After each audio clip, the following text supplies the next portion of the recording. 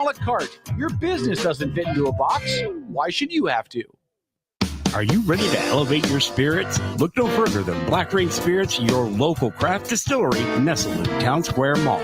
Indulge in the smooth richness of our handcrafted spirits, meticulously distilled to perfection. Whether you prefer the bold kick of our bourbon or the subtle sophistication of our gin, Black Rain Spirits has something for every palate.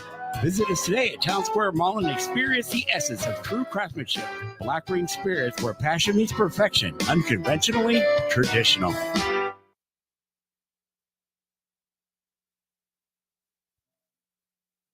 Admin a la carte or specialized local experts. Admin a la carte or Are you ready to elevate your spirits? Look no further than Black Rain Spirits, your local craft distillery nestled in Town Square Mall. Indulge in the smooth richness of our handcrafted spirits, meticulously distilled to perfection. Whether you prefer the bold kick of our bourbon or the subtle sophistication of our gin, Black Rain Spirits has something for every palate. Visit us today at Town Square Mall and experience the essence of true craftsmanship. Black Rain Spirits, where passion meets perfection, unconventionally traditional. Never give in. Never give in. Never, never, never. In nothing, great or small, large or petty, never give in except to convictions of honor and good sense. Never yield to force. Never yield to the apparently overwhelming might of the enemy. You're listening to the Outlaw Radio Network. OutlawRadioNetwork.com. This country can't be knocked out with one punch. We get right back up again, and when we do, the world's going to hear the roar of our engines. But it ain't about how hard you hit. It's about how hard you can get hit and keep moving forward. How much you can take and keep moving forward. That's how winning is done. You do your work, and we will do our bit. Republic. I like the sentiment of it. It means people can live free, talk free, go or come, buy or sell, be drunk or sober, however they choose.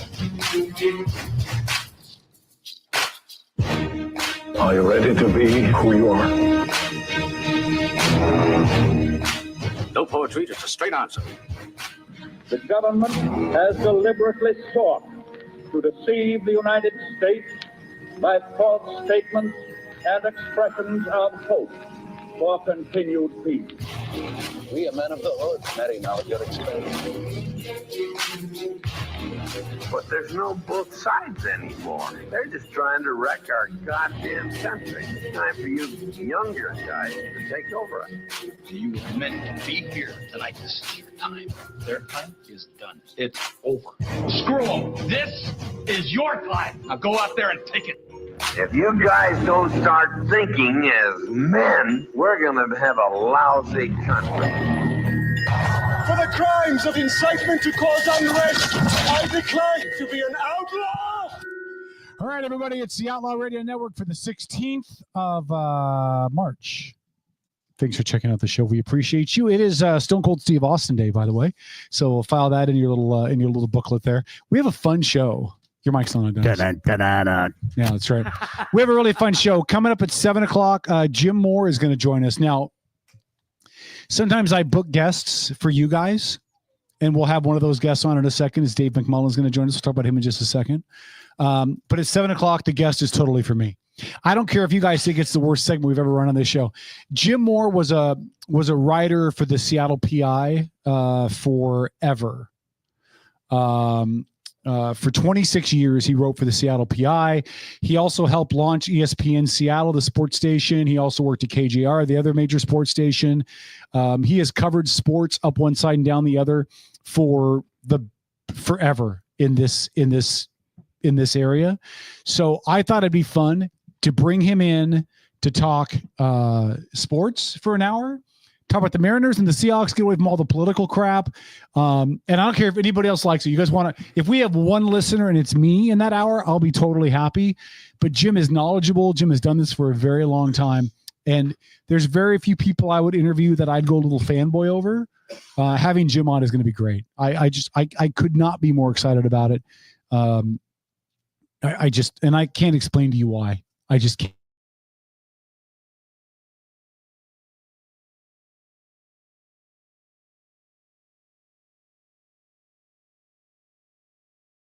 I'm stoked, man. Duct tape. Duct tape. I cannot wait to get Jim Moore on and spend an hour talking just sports. No politics, no nonsense, no partisan bickering, none of that. I cannot wait. Is your mic not working?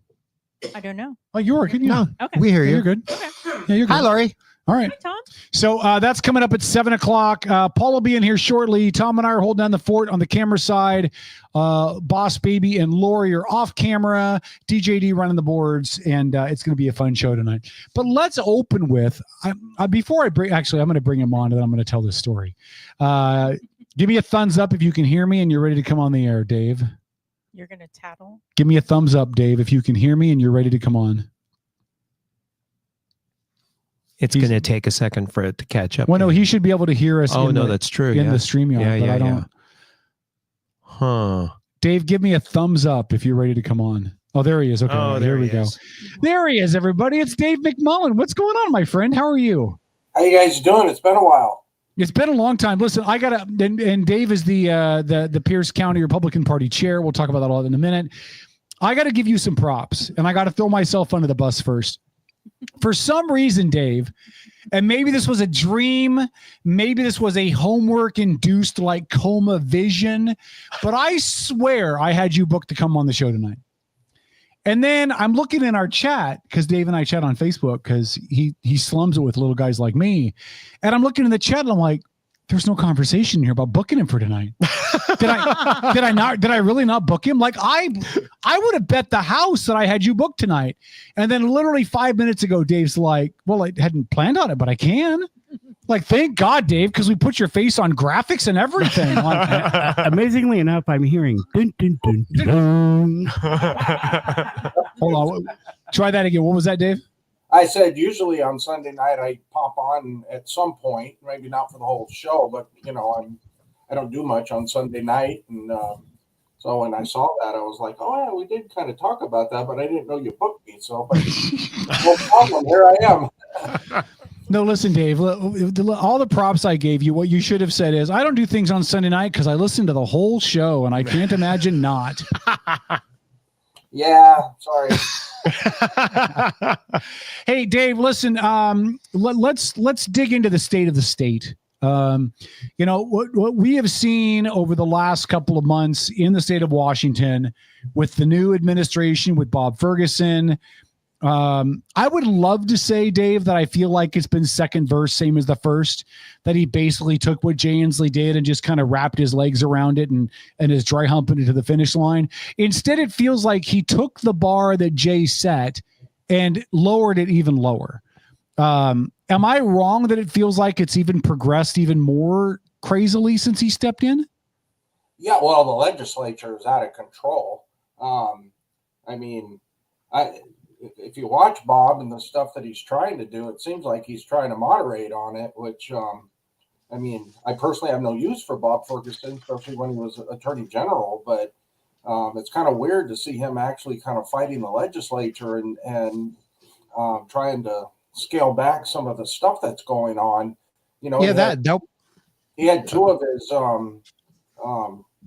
staff quit this week. And I'm not sure if it was because of they're unhappy with Bob or I know they had been with him for quite a while, so maybe they just suddenly decided they wanted to do something else. But it is kind of an interesting thing to watch. I don't think Bob has changed his stripes, but what I hear is that he's got aspirations to try to run for president. 20, I know, but Wait, when does he want to run for president? Like, do you think it could be as early as 28? I don't know. I'm just the rumors I hear, but things just always get thrown around. So I guess we'll just stick with the fact that maybe he is trying to live up to some of the stuff he said in his inauguration speech there, where he was going to reach out to Republicans and stuff. But definitely fighting with the Democrats in the legislature. So I just my popcorn and watch it, Yeah, I was confused when I read a headline somewhere that said something about Fergie was trying to figure out how to cut taxes. I believe he actually used the words cut taxes. It made me scratch my head. I think he's trying to balance the budget as much as possible. And he did say that it might involve cutting taxes, but what taxes and, is it lip service? I don't know. The legislature is trying to push massive taxes on us. So I don't know unless he starts vetoing stuff, which would be quite interesting. So I would be shocked. I really can't say because I'm personally, I don't trust Bob Ferguson. He's always been a hardcore liberal, and everything he's done as Attorney General.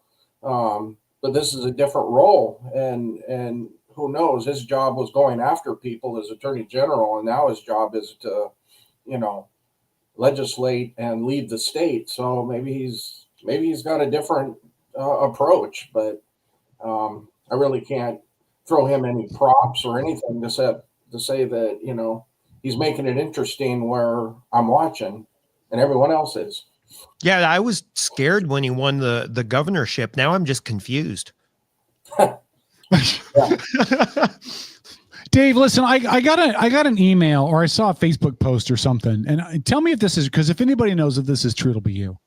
I saw a message that said our gas prices are about to go up another 40 cents in the state of Washington because of the carbon tax initiative auction thingy. Can you explain that to me? Because how does an auction come into play to our gas taxes? Well, Jay Inslee got that passed for saving the climate, and he originally said that it would only cost pennies. Well, it already has cost us 50 cents a gallon. And by the way, they're watching the different processes of it. It's set to go up another 40 cents approximately. And so that means since Jay Inslee implemented this program, we're going to be almost near $1 higher than the national average. I haven't traveled in a little bit. I've been so busy, but I've got friends that said that they're seeing gas prices that are below $3 in other states where we're, pushing back up over $4. So it's a disaster no matter how you look at it. And I know Todd Myers has pointed out a lot of good facts in regards to it. You should look up his Facebook page and Twitter, the stuff that him and his organization does that really lays it out. But yeah, I mean, our prices are going to continue to go up, or the rest of the nation is going to start going down, and has been trickling down because of this climate change initiative that Jay Inslee has cursed us with. Well, let me give you some numbers too. This is from gas prices from the AAA website. So the most expensive state in the union right now for average gas prices, California. No shocker there, $4.65 a gallon, $4.66 a gallon. Hawaii is second. And I never count Hawaii when I consider this because logistically getting gas to Hawaii is a thing, right? So I expect them to be like the most expensive gas in the nation. Washington's number 3. $4.08 a gallon. And if you're telling me you're going to add another 40 cents to that, Dave, I've said this on the show a whole bunch of times, man. The Democrat Party in this state, which says we want to help the poor, we want to help the working family, we want to help the minorities. Gas prices and inflation are the two things that destroy the economics for the poor, the working class, and minority families. Because the rich can better absorb additional costs. The rich can better absorb 40 cents more a gallon for gas. But if you're going to somebody who's making 18, 20, 25 bucks an hour, and you're telling them we're about to jack your gas prices up another 40 cents a gallon, for somebody making $150,000 a year, that's a pain in the butt. For somebody making $40,000 a year, that's the difference between getting gas and filling up your car and paying your power bill. Yeah. Well, I mean, you got to understand that, the whole purpose of this, whether they will admit it or not, and they'll try to argue the fact, but the whole concept of raising our gas prices to a high level is to get people out of their cars. Over up in the Seattle area, they're building this big extensive choo-choo system that nobody is going to really want to ride, but the only way they can get them to do it. Plus, they've also wanted to push people into electric cars, which is ironic what they're doing with Tesla right now. I just laugh at that. It's just they've pushed people to electric cars, and now you got people that went ahead and bought electric cars, and now they're trying to destroy them. But the whole plan is to get people into more mass transit type of stuff. So, if you price people out of being able to afford gas, their only alternative is to get into the mass transit. So you got to look past just the face of, the economic part of it, but it's about pricing people out of being able to afford to drive a car.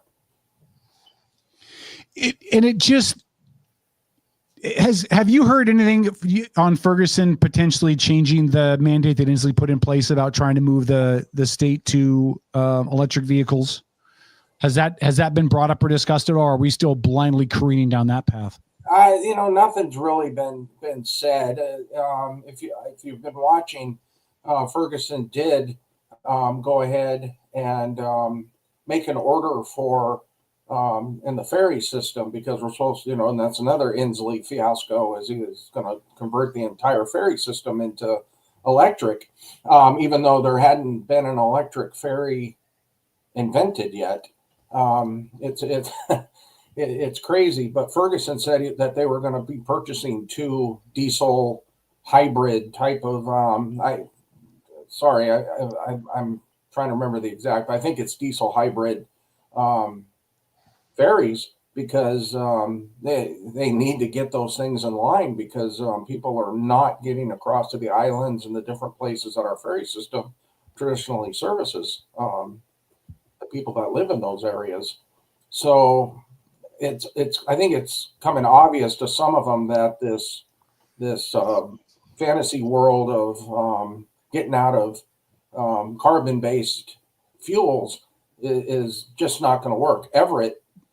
City of Everett just announced they're selling the half the electric buses that they had purchased because they've had nothing but problems with them. Mm-hmm. So I think without it being said, it's becoming reality that it's just not going to work, or they've pushed this before it's really ready. Like, I'm not against electric cars. If if it fits your lifestyle, it fits your travel needs, go for it. Absolutely no problem with it. But to force people onto them and all that's where I draw the line. It just, I think, and then you got this wanting to tax people per mile. Yeah, I was going to bring up that next, actually, about the proposed per mileage tax, with no thought of eliminating the gas tax. Mm-hmm. And also it's primed to just go into the general fund, where usually gas taxes and this mileage tax, the way our government and our budget is set up, should be going in for more roads and different stuff. It's just, they don't know what they're doing. At the same time, they know what they're doing. And it's all going to collapse. And I'm seeing a lot more people who they don't pay attention in a serious sense. They're not like political nutcases like you and me, Kevin, where we pay attention to everything. Mm-hmm. But they're starting to notice. They're starting to notice this crap with parental rights, all these different taxes, wanting to increase property taxes. I think there's going to be an amazing turnaround in this state if this keeps going this way, because you can only push people so far, and they're gonna start reacting. I do believe that even though it didn't happen in this state, Donald Trump was elected president because the Biden-Harris administration pushed, and the Democrats pushed things past a point where there was a lot of people that probably voted for Biden in 2020 that said, "Oh, this is ridiculous." And I may not like Donald Trump, but at least he'll bring normalcy back to our government.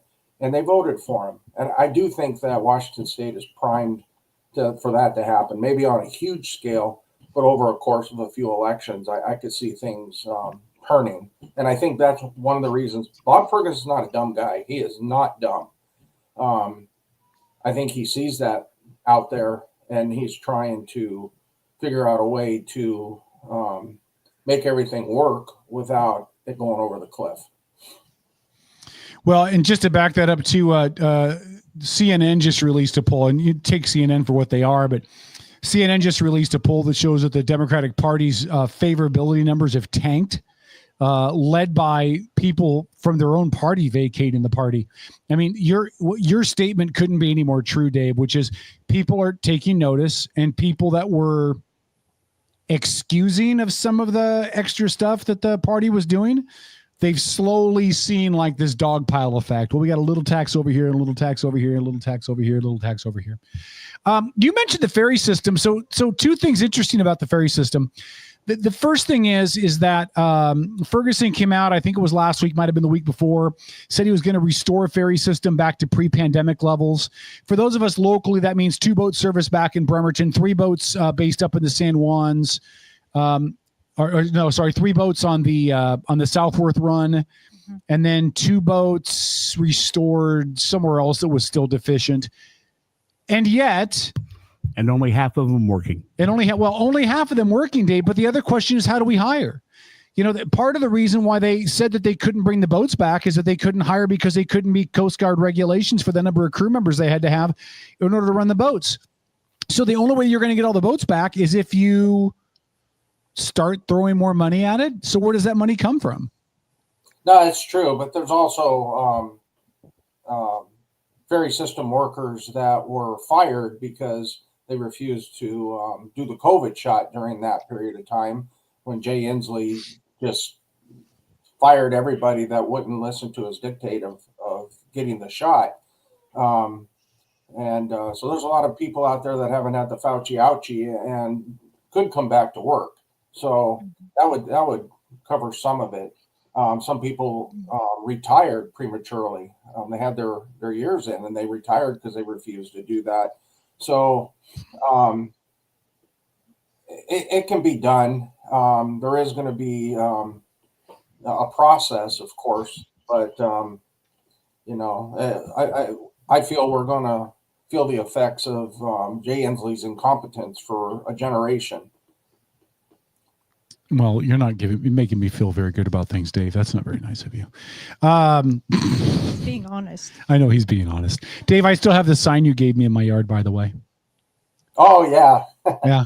Still have that in my yard.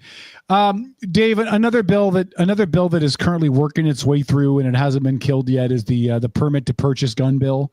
There is a whole bunch of other gun bills that are being proposed in Olympia as well. Some of them didn't make it out of hurdles. This one is still on its path. It'll never survive the Supreme Court. But no. Well, again, which Supreme Court though? The U.S. Supreme Court. I was going to say the Washington Supreme Court should have overturned half the stuff that they passed in Olympia just because of how specific the Washington State Constitution is about gun rights, and they still exist out there. David, at what point? I don't know how to ask this question without sounding like I'm challenging the state GOP. At what point does the state GOP start legally challenging a lot of the stuff that's already been passed in regards to gun laws to get it to go to the Supreme Court? Like, I feel like the state passed a whole bunch of restrictions on gun rights that wouldn't make it through the Supreme Court, and yet nobody's pushed it unless there's stuff in the background that I don't know about. Well, you can't litigate something that hasn't been passed yet. But that being said, I do know that the state party has been filing lawsuits based on, some other issues of election integrity that they have one going on right now. But there's other organizations as well that could be picking up that mantle and taking them to court over it. I have no faith in the Washington State Supreme Court because they don't follow the Constitution. They interpret it to their needs, and we've seen that with $30 tabs and other issues. So it's definitely going to be something that will be a federal issue and will go to the Supreme Court. No doubt, there's nobody that will say that any of these gun control laws that the Supreme Court, that the Democrats are pushing through are constitutional and won't pass muster once they get to the Supreme Court. But their goal is not, they'll even admit that that's probably unconstitutional, but they're going to throw things on the wall and see what sticks. And when you have the process of how long it takes to get things through to the Supreme Court, they can do a lot of damage and gun confiscation, and quite frankly, drive people out of the state that they know come hell or high water won't vote their way. So why not get them out?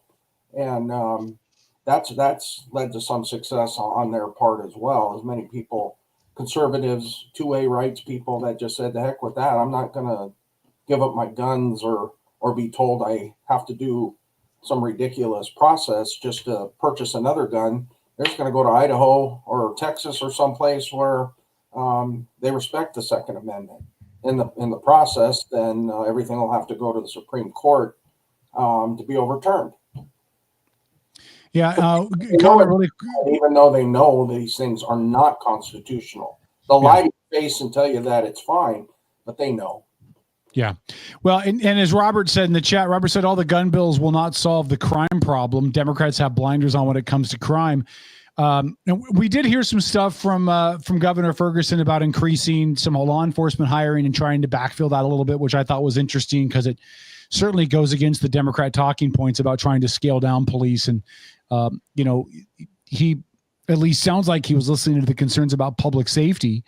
But it is, Dave, it's curious to me that the idea that they have is to leave people less able to protect themselves on a regular basis, stripping down gun rights, stripping down gun rights, stripping down gun rights. And then you're surprised when crime goes up because people can't defend themselves. Yeah, no, absolutely. And the fact that they seem to be passing all these laws right up here in, where you're at in Kitsap County, that Tara Simmons and all the ridiculous laws that she's pushing where it's almost like it pays to be a criminal and it sucks to be a citizen trying to defend. It's almost like if someone comes in your house and tries to rob you and you take the necessary steps to stop them from stealing your property or threatening your life. If you do that, you're the one that's going to get busted and the criminal is going to walk away scot-free. It's a perverted logic that it boggles the mind that they're even that crazy to even think about this stuff, but here we are. Tom? No, I thought you were going to say something. That you. No, I kind of have my back to you because we're sitting tonight. Oh no. I'm good. 2A in Washington State has been infringed on so much over the past 3 years. Mm-hmm. I mean, the guys here in this building that used to own Northman Sporting Goods, as soon as I don't remember what House bill it was, 1530 something, the one that banned a long list of semi-autos, mm-hmm. that put them out of business. They were gone within the week, I think. Yeah, and it doesn't surprise you. Can overregulate places to death. Puyallup, there's two gun shops that I had purchased some weapons and ammunition downtown Puyallup and up on South Hill, and they just closed because they're just seeing that there's going to be issues that'll prevent them from even operating. Yep. So that's what the Democrats are trying to accomplish. By the time it becomes unconstitutional, the damage has been done. Well, yeah, you can overregulate everything to death, right? And that's what they're doing. This is like death by 1,000 cuts. This is if we can't stop guys like Dave McMullan and me and Tom and Paul from buying our weapons, well, we're just going to make it harder on the places that want to sell the weapons, so it's not cost effective for them to be in business anymore, and that'll take care of the problem itself. I mean, for every place like where does Jane work? Weimar. Weimar, yeah. For every place like Weimar that you can still go buy a gun, how many mom and pop retailers have been shut down out here that actually have a selection of weapons and ammo and all the stuff that you need to do it? Yeah. Well, Weimar's big enough they can kind of weather that. Yeah. I mean, they've got other means of making money, but if you're a sporting goods place that sells tents, rafts, and fishing poles and firearms goes away, you're in trouble. Yeah. No. Dave, the other bill I wanted to ask you about really quick too is this continuing fight over parental rights. I don't know why Democrats want to die on this hill. And I don't understand, because nothing about the Democrat platform on this makes any sense to me. Continuing to strip parents out of the decision-making process for their minor children, pretending that kids are able to make their own decisions, that they're mature enough to make those decisions, that they know the long-term repercussions of those decisions, and completely trying to exclude parents out of the process, man. I don't understand. Most of these Democrat policies, Dave, I can make sense of. I can say, well, I don't agree, but I understand where they're coming from. I don't understand this at all. No, it's there's a lot of different reasons why they do it. One of them is, quite frankly, this demonic issue that they have with transgenderism.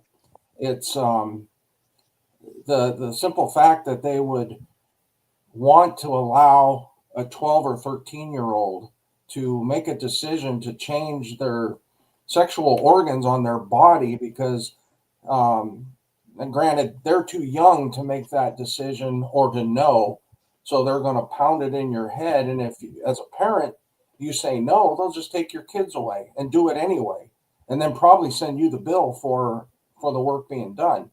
So it's beyond comprehension what they're doing. It's pure evil. I don't mind saying it. I think that every single Democrat that and school teacher and principal and Chris Reichel, every single one of them is a pervert. This is just absolutely beyond disgusting, and I'm not going to mince words on it. It's something that for our children we need to fight to the very bitter end to protect them from this evil, this pure evil. Yeah, and I just got a message over from well, actually that's in the chat, right? I can say It's in the chat. Yeah, so our loyal listener Jane listens to this show. She works at Bimart, and she said if guns go out the window, they'll probably close. It's a major draw of what brings people out to the store. You know, we can continue as a state to overregulate and put businesses out of work, and eventually there won't be enough businesses for people to have a job at. You know what I mean? There won't be enough economy to support the population. Well, that's not true. It'll just be very specific. It'll be Boeing. It'll be Amazon. It'll be Starbucks. Yeah, but Boeing is ratcheting down. Starbucks has alienated everybody with the DEI stuff. Oh, but remember, Boeing, Jay Inslee ordered them when things get better, they have to come back. Oh, yeah, well. Yeah, that'll work. We all know that Boeing is going to listen to that faithfully. If this wasn't a family show, Dave, I'd tell Jay Inslee what I thought of him. Hey, I want to switch gears really quick, unless there's anything else legislatively you want to add that I didn't ask you about. There anything else that pops up for you?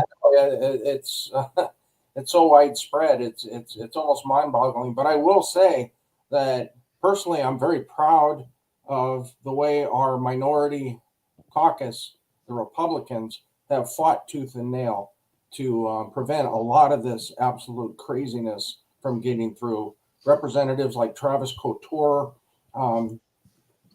they have just stood up to this evil and just called them out for it. And I just couldn't be, as a Republican, as a county chair, I couldn't be more proud of the stand that they've taken in the face of this just nightmarish onslaught of evil.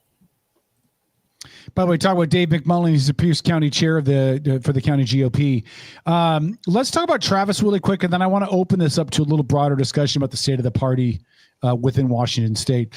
Travis has gone from his last term as a freshman state rep, getting his feet wet, getting involved in the process, and he has segued really quickly from kind of the new guy on the block to I'm picking fights and I'm standing up for what I believe in and I'm going to push some stuff home. He's become a bit of a pit bull, and I love that about him. Talk about what you've seen out of Travis out of the 35th. You know, Travis Couture has just been absolutely amazing. Sorry, it's a family show, but he's just kicking ass. It's just no doubt about it. He is a true leader in that caucus. There's other reps that are holding their own and doing some amazing stuff, but Travis has just stood out over and above the call of his position. He's been fighting on parental rights. I mean, he even got down and dirty about changing our state flag. There's no issue that, I mean, let's face it, that on our flag is probably the worst drawing of George Washington that possibly could be. It is our flag, and I just, I truly think they throw in things like that to distract people from the real agendas that they're pushing. So, but back to Travis, he's just been absolutely amazing, and I see him ending up being the true. Drew Stokesbury has been very surprising in his leadership for the caucus. I was not thrilled when he got the position, I'll be honest, but he's risen to the occasion as well. And some of our newly elected Republicans like Matt Marshall and Joshua Penner and Michael Keaton in the 25th, they have just, as freshmen, have stepped up and just followed Travis's lead, and they just been fighting. So it's refreshing to see the Republican Party or the Republican caucus actually fight rather than negotiate.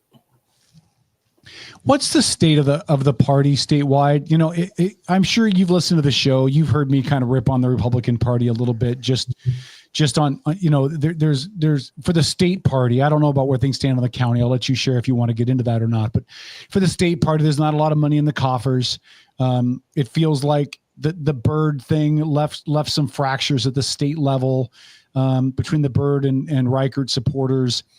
It feels like there's a fissure there within the party from somebody who's not in the party, kind of looking from the outside in. Dave, can you talk about the state of the party, and is there a need of a reset? Do we need a transformative leader to step in? And the other part to that, Dave, how do we stop some of these conservatives that are strong, great leaders from leaving the state and sticking around to fight? Because we've lost a lot of people. One guy that comes to my mind immediately is Marty McClendon, who moved to Texas, who was a flag bearer of the Republican Party in the state, ran for a lot of offices. How do we keep those guys in state to fight rather than leaving the state just kind of open to the Democrats continuing to do what they do? Well, people live their own lives. Politics shouldn't be the focal point of what you do. And Marty, in defense of Marty leaving the state, he had to because his wife refused to get the jab and lost her job, and the family income and those needs are first and foremost for everybody. So Marty and his wife and his family made a decision, because Marty is a real estate agent and a very good one. He could easily transfer into Texas and pick up where he left off, more or less. But I've had some other friends, same thing. They were nurses. They were forced to get the jab, and they refused, so they lost their jobs, and they moved to Arizona and Texas. And Marty was no different in that respect. And I keep in touch with him, and he's doing great down there. Loves it. But they fled to America from this nightmare that's Washington State. Yeah, and by the way, really quick too, I love Marty, so I wasn't taking a shot at Marty specifically. It was just a question. We've lost a lot of patriots, as Republicans will refer to themselves. People that were really active in the party, that really had a good knowledge and a foothold of what was going on. They knew the players, they knew the game, they knew where the bodies were buried, so to speak. And then they leave the state, and it kind of leaves this void, right? Where some of these people that have been here for a while are known leaders, right? They leave, and it kind of leaves a void until new people can backfill it. Can the party fight the Dems on a more equal footing? Like I don't know how to ask this question, Dave, without sounding like a jerk. And I'm not trying. It's just what I want is a little more equal government in this state, right? I want a little more 50-50, not 70-30. And I feel like the Republicans right now are in a bit of a 30% trench. Well, but they're in a corner, right? Like you can't fundraise money if people don't think you can win. And the only way you make people think you can win is if you can get out candidates. And the only way you get out candidates is if you're able to have the money to promote them.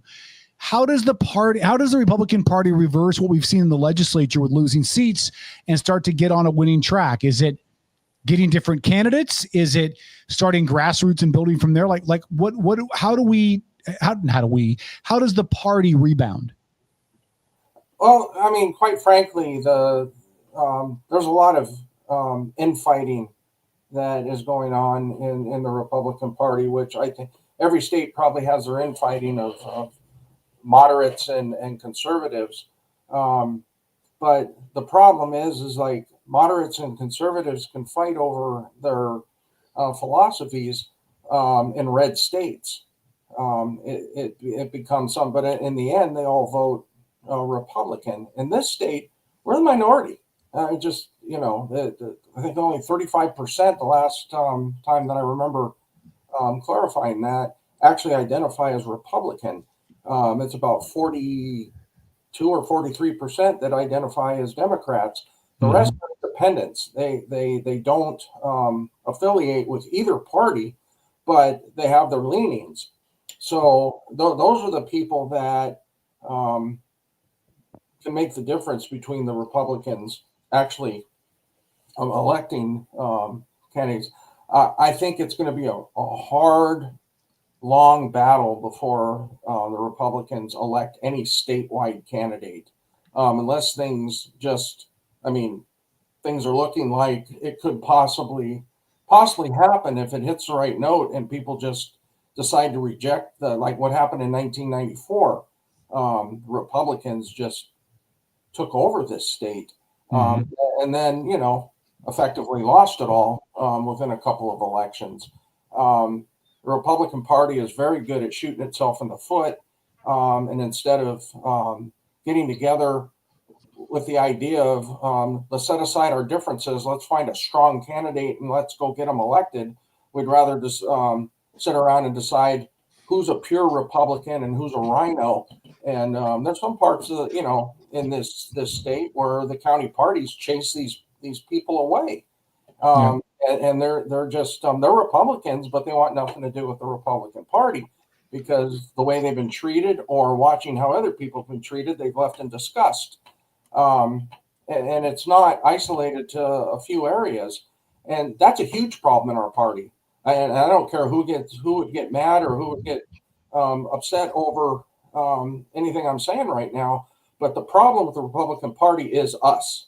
It's not anything that has to do with really our policy or our ability to go out and work hard.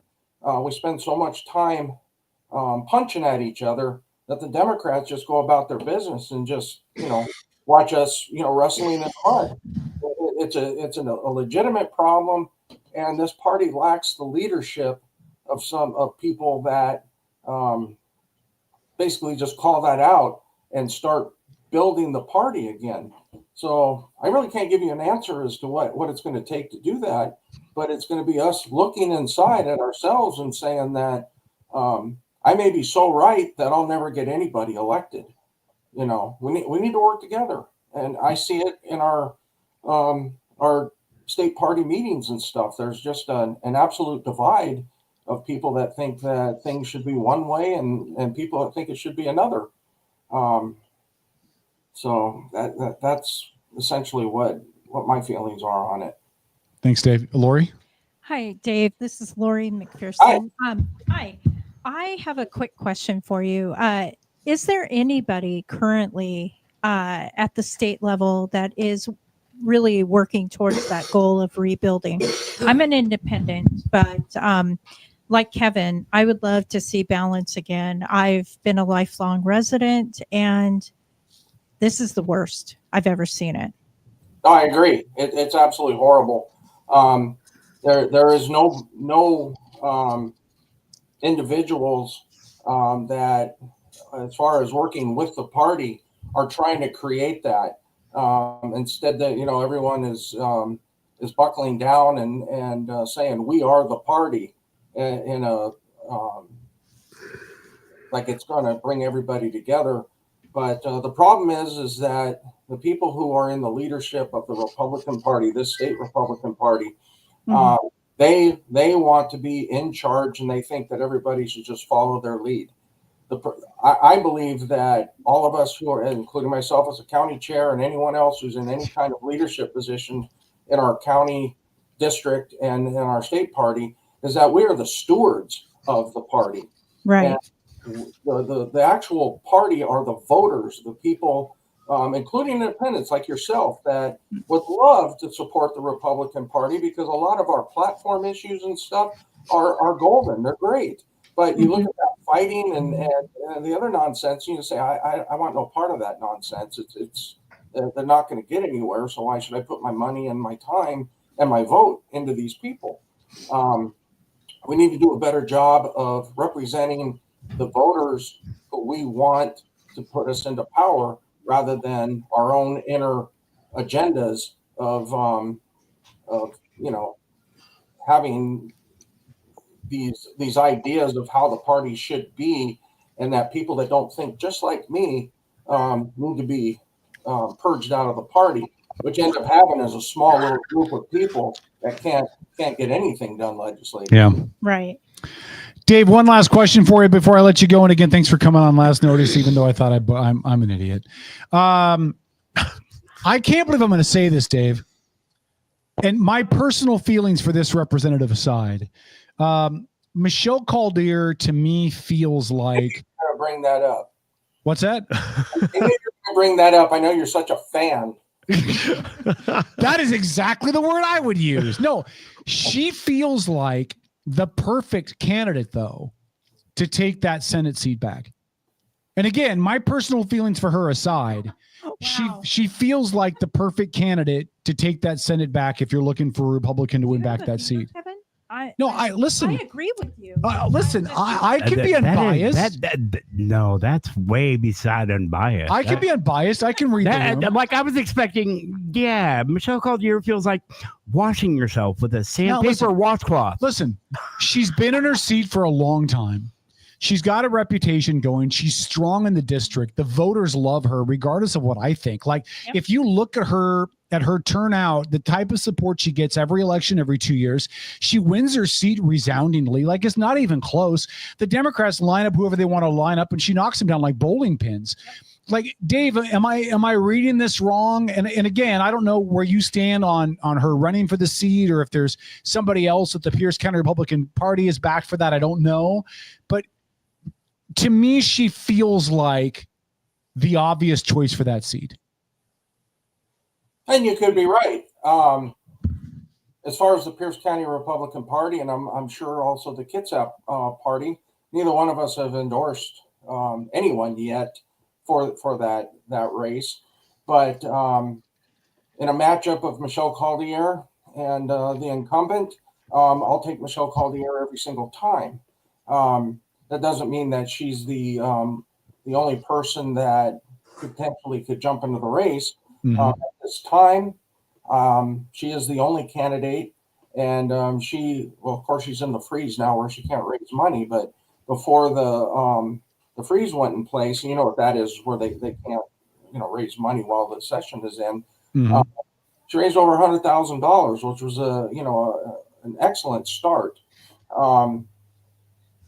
If Michelle gets chosen by my party, my county party, to be our representative, I'll give her 150%. I have talked to her on the phone. And there's other people that are getting around her. I do believe it is so important for us to flip that seat, because of what we're seeing in Olympia right now, is that if she's the chosen one, that both county parties and everybody will rally around her. And really, that's all I have to say about it at this time, because as of right now, she is the only declared candidate. So we'll see what happens.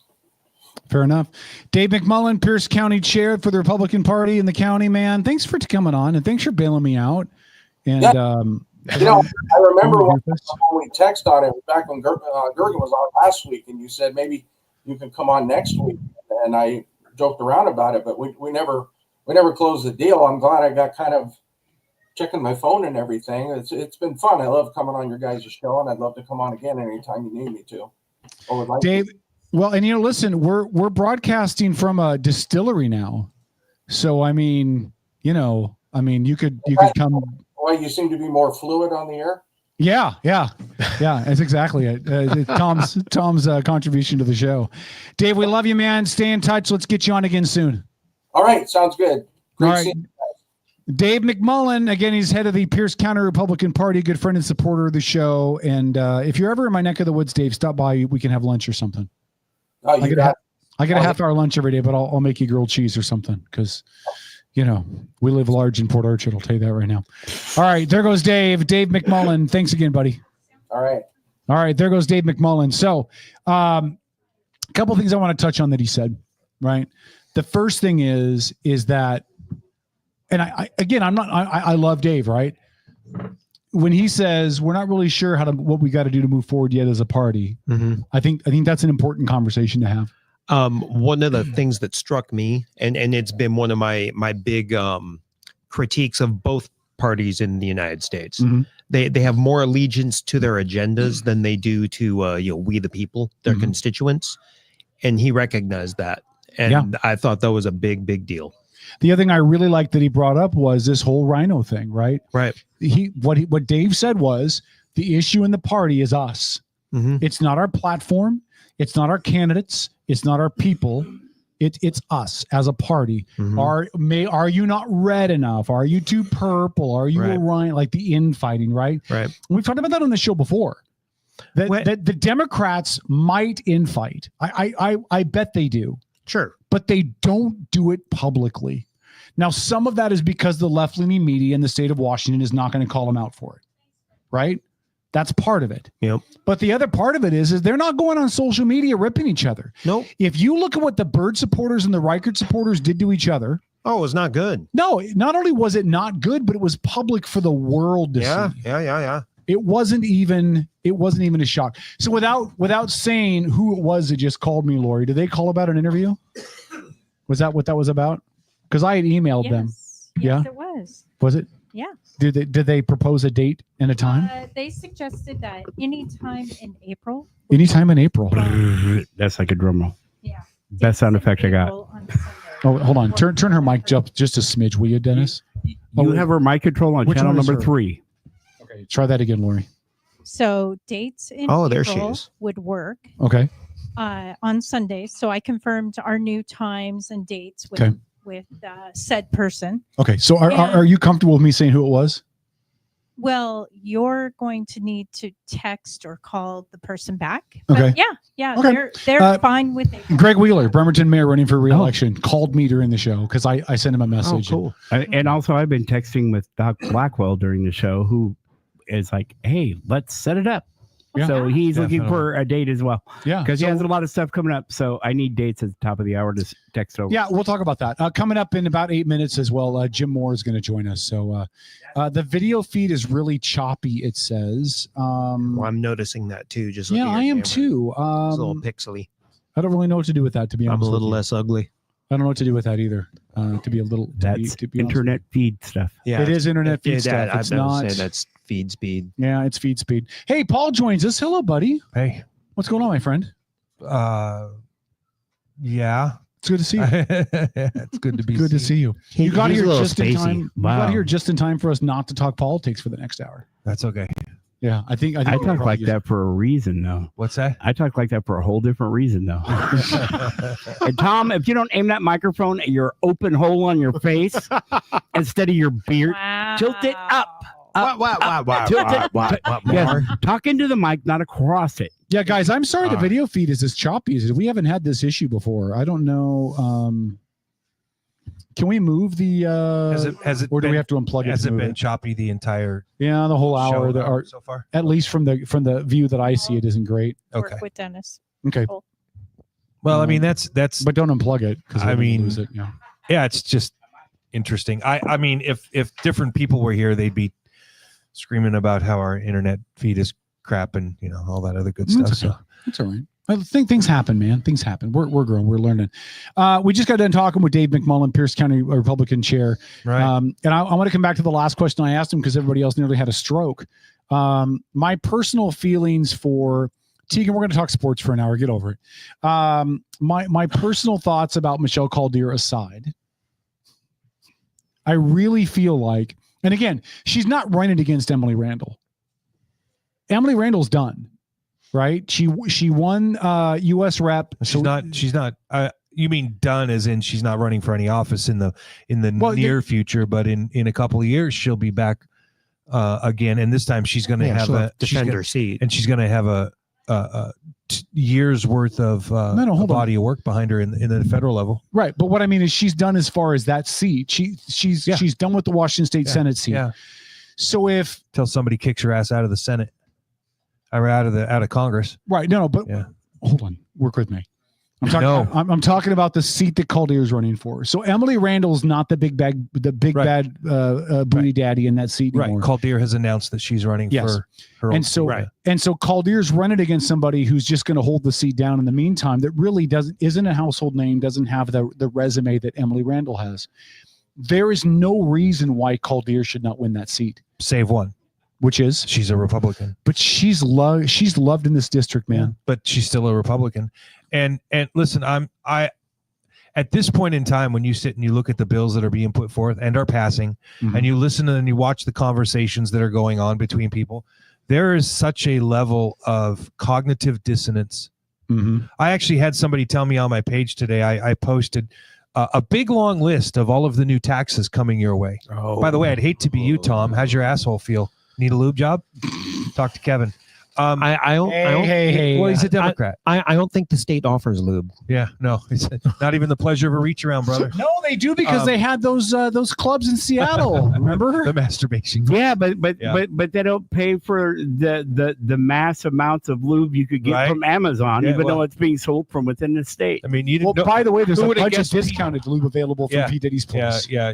That's okay. Wait, thanks for stealing my joke. Oh, was that your joke too? I was just going to simply say who would have guessed P. Diddy'd get on the lubrication game, right? But I mean, cornering the market on lube, what a brilliant move. Yeah. There are, I mean, people, I had literally had a gal tell me this morning that I needed to do my research before posting that the Democrats have controlled everything in this state since '88. The fuck is wrong with you? Like, can you crack a goddamn book, you fucking idiot? Like, you're going to tell me that the Democrats haven't controlled everything since '88? Dumbest thing I've heard in a month. Paul, why are you so angry? Because that's just pure Paul stupidity. aren't necessarily those of Black Ring Spirits, Oh, yes, Town it is. Square Mall. I promise you, Tom feels exactly Andy's the little same way. dog, Lori's kids. In fact, I bet everybody in here feels the exact same way. Like, we are suffering, and I mean that word truly, suffering through exactly what happens when you have one party rule. It's why multiple parties is so important. Because the Democrats are able to do whatever they want with no thought of the future or the ramifications. They've done away with the Parents' Bill of Rights, the one they just fucking passed 2 years ago. So it's off the charts, just fucking insanity. Yes, Lori. Hello. I've never heard you swear so much on the show in my entire life. Go ahead, Paul, Lori. I'm sorry. Paul, Yes. I am totally in agreement with you. I stayed up till about 1 o'clock Thursday night, Friday morning, watching Wednesday night, Thursday morning. Were you watching the TVG feed? Oh, yeah. Yeah. The insanity. However, It's the only thing that helped me sleep. Happy to report that Let's Go Washington, and I believe Future 42. I could be wrong on that, but they have already. You should tell people who they are. Let's Go Washington is the nonprofit that initiates the different initiatives that we've recently gone through. Brian Hayward is the hell of a guy. Guy behind it. And then Future 42 is Steve Gordon, who is Gordon Trucking Incorporated. Okay. I don't know him personally, but Hayward, yes, but not not right. not the And other so guy. those are two of the what I would call Republican-esque Mhm. big donors. Yeah. And they are the ones who are actively trying to get the state back on track. However, we are having these things go on. And so the Parental Bill of Rights, the Democrats gutted it. Let's Go Washington has already refiled a new initiative that will be coming out shortly. We will have roughly about a month to go through and get signatures. So hopefully this isn't news to you. If it is, now you know. Pay attention. Well, go to and I don't think it's a bad idea if we see if we can get a hold of one of them signature cards so that we can go out and gather signatures for them. I agree. I think it's involvement for folks like us, I think, is imperative at this stage of the game. If it was politics as normal, I would say we should just stay neutral and keep doing our show. Right. But it's not politics as normal. We're in a state now where everything that is done here is controlled by Democrats and their wants and their desires.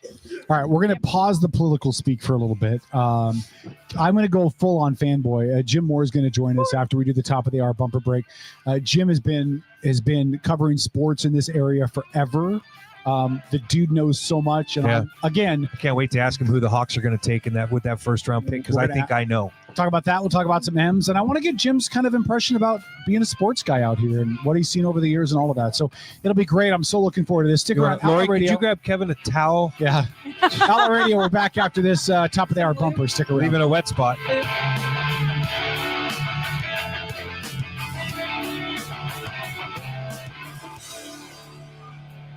This is the Outlaw Radio Network.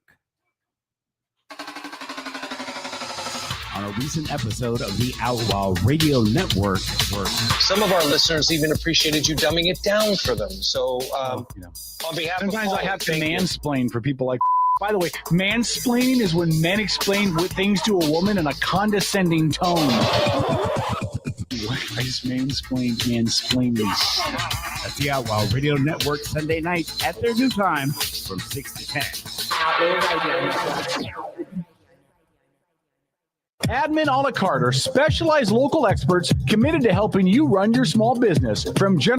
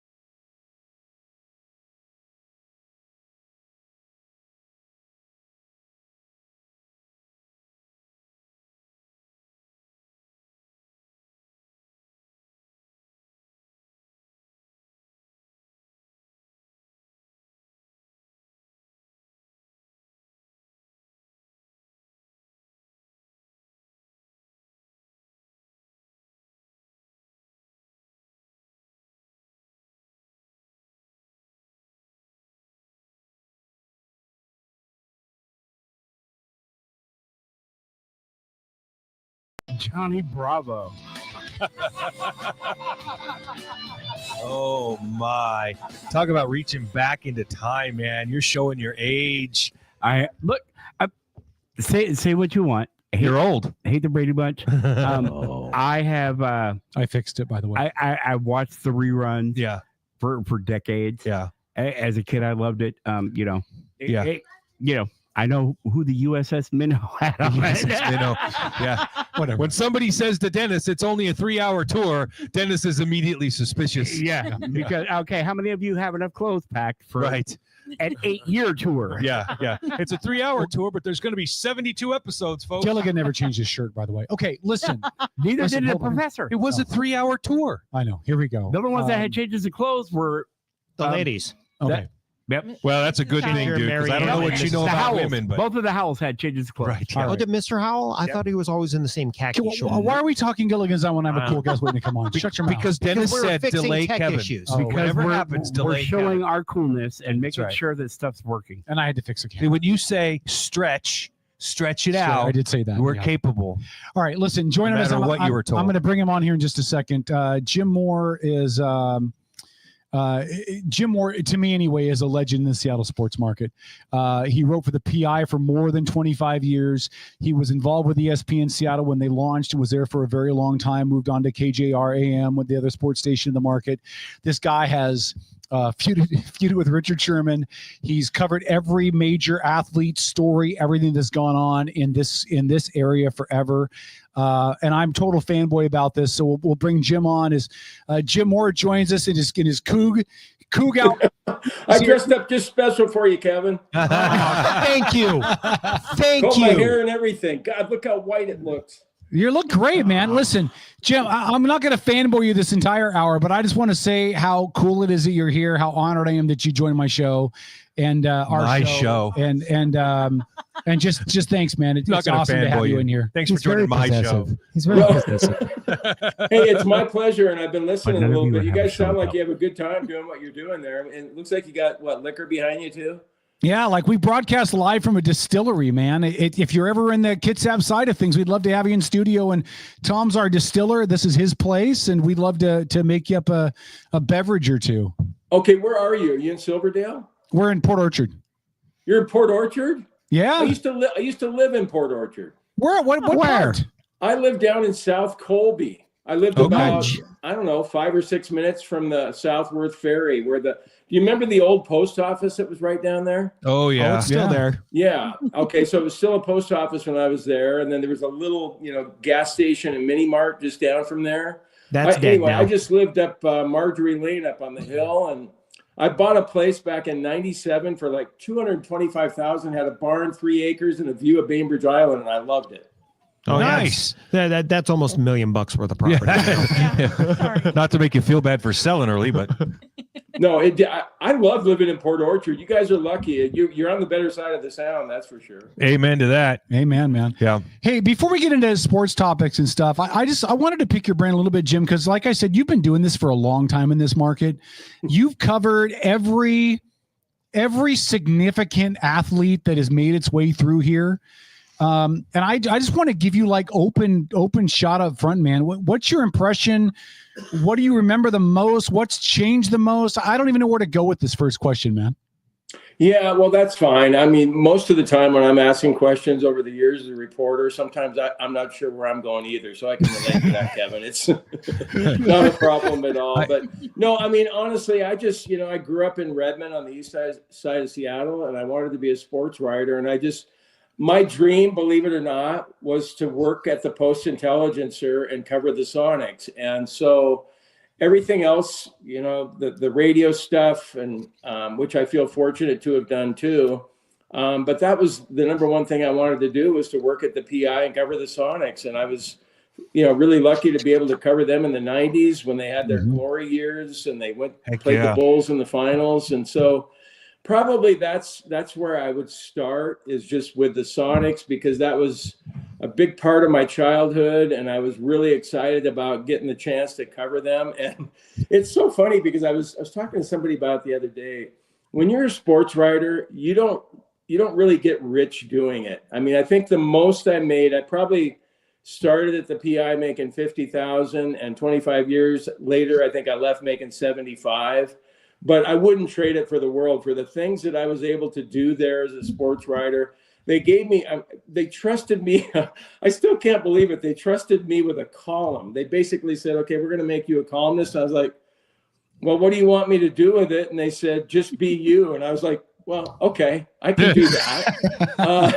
So yeah, it was a dream come true for me. I've never regretted it, and I just feel lucky to have done it for as long as I did.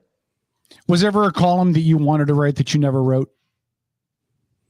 God.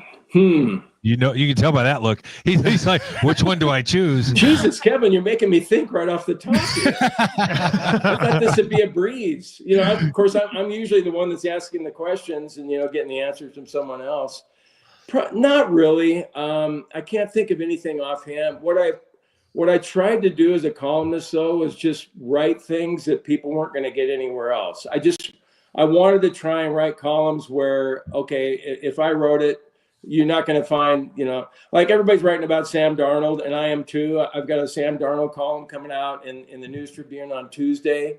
But everybody's writing about Sam Darnold, the new Seahawks quarterback. But I tried to do different stuff if I could. And so that I just appreciate that they just gave me all this rope and let me just go wherever I wanted to go with it. I guess the other thing I'll ask before we get into some relevant stuff locally, unless you guys have got, I don't want to. No, Kevin, it's your show. Thank you. Shut up. No, come on, you guys pop some questions too. We will. Right Now we're letting Kevin live his dream. Yeah, that's right. You had what is now infamous, the interaction with Richard Sherman back when he was here, and I guess mad, bro. I guess I just wanted to check in on that just really quick, because as a reporter, you know, you're never supposed to be the story, right? You're just supposed to be reporting it. You're not supposed to be kind of in the middle of it. And you and Sherman had that kind of back and forth at the press conference, and it kind of spilled over after that. Can you talk about that a little bit and kind of what it was like for you to be on the other side of that for a change and kind of in the middle of something rather than just covering it? Well, yeah, it was just, Kevin, it was really strange because it was a Thursday night game, and Richard Sherman was upset about a play call in that game, and it stemmed back from the Super Bowl when they threw the pass and had it intercepted, and they did something against the Rams on a Thursday night game where they threw the pass, and here's Richard Sherman, a defensive player, questioning the play calling of the offensive coordinator and Pete Carroll. Mm-hmm. And so it was a big story at the time, just that of itself. And then Pete Carroll that week came out and said, hey, I've talked to Richard and we're good and everything's fine. And so then Sherman came out to the podium, and I thought he was going to say, I figured he would say, hey, I feel really bad about what happened the other night. Yeah, Pete and I talked about it. We worked things out and everything's good going forward. Well, he didn't say that. He basically was just like completely the opposite of that. Like, yeah, I meant what I said. And, you know, we should have, you know, whatever. He was real defiant about it. And I just sat there and I thought, well, God, that's messed up. I mean, we just heard. And so I just kind of said, well, we just heard from Pete that you were going to come out, you know, things were good. And then he got confrontational with me. And I think I just reached a point in my years as a sports writer where, you know, there's a lot of times I'd had some issues with Gary Payton over the years too, where you say, hey, Gary, thanks for your time. And you put your tail between your legs and you walk out the locker room door. And I think I just reached the point where I thought, fuck it, man. I don't care. I'm not going to do that anymore. I'm not going to be a pussy and just go, oh, okay, Richard, thanks a lot, you know, and then walk out of the auditorium that day. And he was like, well, what would you have called? And so we went back and forth, and I thought it was okay. I mean, when you're a reporter, you have confrontations with athletes from time to time, but that's to be understood that it's going to happen with that line of work, I guess.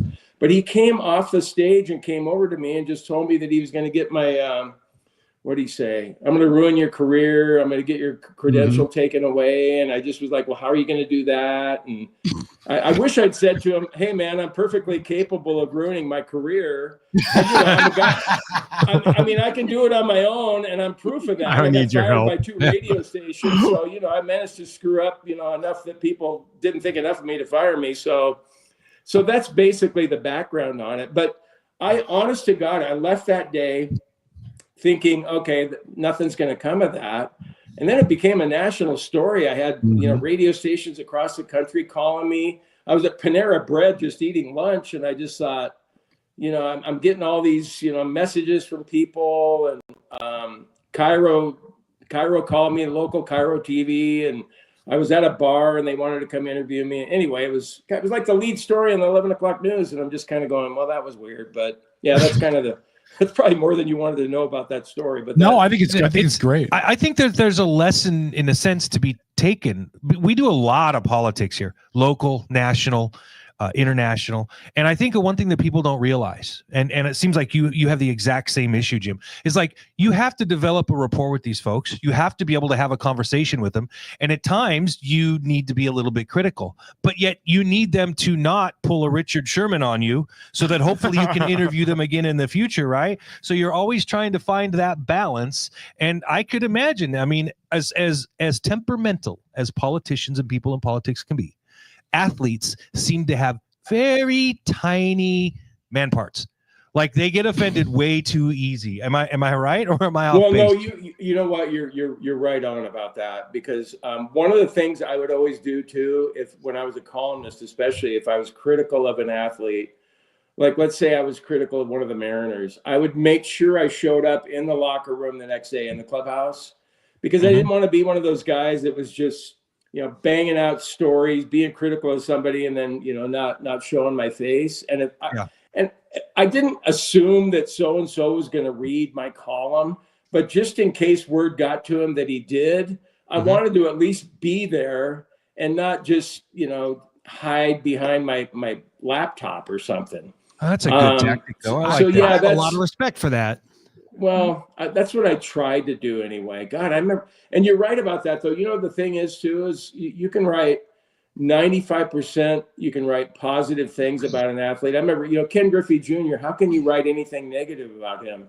And there was something I wrote one time that he was upset about. I can't even remember what it was, but God, did he give me shit about it. And I just was like, hey, Junior, 95% of the time we're talking about how great you are. Can you give me a break on the 5% where I wasn't?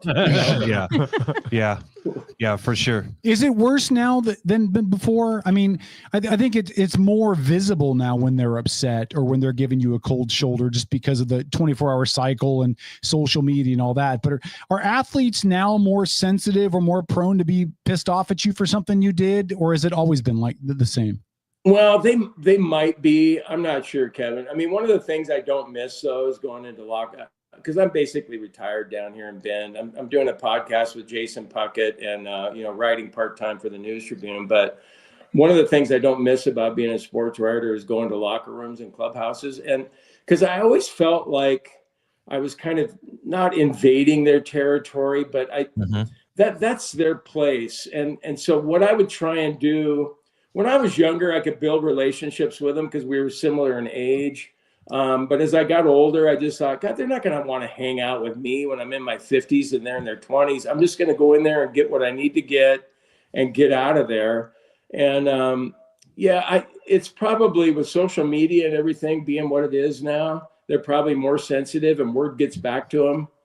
I mean, one time I got into it with Michael Bennett. I was really surprised because it was a column I wrote for the Kitsap Sun. And I love the Kitsap Sun. I love it. I already told you guys how much I love Port Orchard. And so it was really, when I was writing for the Kitsap Sun, I was like, God, this is really cool. And, people are like, oh, God, look at Moore now. He went from the PI to writing for the Kitsap Sun. I'm like, well, screw you guys, man. I like the Kitsap Sun, okay?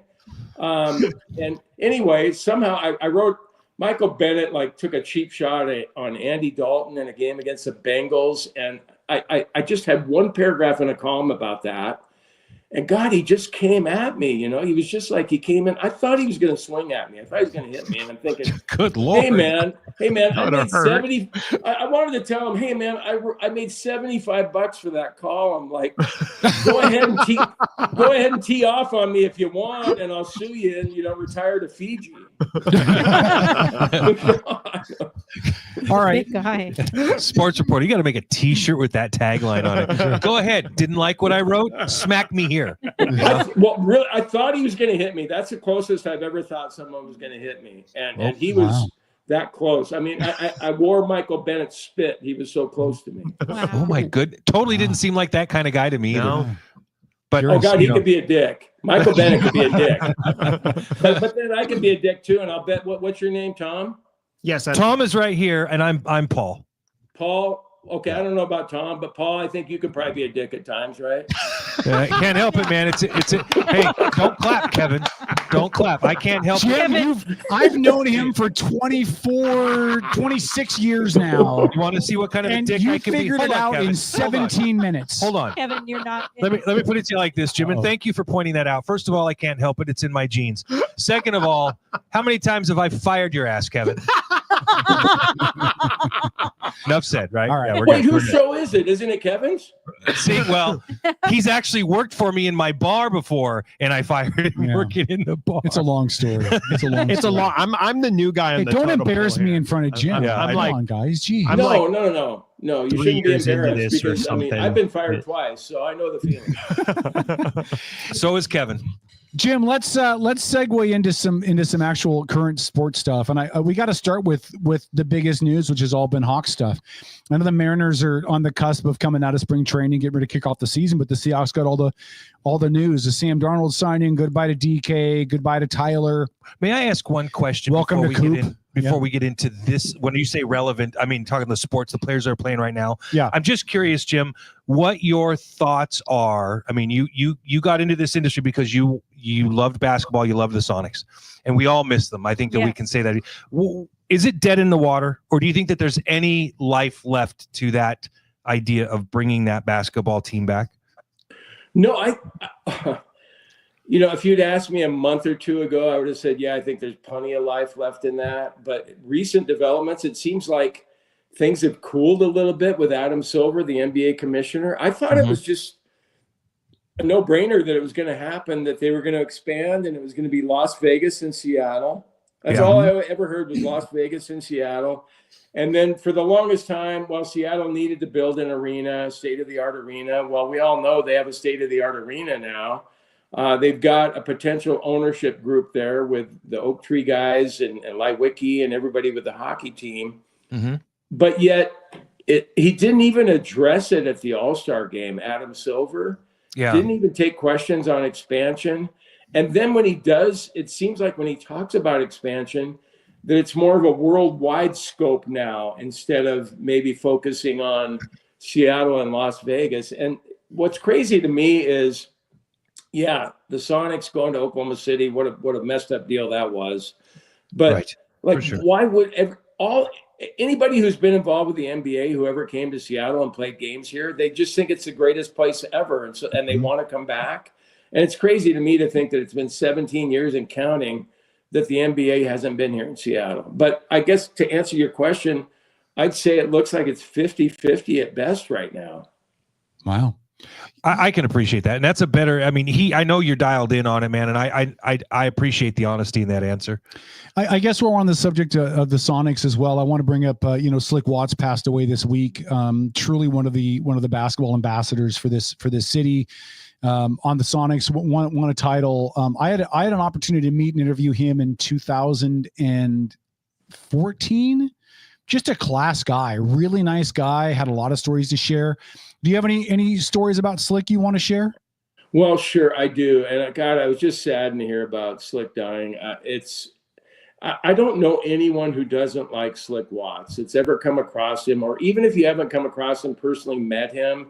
He just seems like such a likable guy, always seemed that way. And, the first time I saw him, I think I was a student at Redmond High School, and I would go to the games. And the first year that he was here, I thought, man, I love that kid with the bald head and the headband. And I hope the Sonics are either way ahead or way behind so he can get in the game and get off the end of the bench and go out and just do what he does. I mean, he was just all over the place.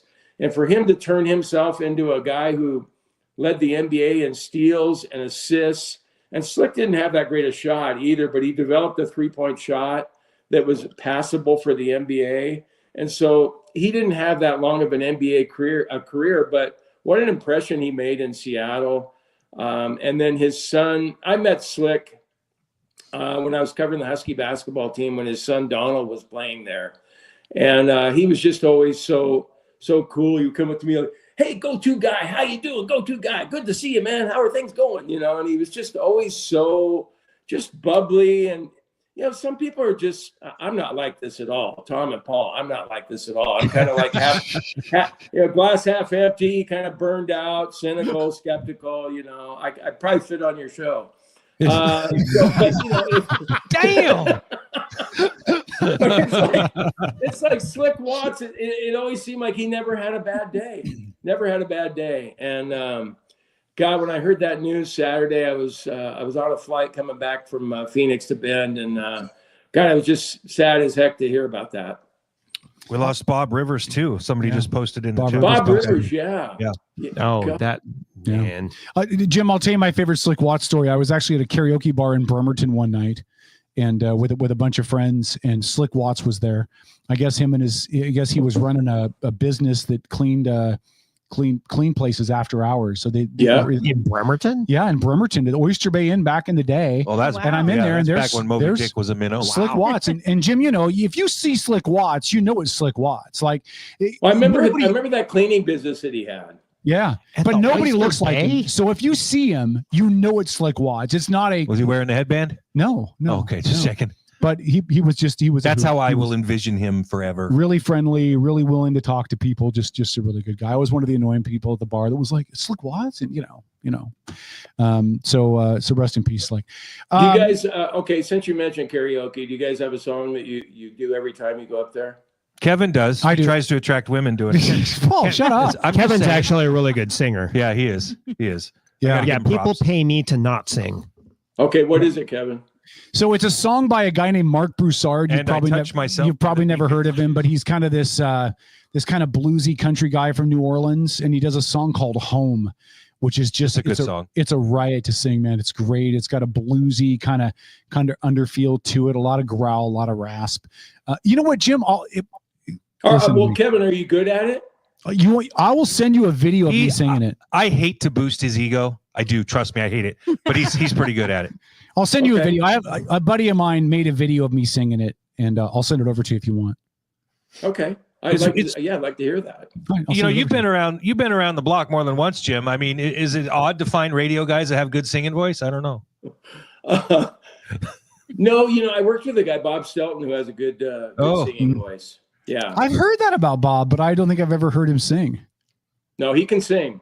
Can he? He Okay. can sing. Yeah. All right. Bob's a funny guy, though. He's one of those guys that won't tell you what his age is. and we always say to him, we go, Bob, the way you look, man, you stay in shape and everything, you should be proud of whatever age you are, because whatever you tell us you are, we're going to think you're younger anyway. Wait, Jim, do you sing? That's the question. Well, I suppose if I've had a few, I will get up there and do karaoke. And the one that I always do is Bill Withers' Ain't No Sunshine. Oh, nice. Okay. Are you find yourself up in the Kitsap area, man? You let me know. I'll buy you a couple rounds and we'll do some tequila shots and we'll go singing. Okay. Yeah, I sang in high school. I did choir and swing choir over there at Redmond High School. But yeah, I told my kids, I go, they're into sports just like I am. But I told them, I go, get into music, man. I mean, music's great. You don't have homework in music, and you don't, there's good looking girls that are on the risers with you, so. Exactly. Yeah. If you're gonna broadcast from a distillery, we have to get you drinking bourbon. I do. Jim, if you're ever in town, we'll bring you to the distillery and have you. Well, I'm drinking right now. I got like a margarita going or something. There you go. I will tell you, we're not too shy to admit this. When we had Brandy Cruz in studio, and she threw a few back before the show started. I know Brandy. I saw her. I used to work with her at 710, and then I saw her at Jessamine McIntyre's wedding last summer. Oh, well, if you next time you talk to Brandy, tell her the Outlaws had you on, and she loves us. We love her. She's great. And she likes my coffee whiskey. Yeah, she does. Okay, Jim, now let's talk let's talk some Hawks. So gone is Gino, gone is DK, gone is Tyler. Welcome in Sam, welcome in Cooper Cup, welcome in Marquez Valdez Scandling, whatever. KV. Yeah. Z. How do you make up this roster shakeup? Like, part of me is optimistic this team could be better than last year. How so? Well, I mean, listen, Gino had a lot of interceptions last year. He's older. I don't know if we can expect him to maintain that level. I think Cooper Cup is probably better than Tyler at this stage in their career. DK, don't hate me, Jim, I think is overrated. DK was great, except for his problems with his mouth, personal fouls. Yeah. I mean, that guy cost 15-yard penalties at all the wrong and a times. lack of ability to run a decent route hurt him.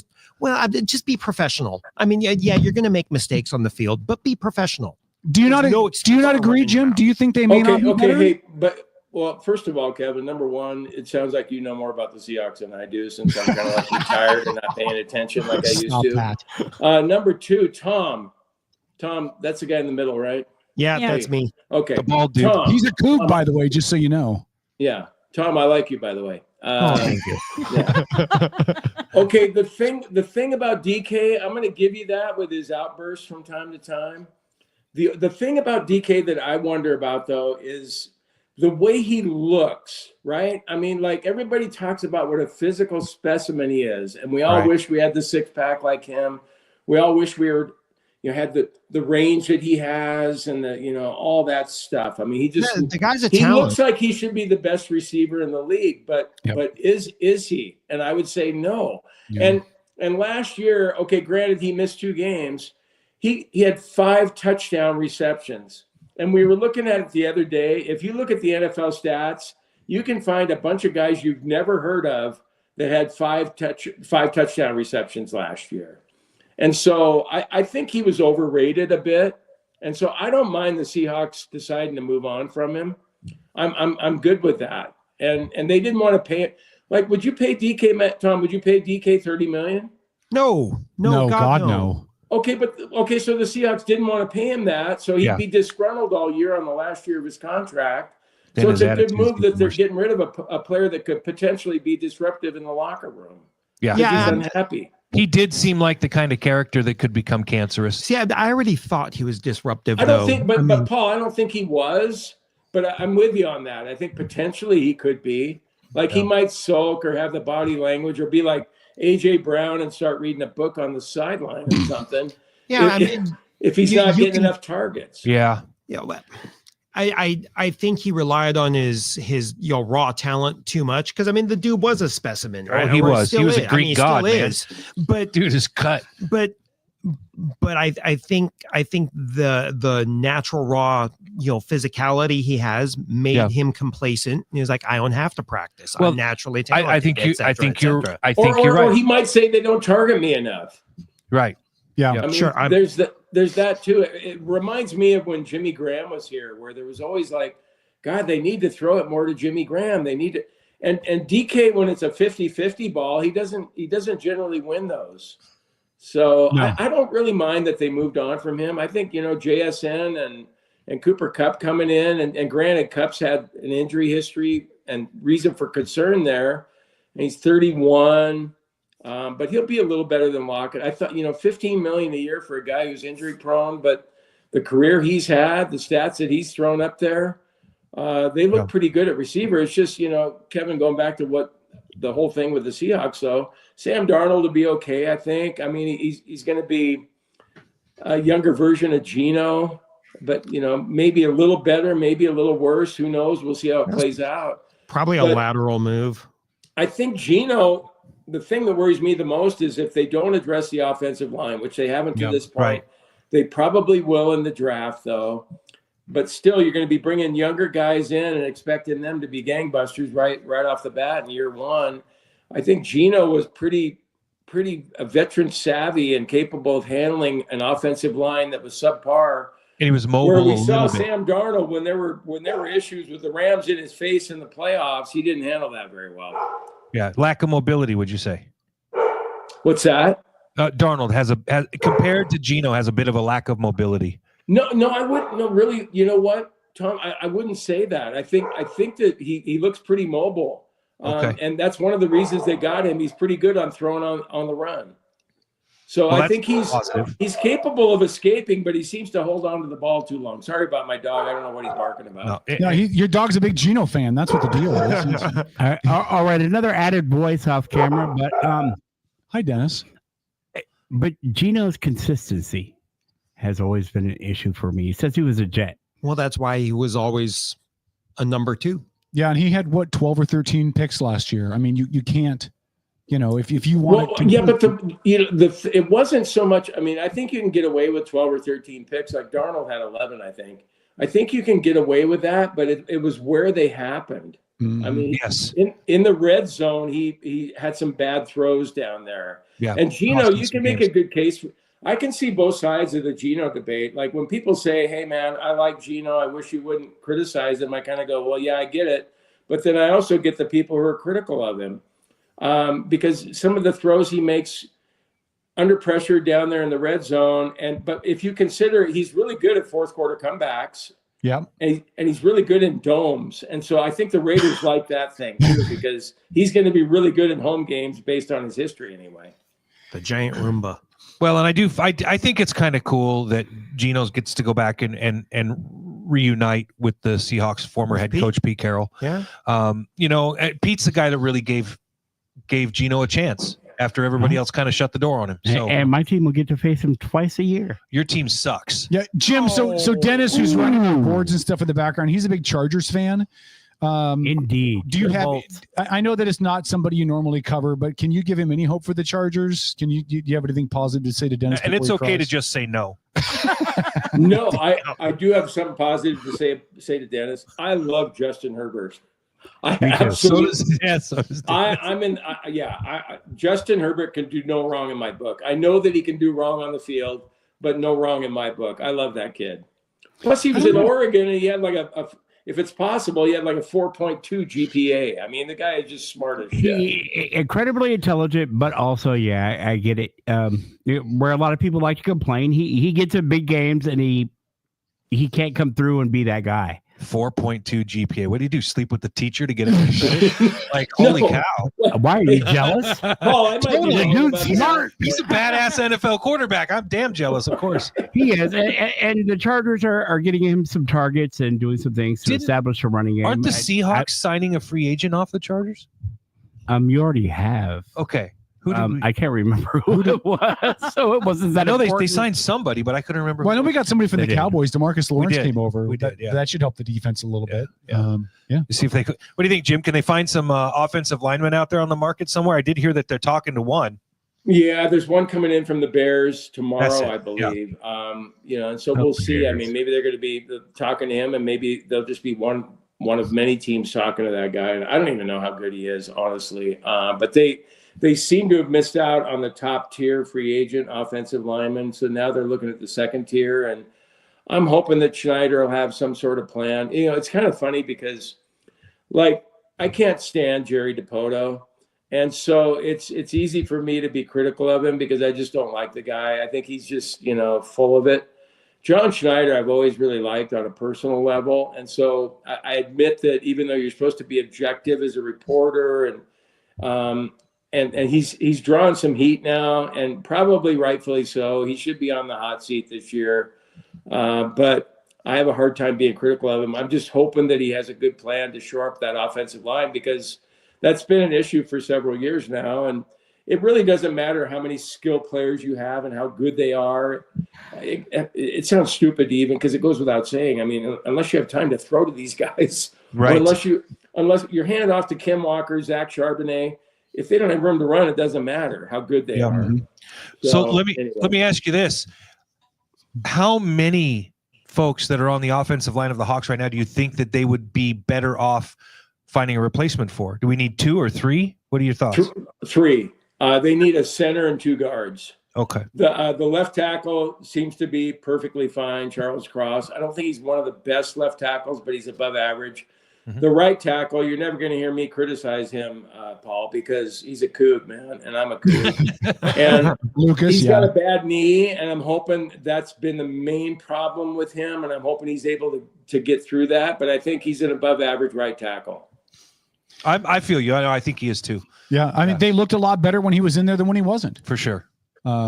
Jim, who do you take at number 18? If you're the Hawks, are you looking at O-line help with that draft pick? Is that taking that receiver from Arizona, baby? Is that way high to spend on like a guard or something at 18? No, well, I used to work with Dave Wyman, and he always talked about a coach that he had who said you could find a guard on the street.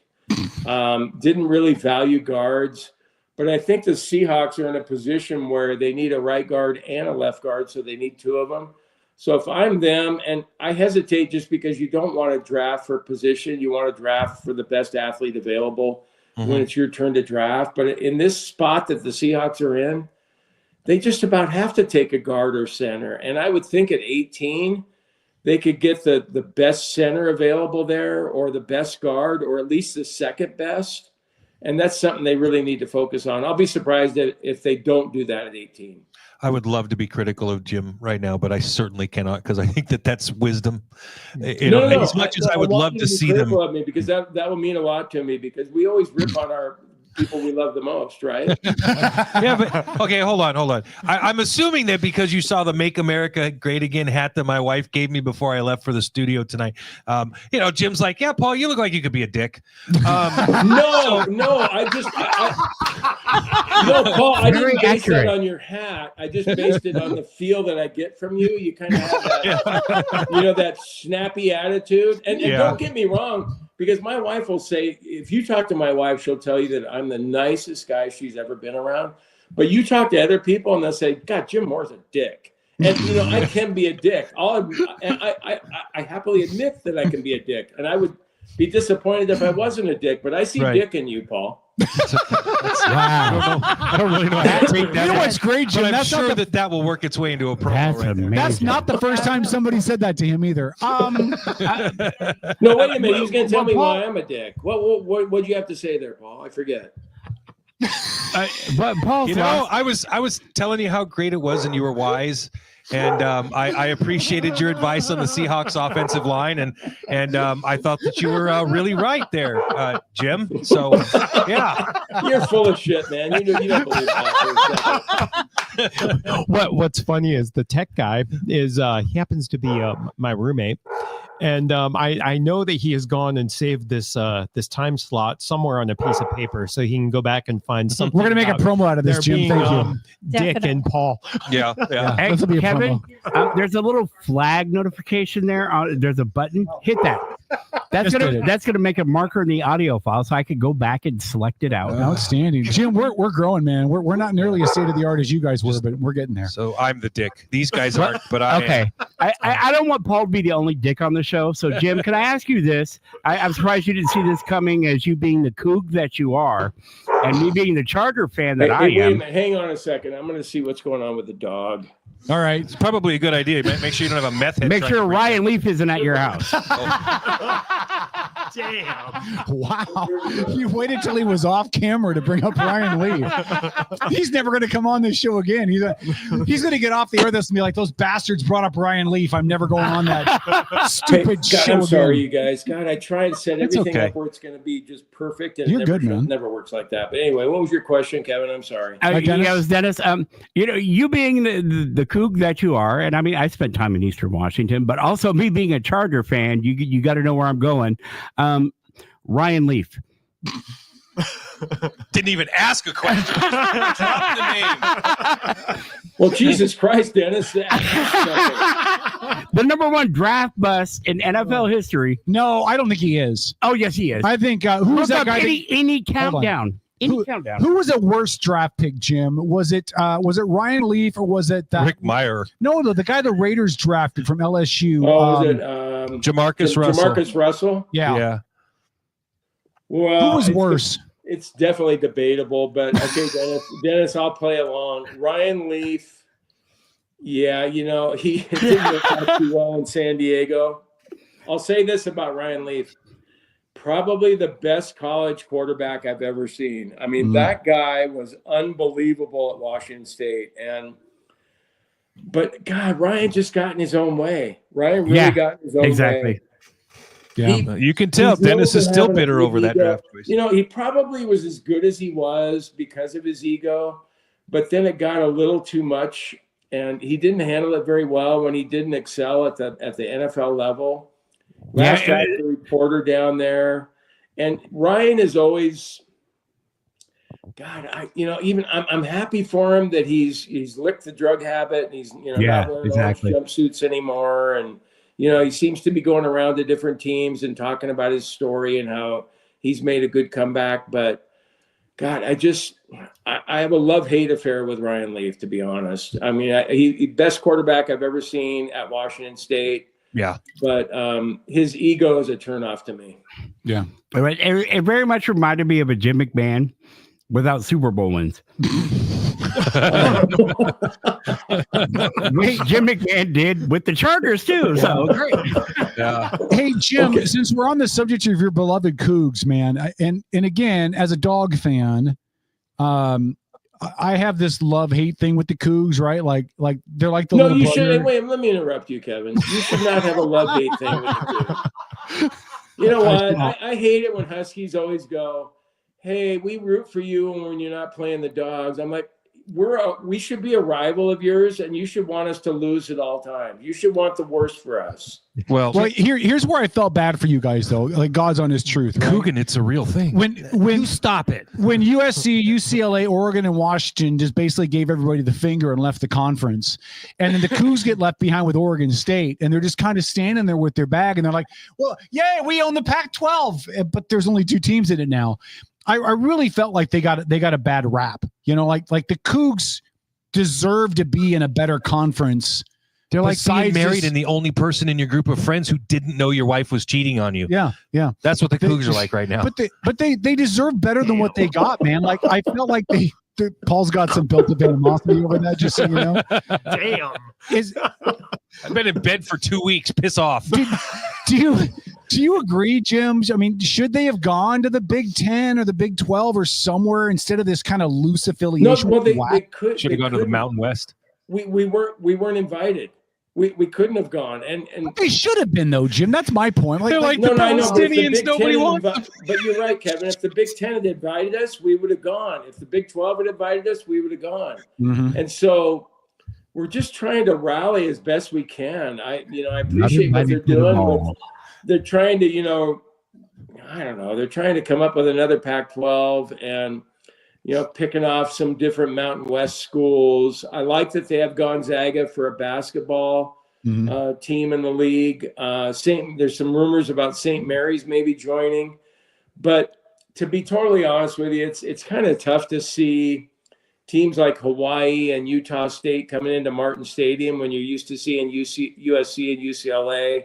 Yeah. It's been a come down, and then to see some of these gyms they're playing in, and not like I think I'm better than anybody else, but I'm just so used to like Pauley Pavilion and McHale Center, and then you look at some of these arenas or gyms the Cougars are playing at, and I'm going, they don't even have stands behind the backboard. It's like they're playing at frickin' high schools, and it's been tough. It's been tough to take, and I miss the Pac-12. And the thing I do like is that Husky fans and Duck fans and probably USC and UCLA fans, I don't think they like this Big Ten. Like, Kevin, tell me, are you getting into the Big Ten thing? I mean, no, God, the kids can't stand the travel. They don't like the travel. Yeah. The coaches don't like it. Yeah, I thought it was a horrible idea. They're having to go to Hell and Gone to play these games.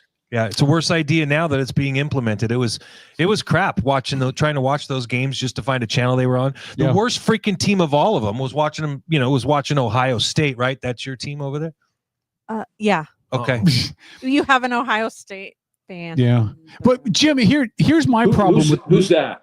That's Boss Baby. Boss Baby and Buckeye Jerome. Yeah, and her dog. Freaking dog after the college, man. Buckeye. All right, let me. That denotes mental health issues. Just saying. I'm sure this is what's been barking in the background. Right? Oh, all right. That's Buckeye Jerome, the Ohio State fan. That's nice. There you love go. It. Love it. I listen. I will say this, and maybe this is counter to what you're talking about Huskies and Coug fans, but being a lifelong Washingtonian, I defer always to the Huskies, but I still absolutely enjoy rooting for the Cougars, right? Like I still feel like they're still a hometown. I mean, granted, I don't remember the last time I rooted for them and they won anything, but I still enjoy. I've enjoyed cheering for them. See, I told you can be a dick. See? Right? Yeah, you don't understand the abuse I get at Apple Cup time. Oh, he gets it, dude. It's so bad. Listen, just because my your college is the Paul, Palestinians of colleges, like nobody wants them in the middle of a war. It's like really tragic in a whole lot of ways. I still appreciate them. They're local kids. Yeah. Well, Well, I had you bailed out on the dick move, and you had to go open your mouth again. Damn it. Good job, buddy.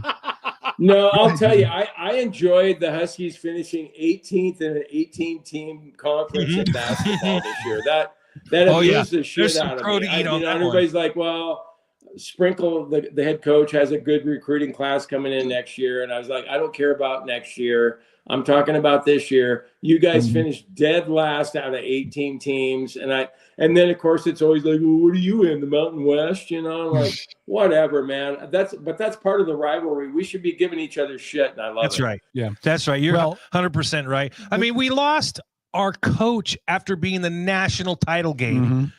And by the way, Jim, the national title game is when two teams compete for the national title. Get the shit talk here. Kevin. Right. Hey, Kevin, you're supposed to, say softball kind of stuff to people who are nice enough to show up on a Sunday night. But that wasn't softball kind of stuff. I will tell you that it was really funny because, as a Coug, I wanted Michigan to win that game in the worst way. Because it would have just been unbearable for the Huskies to win a national championship and be unbeaten. And keep in mind that we almost kicked your butt. You did, in that game at Husky Stadium. You guys had to call a 4th down play on your own 29-yard line. You pulled it off, so credit to you for that. But I'll tell you what, and then the next day, so I was working at KJR at the time, and I was working with Jason Puckett. And our boss only gave us a 1-hour show. Usually we had a 3-hour show, but he only gave us 1 hour after the national title game. And we had to go in there as Cougs and act like we were, oh, God, that was a tough game for Washington. And, man, if this had happened or if that had happened, maybe things had turned out differently. And every time we went to commercial break, we were looking at each other going, yeah, man, fucking hey, man, the Wolverines, let's go. Well, Jim, I'm going to tell you this. I appreciate that, man. I appreciate that. I can't see the Huskies competing for a Big Ten title. Not in the near future. Listen, Michigan, Ohio State, Penn State. There's big money programs that the Huskies can't even compete against, just money-wise and recruiting-wise. Let me help you out because I love you. But as a Democrat, I know seeing the future isn't necessarily your strong suit. Shut up, Paul. But what I'm saying to you is that if they have an eye on the future, their recruiting classes will slowly, very slowly, hopefully, maybe, probably catch up. Whatever. All right, Jim, we have literally 8 minutes left, and I can't believe I haven't brought it up yet, but the Mariners are about to segue out of spring training. This is okay. Please tell me I'm wrong. I'm going to tell you what I think, Jim, then tell me I'm wrong. Which, by the way, is not hard, Jim, to tell him he's wrong. The Mariners are literally the stupidest organization in all of major sports. They have possibly the best starting rotation in the league. They have a solid bullpen. They have an up-and-coming superstar in Julio, yet they won't spend money to put bats around him. They can't get any offense going. And their great move this year was to bring in Solano, who nobody had even heard of, and somehow that's going to fix the offensive problems of this team. This is absolutely stupid. They're probably 2 or 3 games above 500 this year. I would agree with you. I think, and then they also brought in Polanco, who had a bad year last year, and yet they'll try and sell it as in he was hurt, and if he's healthy, we would have seen the Polanco that we always saw in Minnesota. And now he wasn't even ready for spring training, and I was in Arizona on Wednesday, and Polanco was fine. And so they're making a transition. He's played second base his whole career, and they want him to be a third baseman. Now, he made an error in the game that we went to, which, okay, whatever. But, it's going to be a work in progress for Jorge Polanco there at third base. And the problem with them, you're right, though. You look at this rotation they have.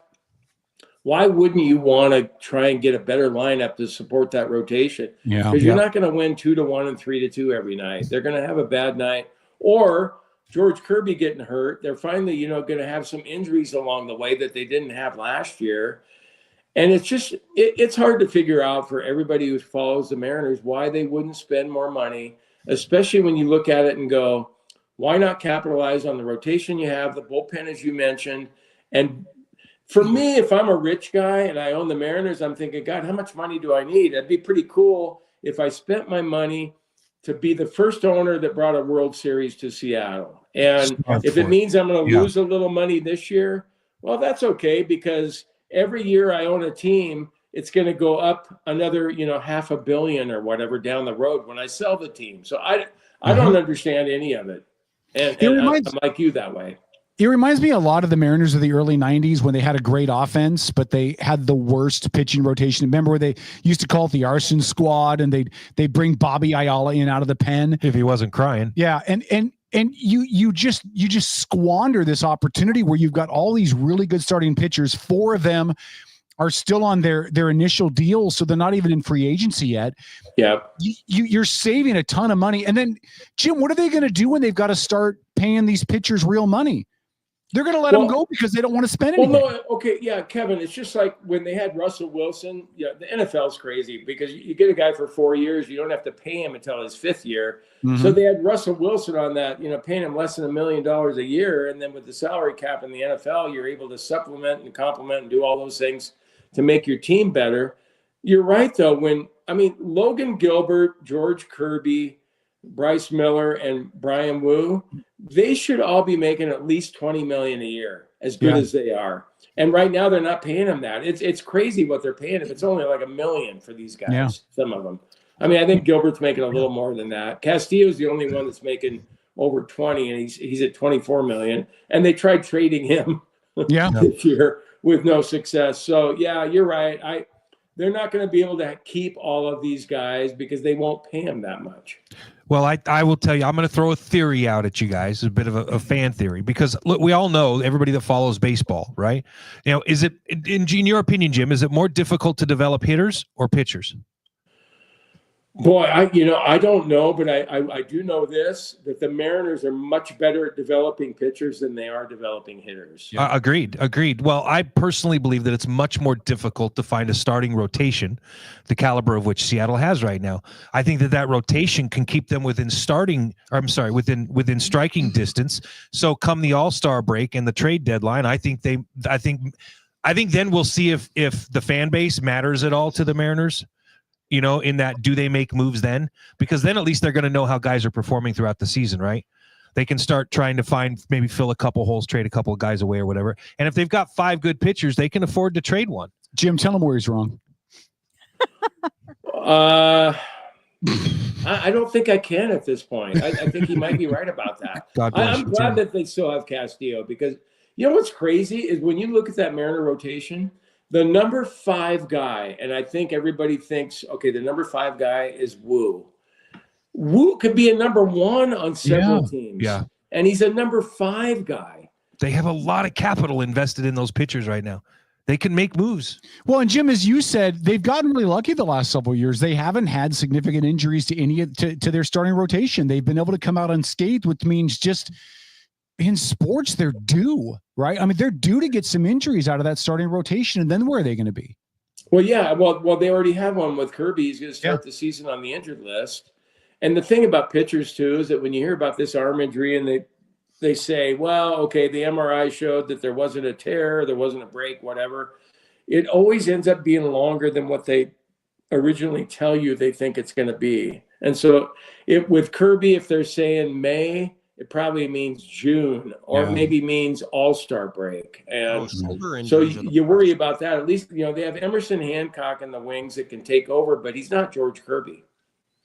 Hey, listen, we got to wrap this up in a second. We're near the end of the hour. This thing flew by. So I have a favor to ask of you on the spot. You're more than welcome to say no. Nobody's going to hate on you while you're on the air. Well, I want to know what Tom thinks about the Mariners. He hasn't said shit for about 20 minutes. Tom's a libertarian, so he's a hard time completing a sentence. Oh, damn. Ouch.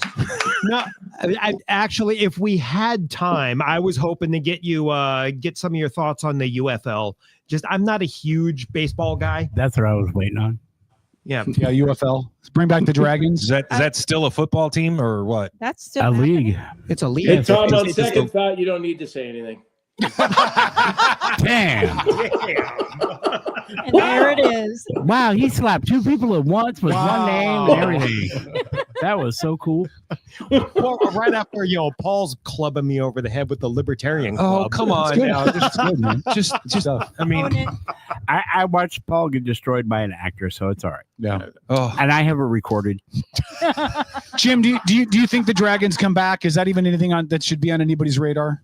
God, I lay awake at night thinking about that. I sure hope so. Well, you know what? I'm a huge football guy, right? And as a spring football fan in Seattle, I feel like I've been kicked in the balls repeatedly, and so now they. No, that's because you're a libertarian. we got to find you a new pastime, man. But yeah, the whole thing. No, is spring football viable? That's a good question, Jim. Without being an enhancement league, is spring football viable? Well, I think so, because you look at the NFL and it's a year-round. I mean, people are so interested in the NFL. It doesn't matter if you're playing games or not. There's always a draft. There's always, free agency. I mean, in the last couple of weeks, players changing teams and everything. Yeah, there's a window there for spring football. I'm with you on that, Tom. I see, but now I'm butthurt though, because we had the Dragons, they took them away. We had the Dragons, they took them away. Now I'm just pissed off. And I mean, if they're going to try to expand and actually put a team back in Seattle again, well, we can call Vince McMahon. They have to earn me now. XFL. They have to earn me back. And so I'm curious to see. Well, that's the thing. The what that XFL looks like. is a league still. All right. We'll talk It's about within that. the UFL. But We'll talk about that later. All right. Jim, I do have one question from a fan on the show, J. Andrew Kennedy, who's a Michigan guy, by the way. Screw off. He said, Jim, college football 25-26. Who are your power teams? Do you have any thoughts on the upcoming college football season you want to share? God, college football 25-26. Man, I don't, but it's it's still. I love college football. It's still my favorite sport. I love the Cougs, of course, but it's come to a point where it's whoever has the most NIL money to give players. That's who's going to be the best. Has that ruined it? It's still going to be Ohio State, Alabama, Notre Dame, all the same schools you've come to expect to be in that. I do like that they went to the 12-team tournament.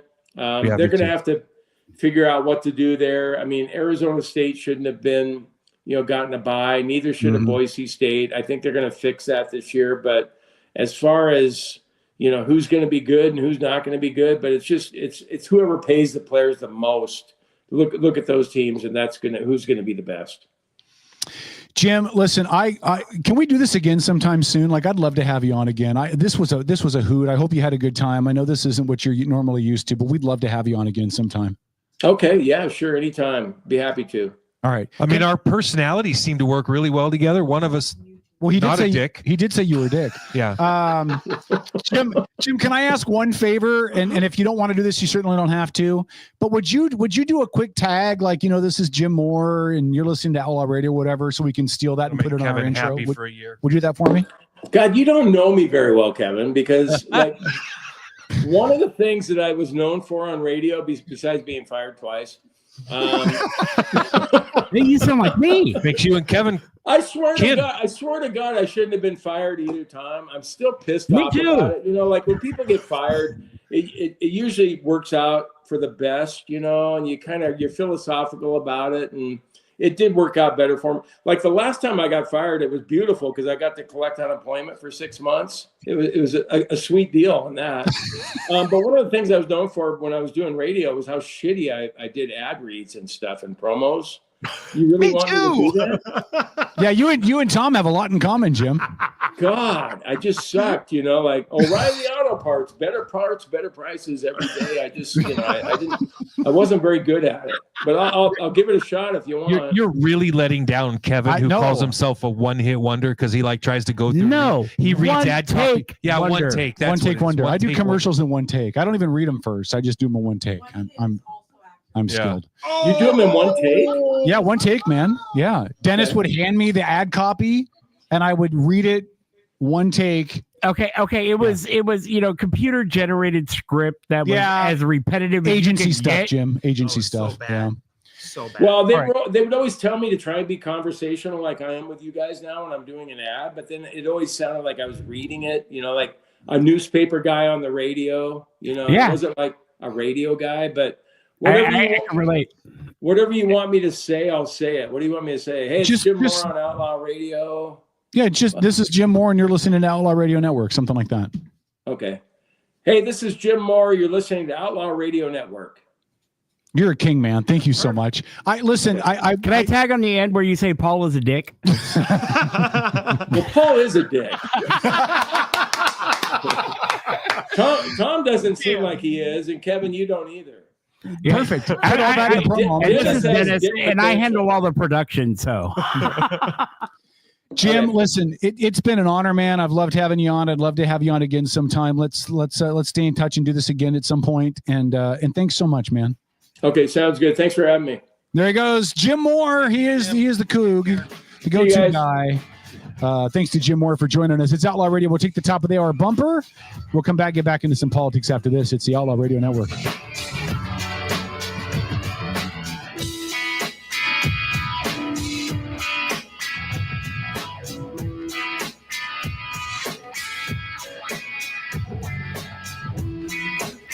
This is the Outlaw Radio Network. Back in just a moment.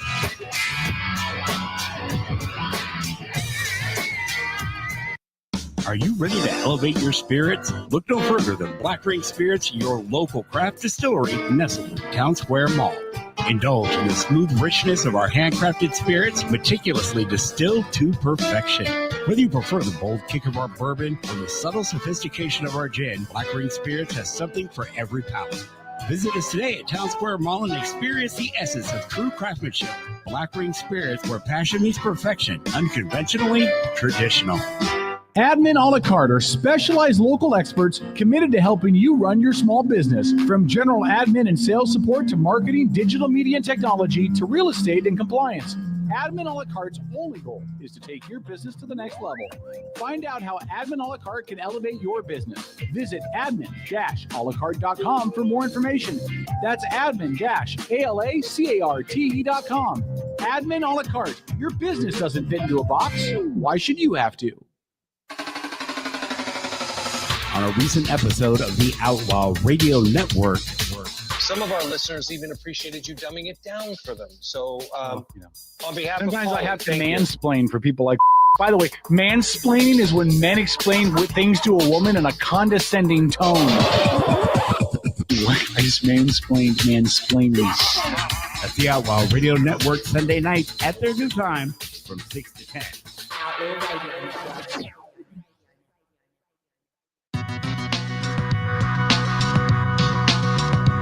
Hey, it's K-Dog, and now back to tonight's Outlaw Radio Network with myself and St. Paul, the Mangina, right here on Megatalk. He didn't even hear that, by the way. Can you play that again when he gets on the microphone? Yeah. When he gets on the headphones? I will. That'd be great. I didn't expect him to get up and leave and Tom to go to the bathroom. And... Listen, first off, I didn't give thanks to Dave McMullan for coming on in the first hour to talk some state Republican stuff. Thanks to Dave. Just so much thanks to Jim Moore. That interview, again, totally fanboying over it. Me too. I loved hearing the guy every day. I would listen to his radio show every day, talking sports. I love his delivery. I love that he just comes across as a normal guy. You know what I mean? And I'm so glad he came on with us. A normal guy. Well, you know, that brings a song to my head. Well, but sometimes you hear these guys that do radio stuff, and you can tell that they're not really just like the average sports fan. Yeah, and Jim, to me, they are their radio persona. Yeah, kind of. But Jim feels like a normal dude who loves sports and got the honor to be able to write about it and cover it and do it. You know what I mean? And Paul, you need to go put some headphones on. Will you turn on Tom's mic? Go ahead, I'm getting there. I was muting stuff because people were getting back into position. By the way, mystery food coming up in just a second. But before mystery food. Well, hold on. Tom was trying to say something, but his mic was muted. So go ahead, Tom. No, actually, I was just going to recommend that if we're going to do mystery food, that I do have a really good whiskey I want everyone to try. Fine. So anyone who wants a sip, fine. you want a sip? Yeah, but not a lot. Yeah, a little bit. The medication. No, it's a good one. No, I'm so happy. How many fingers is not a lot, Paul? What? How many fingers is not a lot? 2 fingers, 1 finger, 4 finger? Well, depends on how used the lady is. No, it's that's true. Or the tequila. Isn't that what you were asking? Tom was sitting there holding his hands up like this. One finger, two fingers. You've heard it called three pour two fingers or whatever. It's just that much alcohol in the glass. You've heard that before. You know, most. Oh, people, you're talking about you alcohol measure- in a Yes, glass. You measure Yeah, one. my finger, bad. two finger, three fingers. Totally. And unless it's Friday night, and then you measure like up and down. Probably best to stop talking about it, Tom. Paul, no more running the grill at the WrestleMania party. That's it. You lost me tonight. All right, listen.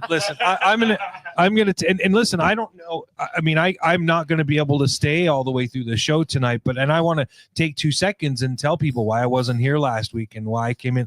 So the last 2 weeks. Since I was 28, I've suffered with what's called restless leg syndrome. 3% of Americans have it. Some people will get it once, never get it again, and stuff like that. And if you've ever had it, it's a sensation that's indescribable, but you feel like you want to. When you wake up and you stretch really fat, you're like, right?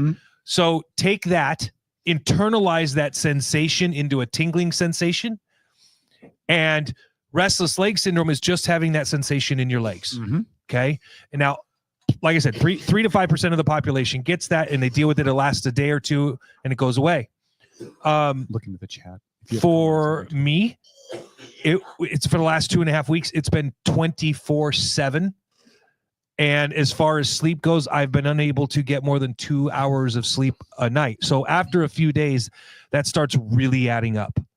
And you start, you're perpetually punch drunk and stuff like that. Well, last night was the first time in 2 weeks that I was able to get actually a full, about 3/4 of a night's worth of sleep. So I finally was able to fall asleep about 1 a.m. and I was up this morning at 6. So compared to where I've been at the last 2 weeks, that felt like a really restful night.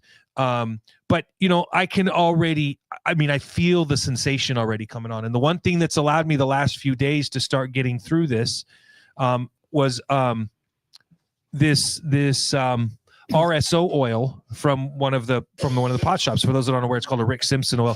Dennis and Tom know a ton more about the stuff than I do.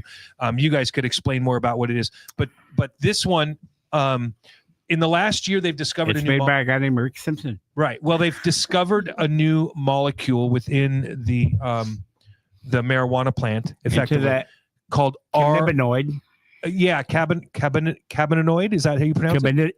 Cannabinoid. Cannabinoid, yeah. Cannabinoid. Fuck it. Pot cabin. Quit taking outdoors. But take indoor grow. So anyway, I went down and talked to the medicinal specialist and my doctor, right? The doctor was like, well, you can come in, we can run a battery of tests that'll cost you $10,000 or more. And then we'll still tell you have restless leg syndrome, and we still will tell you we don't know how to cure it. But we'll prescribe you gabapentin. Okay, which is a medication, for those that aren't aware, that they give people that have neurological disorders. So this is a neurological disorder that I'm suffering with. It could go away tomorrow, or I could have it the entire rest of my life.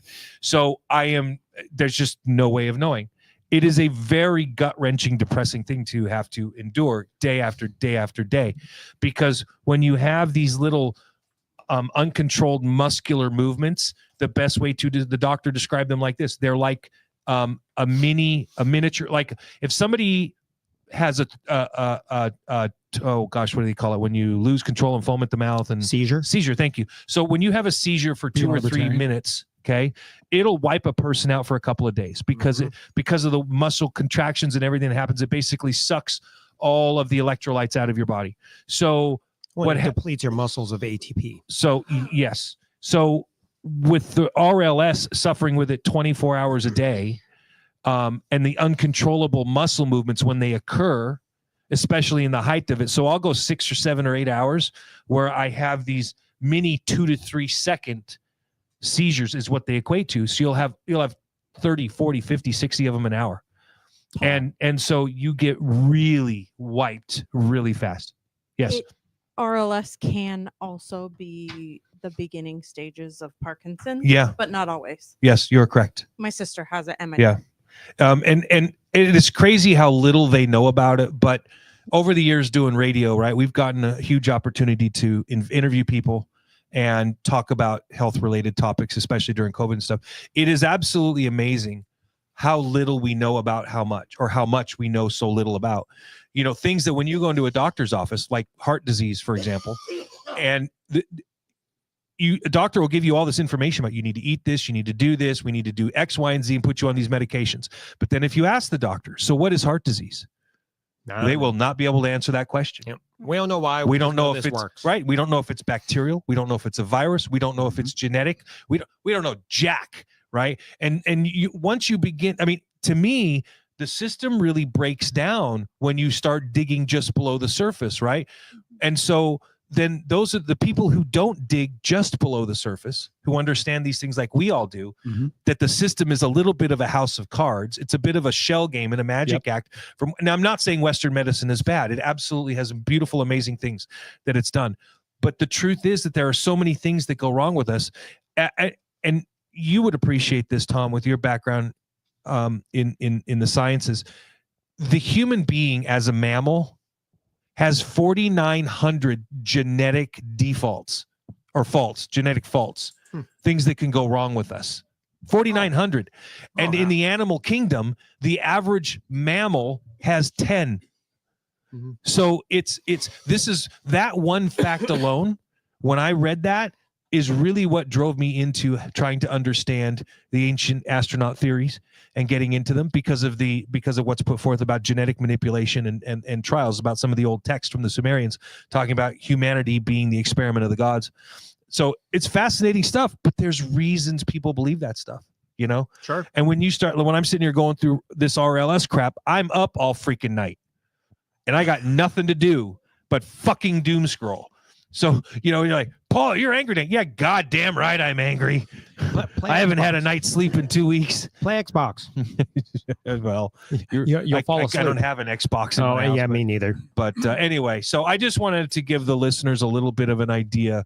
And I'm going to still try to be here next Sunday, as long as I can get enough hours of sleep to know that I'll be safe to drive to and from home. Because, well, it's you laugh, right? No, because it's true. I've been through plenty of sleep deprivation and tried to get. It's really bad. And once I was going on 3-4 days, it started getting hard to drive, and it's it started becoming a legitimate issue, and that's why I was like, I as long as I'm in this state of dealing with this shit, it's like I can't just. Yeah, I'm going to go into the studio for 4 hours on a Sunday night, and it's just, it's brutal. So anyway, enough about that. Jander Kennedy, by the way, just comment in the chat. Jander Kennedy, Paul with Parkinson's is a positive to the show. I imagine the show painting to Paul with shake weights. Jesus Christ. Look.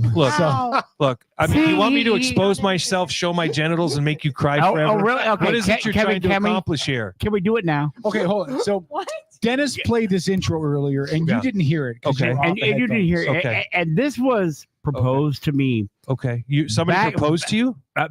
No, woman? Not in that way. I mean, there's only 2 sexes now. The president says okay, so. now I don't even fucking feel bad. All right, Paul. Here we go. This bump was asked for me to make and produce. Okay. Back, so you made a bump? back in our KITZ days. Okay. And Kevin was going to be gone. I believe it was during the I'm on a boat, motherfucker. That's right. The first cruise. So play and Paul. Clearly, there's something in this bad about me. Hey, it's K-Dog, and now back to tonight's Outlaw Radio Network with myself and St. Paul, the Mangina, right here on Megatalk.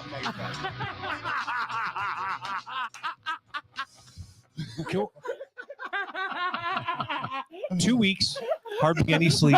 Paul just looked at Kevin like, hold on. Kill yourself. This has been requested before, so let's go ahead and do it now. Let's clear the table and arm wrestle. Just remember that Jim Moore said you're a dick. After the mystery food. Okay, fine. After the mystery food, then I'll make him shit his pants. All right, let's do the mystery food. So, for those of you who aren't aware of this, by the way, this segment brought to you by Joseph Brumbles. My son Aiden is he's gonna come here. He's in a mystery food too. I'm giving him one. Yeah, okay, it's okay, but I want him. He can come right here. Everybody can see his face because we have no idea what this is. So remember, if it's no matter what it is, even if it's a tongue and it tastes you back, you got to keep a straight face. Okay, Aiden? This is Aiden, by the way, for everybody. This is Aiden. What up, Aiden? This is my adopted son. Okay. What up, Aiden? No, listen, stop that. Stop that. Stop that, Paul. Hold on, Paul. Stop that. What? He is your son. Yeah. You don't have to qualify with the word adopted. There you go. He's your son. Jesus Christ, Margaret. Thank you for I'm the just telling you. educational lesson. I'm just telling you. I love you too. Aiden, when you introduce him, is he your dad or is he your adopted dad? Like, how do you introduce him? You know what we did? He's your dad. Thank you. What- Hey, well, learn it from depends your on son, the Paul. friend. We call him bonus children. Bonus. I'm his No, bonus he's- dad. Stuff he's your son. Stop arguing with me about it. Damn it! I'm too tired. He's your son. Okay. We talked about this at church today, by the way. That Yeah. the whole adoption thing, like By the way, I got to. there's no asterisk. It's your son. I was adopted. Who cares? Who cares? There you go. I adopted Emily. She's my daughter. Anyway, I'm her dad. yeah. There's Well, no. why there's say no- adopted now? Well, because I'm using it to draw a correlation to compare now with you what want- you're talking about. Circle back, guys. All right, circle back. Did you say circle back or circle jerk? What did you say? I'm sorry. I'm Polish. Okay, in true Gen X fashion, take off your glasses. What? What do we got here? Oh, that's over your eyes. Well, Close your eyes. my glasses have a strap on them. I can't get them off. So you just want me? Wow, that's funny. Paul admitted to having a strap on. That's awesome. He's a dick and has a strap on. Close your eyes. It's probably a strap on. Okay, I need you guys to close your eyes now. Okay. Okay. Okay. All right. Okay. gonna taste And it anyway. everybody. Oh yeah, you will. Don't worry. Anyway. Technically, I can't push buttons with my eyes closed. So everybody viewing, I will. Oh my gosh, it can't be that bad. She's letting a child have it, so it's probably like No, it's actually really good. spaghetti. She let him try balut. Ooh. Don't. See, you're getting Tom excited. Stop. Oh, that explains that wet feeling over here. Exactly. How long is this going to take, Lori? This is not good radio. Is it warm and wet? It's only good radio if she's like showing everybody what she's giving us. Welcome to Wade's World, brought to you by Kevin and Dennis.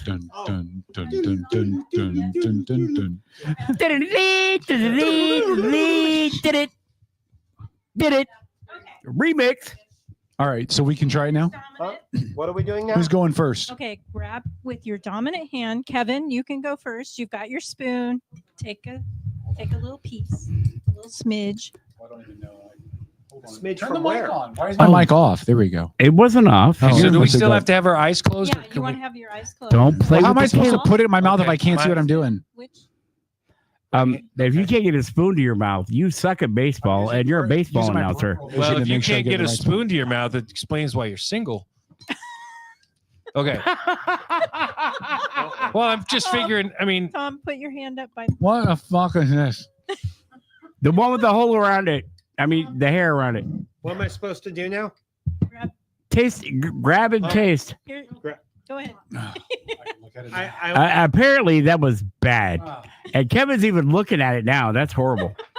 Here, I'm giving a play-by-play. Ladies and gentlemen, tonight on the Outlaw Radio Network, not spilling any, am I? Kevin looks like he does Ralph's on a microphone. Oh, my God. It's cinnamon of some sort. No, it's Tom awful. likes it. That means it's like survival food.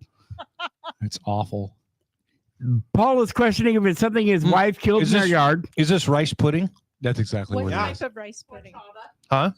No, not horchata. A rose. Oh, it's awful. Oh, that's good. See? No, it's really good. Mexican rice pudding. Yeah. Oh, Here's some that's more why rice pudding Tom for the likes rest it. of you. Eat it up. Get that shit away. from me. Here's Did you make Tom. this? Yeah, I did. Here's Tom's I haven't palate. had this in years. If it's third world country, Kevin quit Yeah. playing with it. What I'm you had trying in to place. fix it. It keeps cutting out. Did you There, never it's have fine. rice pudding as a kid? I No, can hate hear rice. it in my ear. It's good. This is in the bad spot. Lori, that's really good. Put Yeah. this over here. Is that your own medicine? Your own medicine recipe, or did you Well, I buy don't it want and, it up like, here and 'cause make it or something, or scares did you me. buy it already made? I followed a recipe, Okay. but I was out of wrap. That is so See, gross. that's the recipe. If you're Tom, Okay. Here's some Tom's food requirements: third world country, survival, MRE. No, forget that. We want rations, sea rations from World War II that traveled across Germany in a tank No. and have been cooked 4 times. No. And Tom, who Tom would cooks eat in it your and say, house? "That is awesome." Tom, who cooks in your house? You or Heather? Yes. Oh no! Is Heather no, listening no, to the I- show tonight, Tom? She might be. Heather, Rice pudding? Oh, Heather, if you're forget there, that. I haven't have figured out what it is. chickens for That's you. horrible. Here, I'll give you back a clean spoon. Listen, It's delicious. true story. If your significant other does not listen to this show every time you're on it, she does not really like you. Okay, there you go. And I bet you. Well, there's interesting things that that you go pick with something that. like this too, because I think in today's world, like he's never had it before. And That's he's like, delicious. he's like the texture and everything. He's just like, no. But this was a staple, man, when we were growing up in the 70s. Oh, my mom, my grandmothers, both of them used to make this stuff. Yeah. So instead of rice pudding, staple in our house was tapioca. Your wife just exactly same thing. And Paul, I'd like to tell you, there's a lot of things my mom and my grandma made that I've never tasted, except for once, and that was enough. I'm going to leave that all kinds. Heather just said, "I always listen, you jerk." So Heather's there. Heather, Oh, Heather, she's I have there. chickens for you.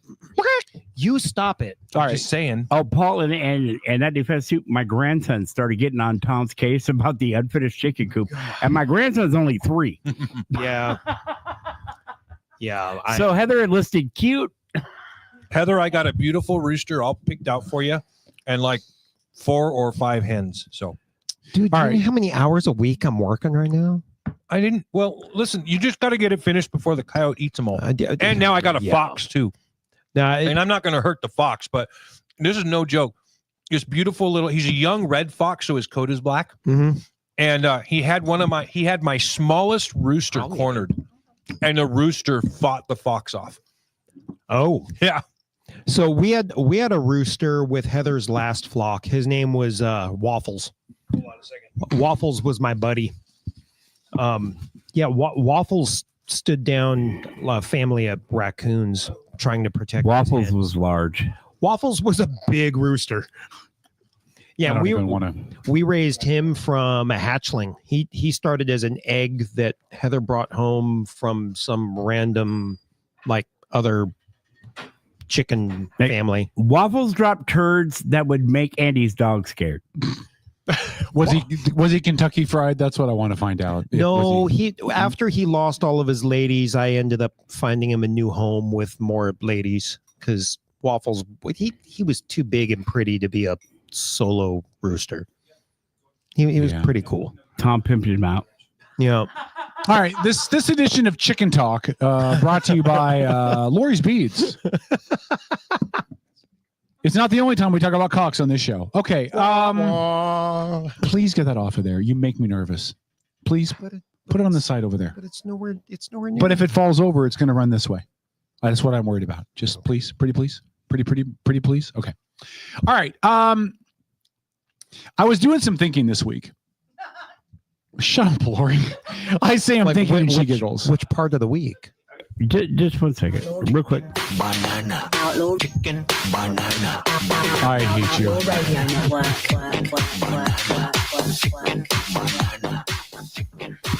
So I have a hard time explaining my frustration with the current administration. Right? Okay. And people think it's just, well, you're a federal employee and you don't want to lose your job. I'm not losing my job. No. Okay. I mean, you've said that you're a number 1 performer in your office. You're not going anywhere. One of the top performers, I think. On top of that, when they offered the fork in the road buyout plan, okay, where they said if you want to leave the federal government, we'll pay you for 9 months and you don't have to do anything and blah blah blah. Okay. My job was excluded from that. We were not eligible to take that. Okay. So you're important. So that tells me that they think that we're essential. Yep. And they don't plan on cutting us. If they were going to cut some of us, they would have waited to see if any of us took the buyout. Right? Sure. That's my thought. Okay. I could be wrong because that would be logic within the context of politics, which is stupid. That doesn't happen often. But I have finally figured out what my issue is with the current administration. Okay. It's not what he's doing or what he's implementing. Okay. I don't agree with all of it. Right. But I agree with some of it. Sure. I mean, I feel the same way. Some of it I attribute to normal politics. Okay. Yep. Here's my issue. Swing. Here's my issue. Okay. The chaos. Like it's not what he's doing. It's the amount of things he's doing, the amount of upheaval he's creating, the amount of chaos he's stoked. And I know that most Republicans that are supporters of his are going to say, that's great. That's exactly what we need. I would challenge that. Measured is probably a good idea. So I would say I think I'm indifferent to the chaos, because if we really want to change the way the government's been behaving, it's going to be chaotic, right? When anytime you break from the status quo, there is chaos, even if it had been a slower pace, right? Mm-hmm. But the government had to downsize. There was no way it could just continue to snowball. And I think snowball is the right word, because when you get a snowball rolling, it just gets bigger. There's no way the government could continue the snowball as it was without something coming from we the people, right? And we the people, the ones who put Trump in place, they want to see that chaos. They're getting exactly what they paid for. But I'm not talking about them, right? Okay. Like the Trump supporters are literally ecstatic about this. Yes. Okay. They're getting what they paid for. Yeah, exactly. The average American, though, this is not tenable. The average American, this is not tenable. The noise will become too much. I don't think the average American's paying that much attention. I think they totally are, because I think it's everywhere. Trump is cracking down on student protests on college campuses. Trump is raising tariffs. Trump is raising prices. Yeah. Trump, the little dipshit, did a Tesla ad essentially out on the White House lawn. Like, at some point, it's going to be unavoidable to pay attention to it, which is how it was at the end of his administration. And people were just like, I've had enough. But the people that put Trump in power are getting exactly what they paid for. I keep going back to that, but I think you might be one of the smaller chunks of the population that, I mean, yes, you voted for Trump, but this isn't exactly what you had in mind when you thought he was going to take over. This is what everyone else had in mind. Again, I don't think everybody else had this in mind. I think the 41% strict Republicans had that in mind. But I think the other 10% that voted for him that weren't in that strict Republican pile didn't expect this. They, you know what I mean? Like, they just didn't want Biden. They just didn't want second verse same as they didn't want Harris. They didn't want second verse same as the first. That I disagree with. Do you? Okay. Yeah. I mean, I've talked about my take on American politics before, and that bitch ass better not sit down before I get a hug. I swear to fucking God, you better get your ass over here, you army fuck, and give me a hug. Wow. Come over There's this way. Harsh words there, Kevin. Well, Hunter's here. He doesn't get to come in the building and not even acknowledge me or give me a hug or nothing. Jesus, I used to throw this kid in the pool. Not trip over all the wires. Dennis got one first. How long are you in town for, buddy? Just a few more days. All right.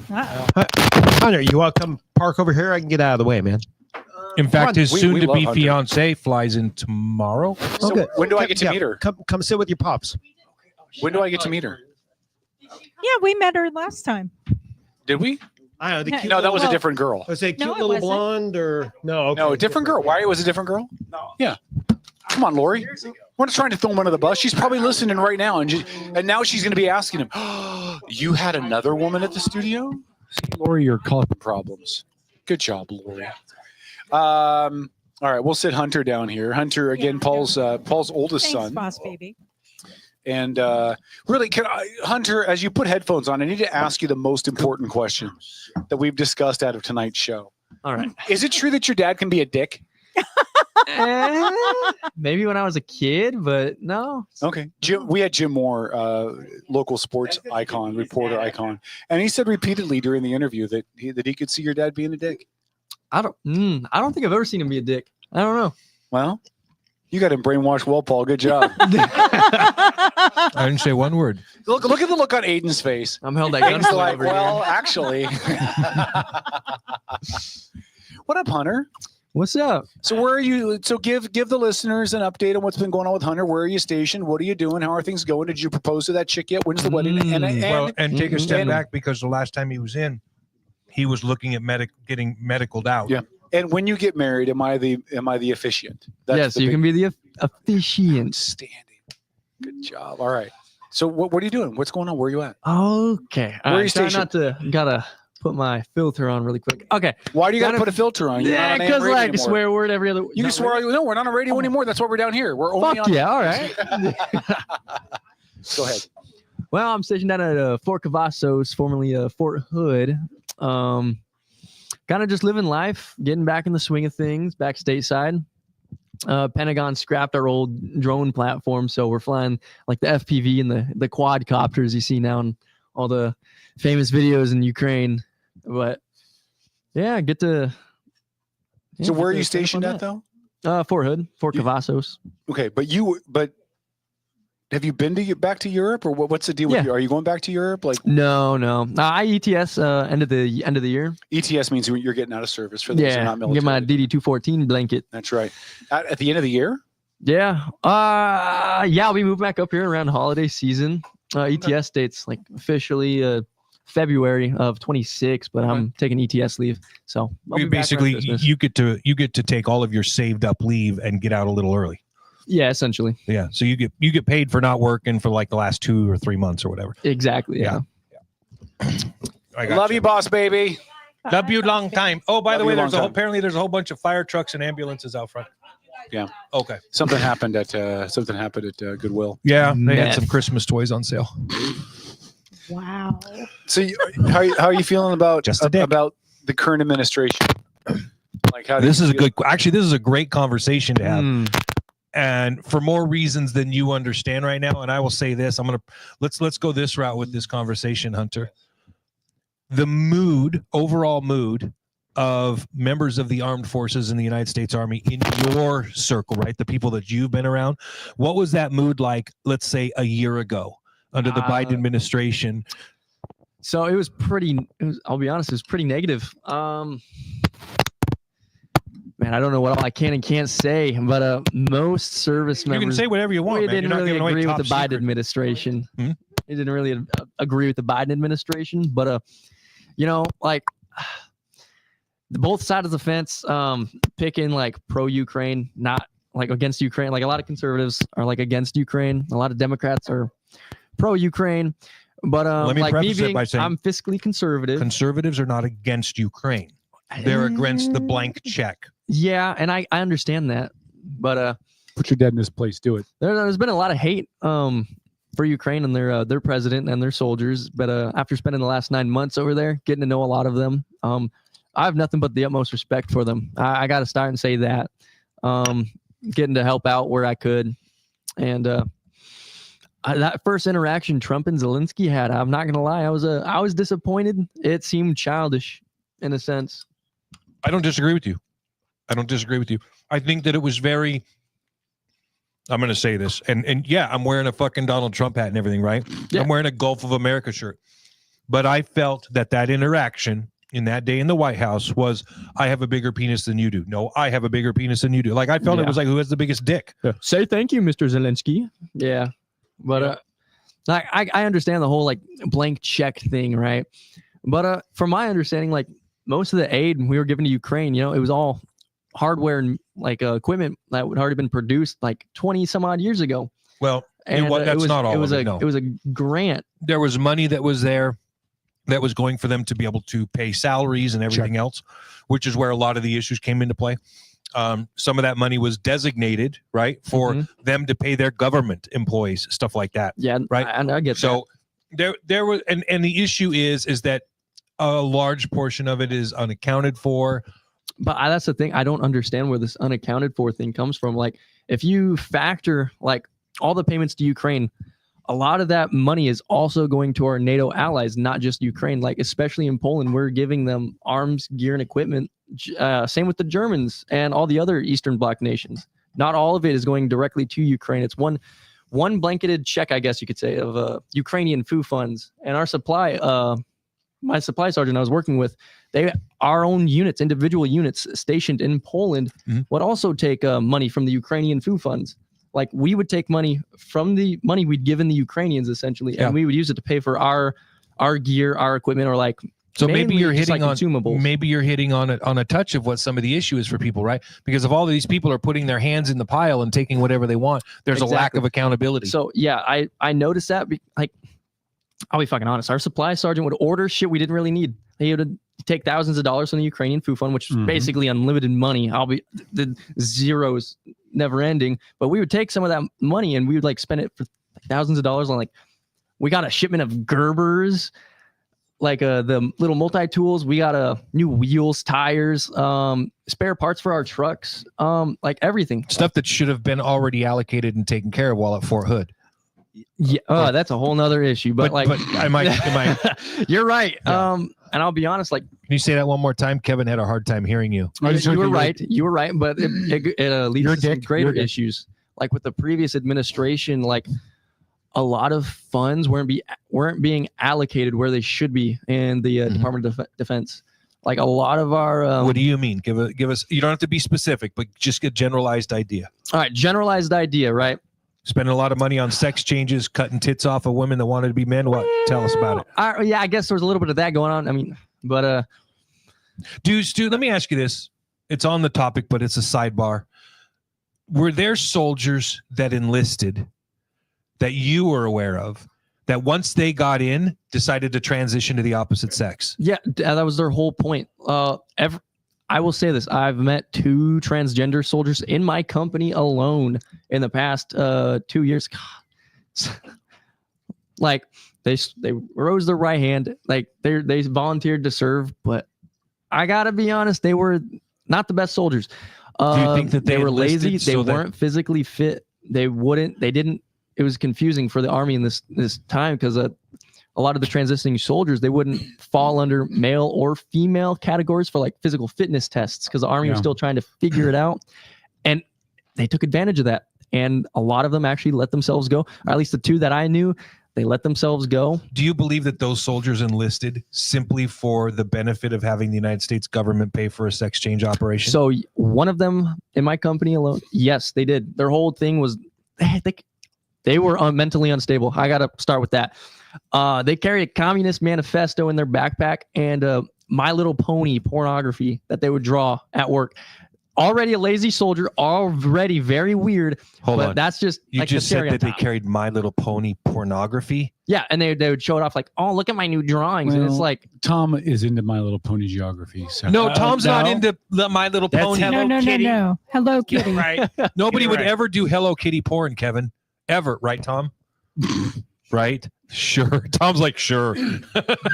yeah, but like this one soldier, right, on This top one of all guy this back weird at shit. band camp. Yeah, the one guy back at band camp.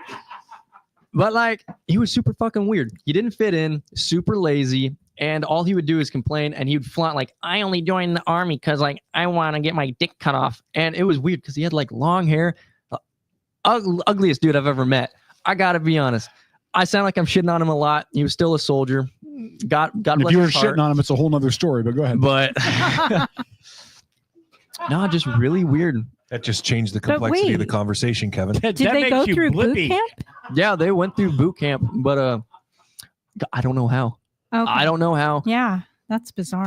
Well, if it's anything like school now in a public school district, don't ask, don't tell turned into don't fail. Also, like with this previous administration, like a lot of things went downhill in the military, or like Because when you Are there first kitty litter enlisted, boxes in the barracks. were there what litter boxes? Kitty litter boxes for the furries. And go ahead and aim that back up in your face, please. All right. It's drooping. Thanks. Boom. That better? Yeah, That's what much she better. said. So when you enlisted, Donald Trump was president, correct? So Yeah. I think the first year you were in, you had Trump as president. Yes. And then Biden came in. So you had a really good opportunity to see the difference in what an administration will make to members of the military. Is it your opinion that morale declined under President Biden? Under Biden, I don't know. I'll be honest, the Army, like morale's always kind of low. Everyone's getting shit on from up top. Listen, Dick, you know where I'm going with the question. I know where you're You could going. just try I to know where answer you're it. going. See, hold on. Hunter, here's what he does. He asks a question that's pointed to fit his own. He has an answer he wants you to say. So yes. Everyone's got their own narrative. When you go to law school, Can they I- teach you not but to can ask I a ask- question you don't already know. Can I ask the question the right way? Yes. You can. Hunter, did you notice a difference between the administrations and how it impacted morale? And if so, what was it? Yes. So like some of the smaller things, like more people just seem more gung ho or like more hoo-ah under the Trump administration. And now I'm actually starting to see that come back with they're tightening down on standards with like physical fitness is a big one. During the Biden administration, obesity in the military jumped up to like 60% of soldiers were obese. Did you say 60? Yeah, 60%. Yes. 60. But hold on, about 60%. Can I push back a little bit though? Obesity, the way they define obesity is anything over a 28 BMI or a 30 BMI, right? And like half of the soldiers in my company alone right now are already fitting that criteria. Well, but again, I don't agree with the BMI standards. Like I don't. They're either. telling women that they need to weigh 130 pounds, and they're 180, and they look just fine. They can perform just fine, but they treat that as obese. So because the BMI standards are. They don't take a lot of body shapes and styles into account for sure. No, they do. They do. Actually, what do you mean they do? No, they literally don't. We measure waists, arms, neck, stomach. It doesn't breast. take boobage into effect. I'm sorry. Hold on a second. Back in my days when I was a hardcore gym when I rat, would walk to school uphill both ways in the snow. Oh, stop it. When I was a hardcore gym rat, I knew a couple of guys that were on the BMI index as obese with like 8% body fat. Yeah, I'll put it in perspective. So some of the math doesn't work. And at I the agree. Extreme ends of the scale. I agree, but I'm not there's skinny, workarounds. but that BMI index says that I am obese, and I'm like, I know I'm overweight, but I am not obese. Here's something crazy. Per Army standards and regulations, I am 2 pounds away from being considered obese. Right. Yeah. Or busting tape is what And we you call just it. sat there with a straight face and But said there are not workarounds. necessarily. If when you I score 70 points in every event on the combat fitness test, is it 70 points or 80 points? I can't remember off the top of my head right now. Who would win in a fitness off between you and your dad? Me. We've already gone to the gym before. Hold on. First of all, no, hold on. First of all, hey, I really want to play Rocky music right now, but not get us muted. I went to the gym with this little shit the last time he was here. I still outlifted you. And you really? Yeah. Hey, let's break out a bench press. Did I not lift the same that you did?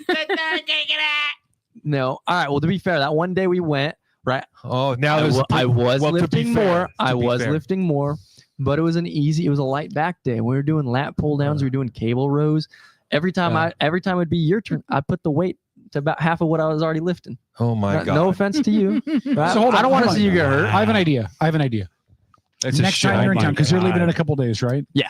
Next time you're in town, we are going to go to. I'll get a gym on board. We're going to West Coast Fitness or something. Oh my God. Can I announce? Well, yeah, we'll do it. We'll do it on Facebook. Bring a Bluetooth speaker, just talk smack. We'll Wait.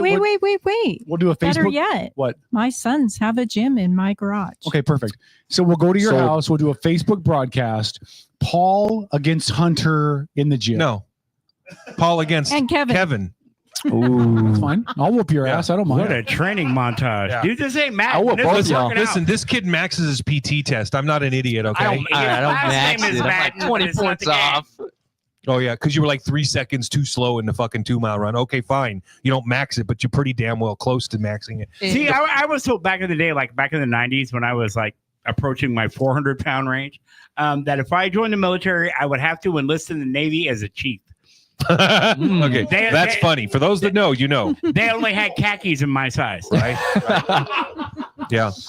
I feel it. Okay, so let's not lose what we were talking about here, because you were talking about how a lot of stuff declined under Biden, and you saw it firsthand.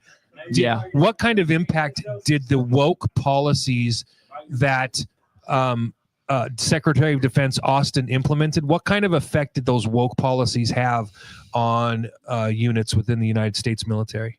Was it any? Was it negligible? Was in it terms profound? of woke politics? Policies. Yeah. I'm not really aware of any. All I will say is like transgenders would be a woke policy. Oh yeah, okay. They were a protected class under EO. Right. I mean, they still are. Yeah, and we which can't is discriminate fine. against them. Right. This segment brought to you by Bud Light and Dylan Touche, Dennis. But like the only thing it really like they harped on was like you can't make like the types of jokes you and your homies make, you and the boys make at work. You have to be more quiet.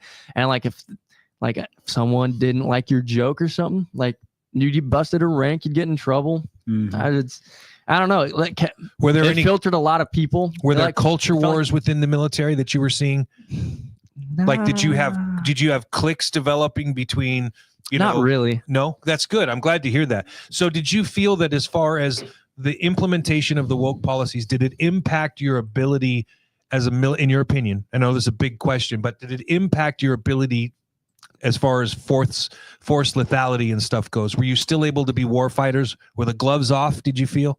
Or I felt like the gloves were kind of on, but honestly, no, I don't feel like it impacted our war fighting function. That's good. I'm glad to hear that, because I wouldn't know. I feel 20 like years just as ready. Like I feel just as ready to fight now and going to combat with my battle buddies to the left and right of me as I did like a year ago. Like, good. I got the same group of guys. We're still the boys, you know. Yeah. Nothing really changed. You can't use the word "the boys" though; it's considered racist in certain circles. Fuck that. So the scouts are taking it away. That's right. So there was some advertising campaigns that were run with regards to the military, recruiting commercials and stuff, right? My name's Emma. Yes. I have 2 moms. Yes, that's the one. That was a running meme for the longest time, and it was just stupid. It was poor advertisement. Like if you're trying to advertise like being a war fighter, being a fucking badass, you know. Look at the new ad they just released the other day. It's like it's like a 4-second clip. Dude deadlifts. He's like, "Stronger soldiers, harder to kill." Huh? Like I thought even that was like a way effective. better ad Yes. than like, "I got 2 moms. I I've been felt that defending was a freedom from a young super age." effective ad strategy. It was. Right? It was. It's simple, to the point, and you know, it takes the.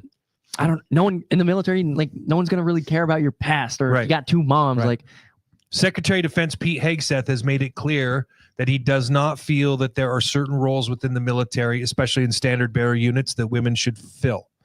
Now, all right, okay. So, and look, if you don't want to answer this because your fiance has your testicles at home, I mean, hopefully you brought your quick disconnect switch and you can pop that sucker back in there and answer this question. All right. I left mine on the charger at home, so that's okay. As a former tanker, I do not believe that women belong in tanks at all. I could go into the myriad of reasons, but I do not believe women belong in tanks. Now, you could make an all-woman crew on a tank, and that would be a different story. But I do not think they'd be able to even come close to meeting the physical demands of being on a tank, right? Broken track, loading a 90-pound round over and over again in 4 seconds or under. Now, some might. You might be able to get that rare exception that can. And that's fine. And if they pass the physical standards, that's fine. But there are also emotional and psychological things you that just come into answered your play. own question. Well, I didn't ask a question yet. How could I have answered it? Well, because you're trying to get at if like women, like they can't be tankers. No, I was going to ask you what you thought and what your opinion was about women in standard bearer units. If you think the Secretary of Defense is making the right choice, or if you believe that maybe he's erring in his judgment. Now, for the best of my knowledge, he hasn't removed any women from standard bearer units at this point. No, he shouldn't. So tell us what you think. So we got set standards for a reason, right? During the Biden administration, a lot of standards were lower just to meet like recruitment criteria, which should not have been the case whatsoever, because we had a lot of fat bodies and people that just shouldn't like mentally be in the military. Talk about what do you mean by standards? You mean physical PT ability? Like physically fit, you know, mentally stable, all that, right? As long as there is a set standard and a female can meet those set standards for that job in particular, like they should be able to do it. No questions asked. And I'll use tanking because I was a tank commander when I ETS. Well, we'll go with that. Yeah. Should a woman who's wants to be in tanks, by the way, not a smart choice. 0% of those skills are applicable in the outside world. I learned that the hard way. Okay. I'm like, I could drive a 55-ton vehicle that's 16 buys over open terrain doing 32 miles an hour, fire a 90-pound bullet 4 miles away and hit a fucking telephone pole. Pretty badass skill. Doesn't relate to working on a bulldozer, however. And I got told that literally. So you have no heavy equipment experience. Well, I'm like, oh, I fucking think I do, but the employers didn't. So anyway, the question is should a woman? Well, let me rephrase this because I don't want to lose where I was at. Does a woman have to meet the same physical standards within her MOS as a man does? Right now, no, but I know the Pentagon is working on like changing that. Do you think that the idea is to make sure that, and that was always my issue across the board for specific MOSs in particular, because you would always have that down, and I liken it to hiring practices of the 80s when there were issues with hiring people of color and stuff like that, where they would get to jump ahead in the line. It was not based on merit; it was based on other factors, right? What was the word for that, Kevin? Quota. No, it was affirmative action. Affirmative action. Thank you. I'm a trained professional. Like in the military, there's no room for affirmative action in the military. You know, you can't put women on tanks because it makes somebody feel good, right? Because there are certain physical demands to that job specifically, just like artillery. Infantry is the same way. But I've never made any bones about it. I think that the reason women shouldn't be on tanks is because of the physical demands, unless that woman can meet the same physical demands as a man. If she does, no problem. But I don't think we can escape the idea that there's a psychological and emotional component to having women serve side by side with men in an environment like combat. I know Lori's frowning over there, and I understand why, but you need to let me finish. Oh, your mic's not on. Dennis, you ass. There you go. Gotta let the lady talk. I mute stuff when people walk away and are clinking glasses. Yeah. Sorry. Okay. Try to always defend himself. Anyways, Go no, ahead. I'm I gave her the just good one. furrowing my brow because Yeah. I was wondering where you're going. with Okay, this good. exactly. Yeah. So the biggest issue is men. It's not women.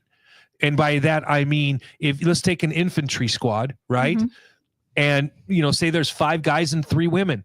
But are you talking on the field or are you talking, on Talking the field? in battle, in combat. battle. Yep. Okay, got it. So we I see where are this is still innate creatures, right? And we to protect. and- Yeah. yes, Mhm. and a man is going to feel a need to protect, and men will develop relationships that, even though it's professional Mhm. and everybody's, hey, that's just a soldier, right? Mhm. You will still have men that develop emotional attachments to those women, and maybe vice versa. But just women are better about it than men.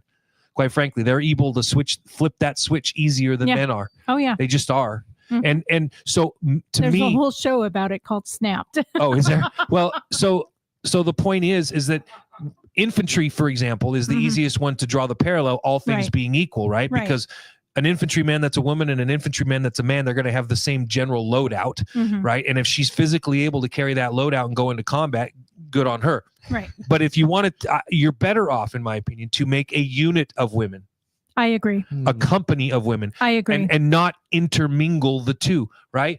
What kind of risks is a man going to take if he's an infantryman and he hears a woman that he's very close with, maybe has an emotional attachment with, even though nobody knows, Mhm. because that happens a lot with men, Mhm. right?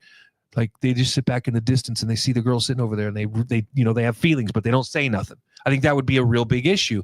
And all of a sudden he's taking risks he wouldn't otherwise take, because he's feeling protective. He's feeling like he has to defend that woman. So it's no The same longer could be about said, mission. Like if that woman was a guy, right, and you have close relations, like that guy's Yes, like a it brother can. to you, like yes, of course I'd be trying to get to him too.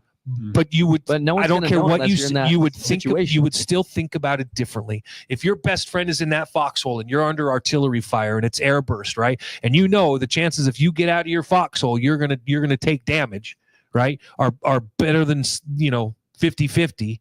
You're gonna be more apt to take those unnecessary risks for a woman that you may or may not develop a psychological or emotional attachment to. I know everybody's like, maybe no, man, they're better than that. I'm telling you, there's no way to escape it. And it's not that it wouldn't happen every time, because it wouldn't.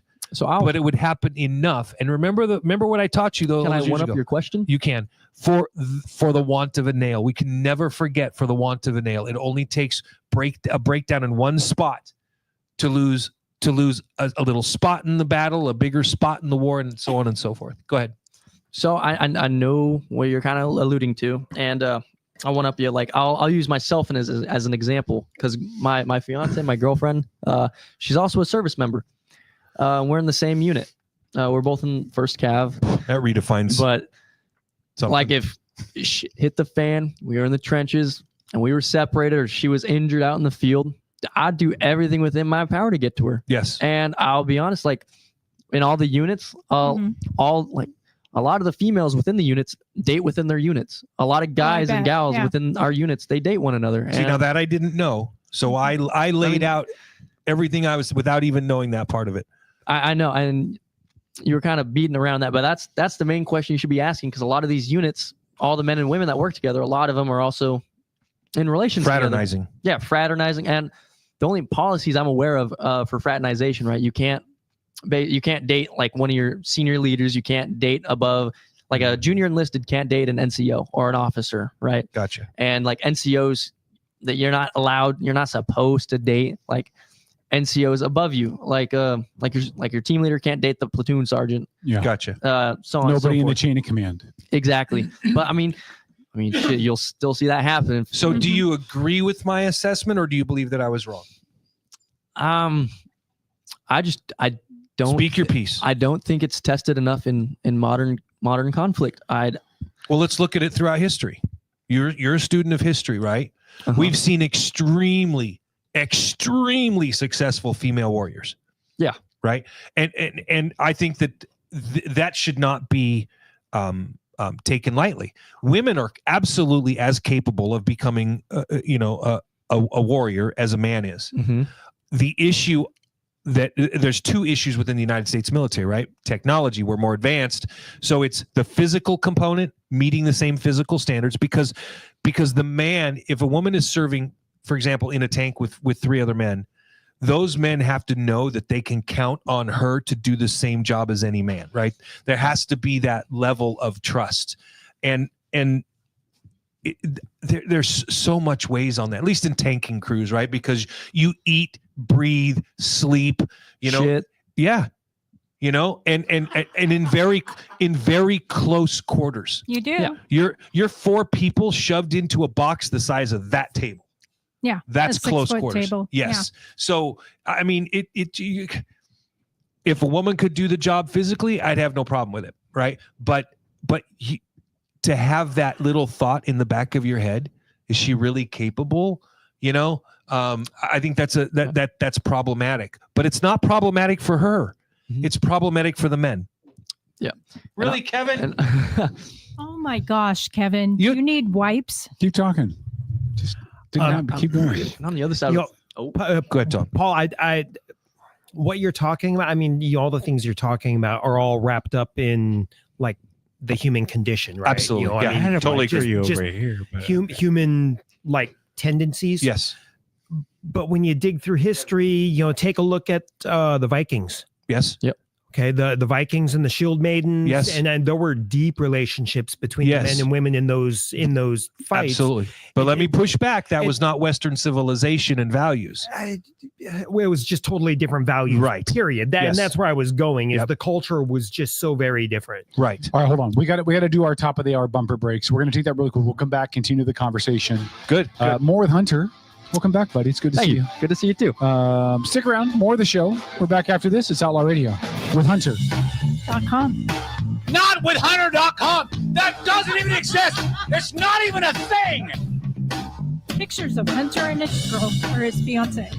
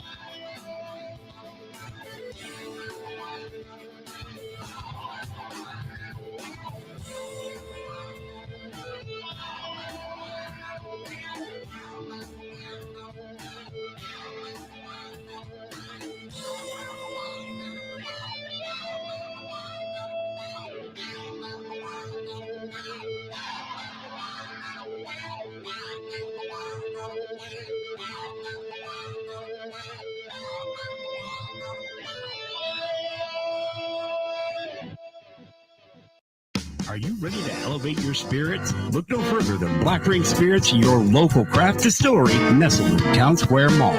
Indulge in the smooth richness of our handcrafted spirits, meticulously distilled to perfection. Whether you prefer the bold kick of our bourbon or the subtle sophistication of our gin, Black Ring Spirits has something for every palate. Visit us today at Town Square Mall and experience the essence of true craftsmanship. Black Ring Spirits, where passion meets perfection, unconventionally traditional. Admin a la carte are specialized local experts committed to helping you run your small business. From general admin and sales support to marketing, digital media and technology to real estate and compliance. Admin a la carte's only goal is to take your business to the next level. Find out how Admin a la carte can elevate your business. Visit admin-alacarte.com for more information. That's admin-alacarte.com. Admin a la carte. Your business doesn't fit into a box. Why should you have to? On a recent episode of the Outlaw Radio Network. Some of our listeners even appreciated you dumbing it down for them. So, on behalf Sometimes of I have to mansplain for people like. By the way, mansplaining is when men explain things to a woman in a condescending tone. I just mansplaining. That's the Outlaw Radio Network Sunday nights at their new time from 6 to 10. You older people, I know you're getting a little edgy right now, but you better get into me because I don't want to bum you out, but I'm the future of America. This is the Outlaw Radio Network. Good evening, my fellow citizens. It's kind of stony, huh? It's a real thing. A radio signal from another world. The United States government presents The Outlaw Radio Network. To provide guidance to mankind.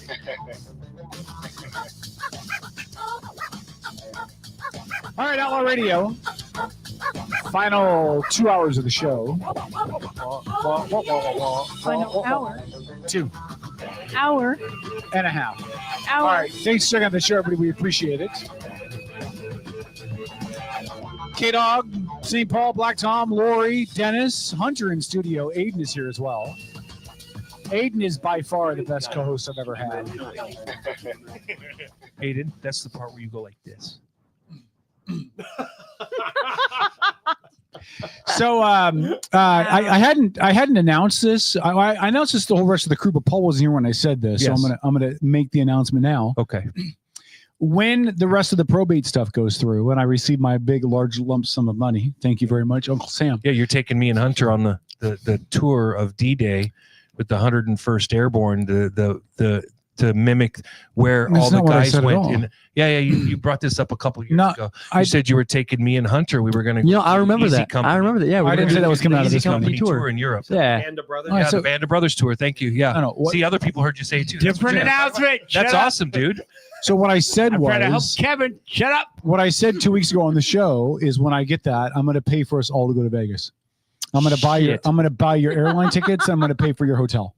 I still control Okay. mute buttons. Any I'm spending money With our own. is your own, but I will pay for your airline tickets and I will get your. And The only rule is we stay where I pick, and we'll do a couple shows down there. Better be a Motel 6. No, man, I'm thinking I was thinking the Cosmopolitan only because Motel 6. the Cosmopolitan has balconies with the fountains behind you. So we could be out on the balcony with the fountains going behind us doing the show. I think it'd be great. Oh, is That that would be what's kinda cool. across from the Bellagio now? It's next to the Bellagio. Well, we've got a good friend of this show that lives down there. Yeah. You should reach out to him and see if he has any contacts within the industry. I'll ask him to get us a location, Chris, that we could do a show. It doesn't matter. It doesn't have to be in a hotel or a casino because those are loud anyway.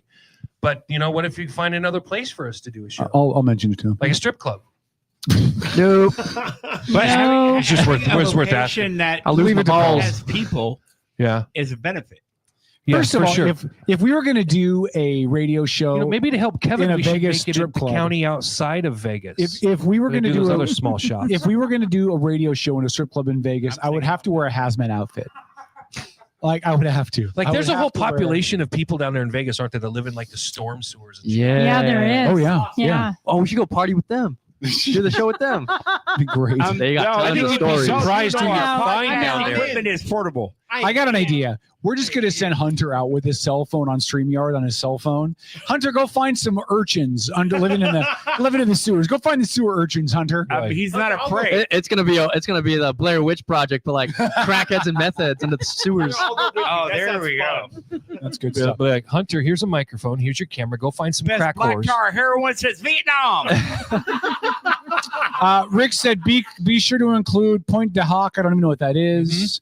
Robert says, does men and women in a unit create more tension that could be avoided? That's from last hour's conversation, but he answered it during top of the hours. Margie said Vikings females had soldier status. She's correct. And Those are the shield Margie, maidens. Margie also said, thank you for your service. Oh, thank you. Hunter, let me ask you the real question that people want to know. All right. I have asserted on this show many times that America started its descent from the greatest nation in the world the minute women were given the right to vote. Am I correct? Oh, Kevin. No, answer truthfully, Hunter. Don't let your father. It's like Jeopardy. Dun, dun, dun, dun, dun, dun, dun, dun, Under Yes. advice of counsel. Did you just say yes? Do I need to say it again? Yes. Yes. Yeah, thank you. No. Oh crap. Yeah. No. Yeah, listen. It's true, and here's why. This is why Kevin's. Life would have been No. Our nation would have been so much better off if they knew their place. Oh. No, I'm kidding. Hunter. I thought I was I'm going to get tag more that, laughs. Make that into a promo. Hunter, behind every joke, there's a hint of truth. Well, here's the deal, right? Here's the deal. Don't be afraid. All right. I'm not knocking women, and I don't want to, like. Yeah, you are. No, I'm not. No. He'd knock boots with any woman anytime, man. Mm-hmm. Lori, what you doing after the show? Listen, no. Nothing with Kevin. I'm not knocking women. Let me explain again. Does that mean you're available? Dennis called 1-900 anal beads. So the fact of the matter is that before women given the right to vote, men look at things as in a more logical, linear way. Women are more in touch with their feelings and more in touch with how they feel about things, which is important. We need that in society. And I have one question for you, Kevin. Can I finish my explanation before you interrupt me? See, this is like a woman to interrupt. Who did you call to ask to review your statistics homework? I asked you to. Yeah, exactly. Because I want an extra set of eyes. But hold on. Women think with their feelings and their emotions, which is important. Yes, they do. Not all. As a general rule, generally. You are like a female version of Hitler, but most women, most women think with their feelings and emotions.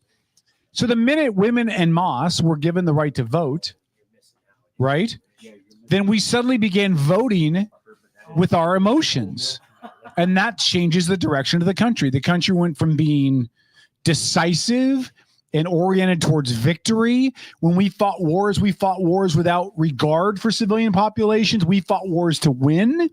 We've slowly become a nation that fights wars not to lose. Hey, there's a nuked difference. Japan after women had the right to vote. But they didn't have it for very long. Like, it takes time.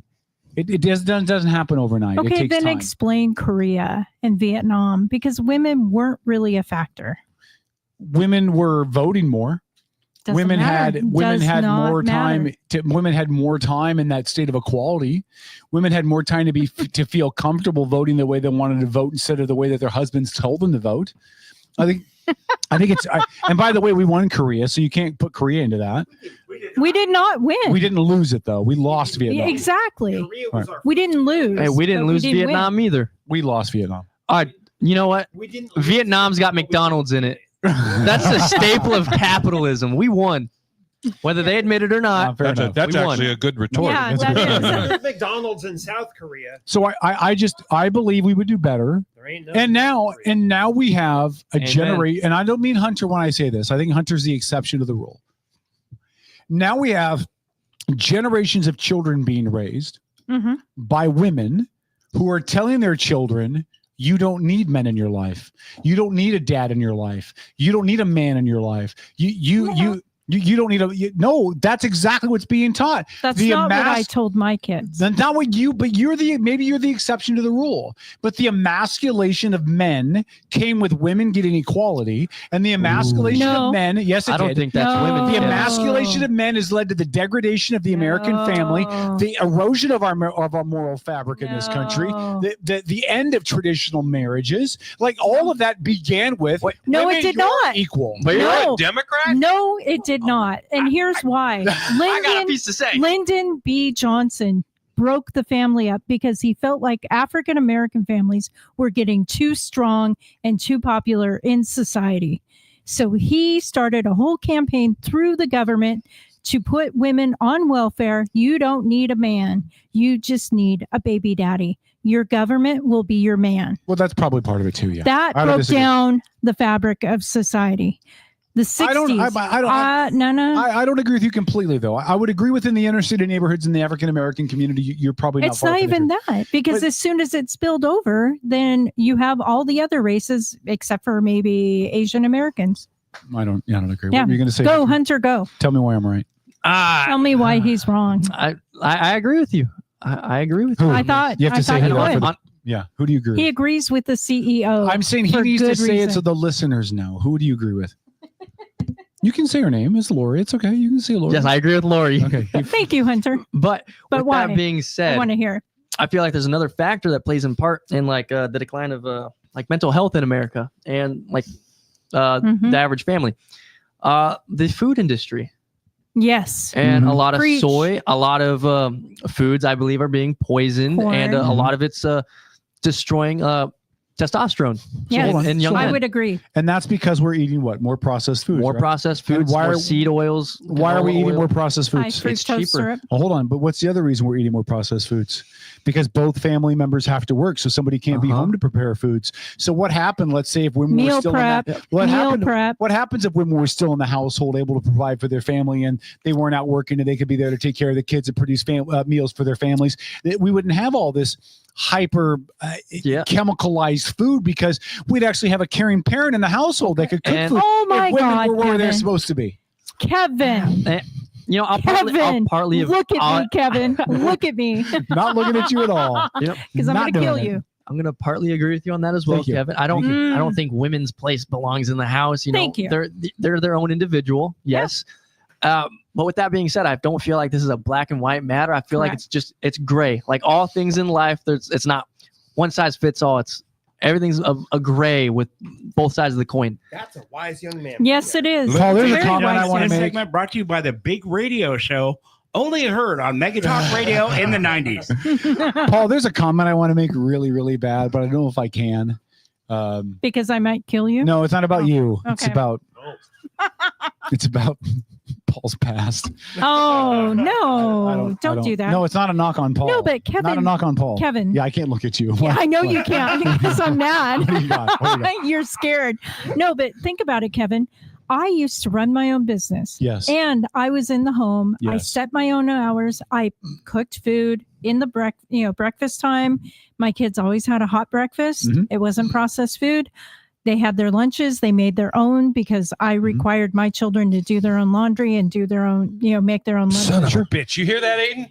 Time to start doing your own laundry. Self-sustaining. Yeah, especially when it came to that time in their life where they might wake up with wet sheets. No one wanted to have that conversation with mom, so they learned. So, Lori, before let me ask you a question. You hear that, And then dinner was decided between me and my ex-husband. Either one of us would cook. Both of us worked. Okay. Let me ask you a question. Mhm. Let me ask you a question, Lori. Sure. If you have a kid who's bullied, hmm okay. I did have one. No, Yeah. hold on. Just let me ask the question.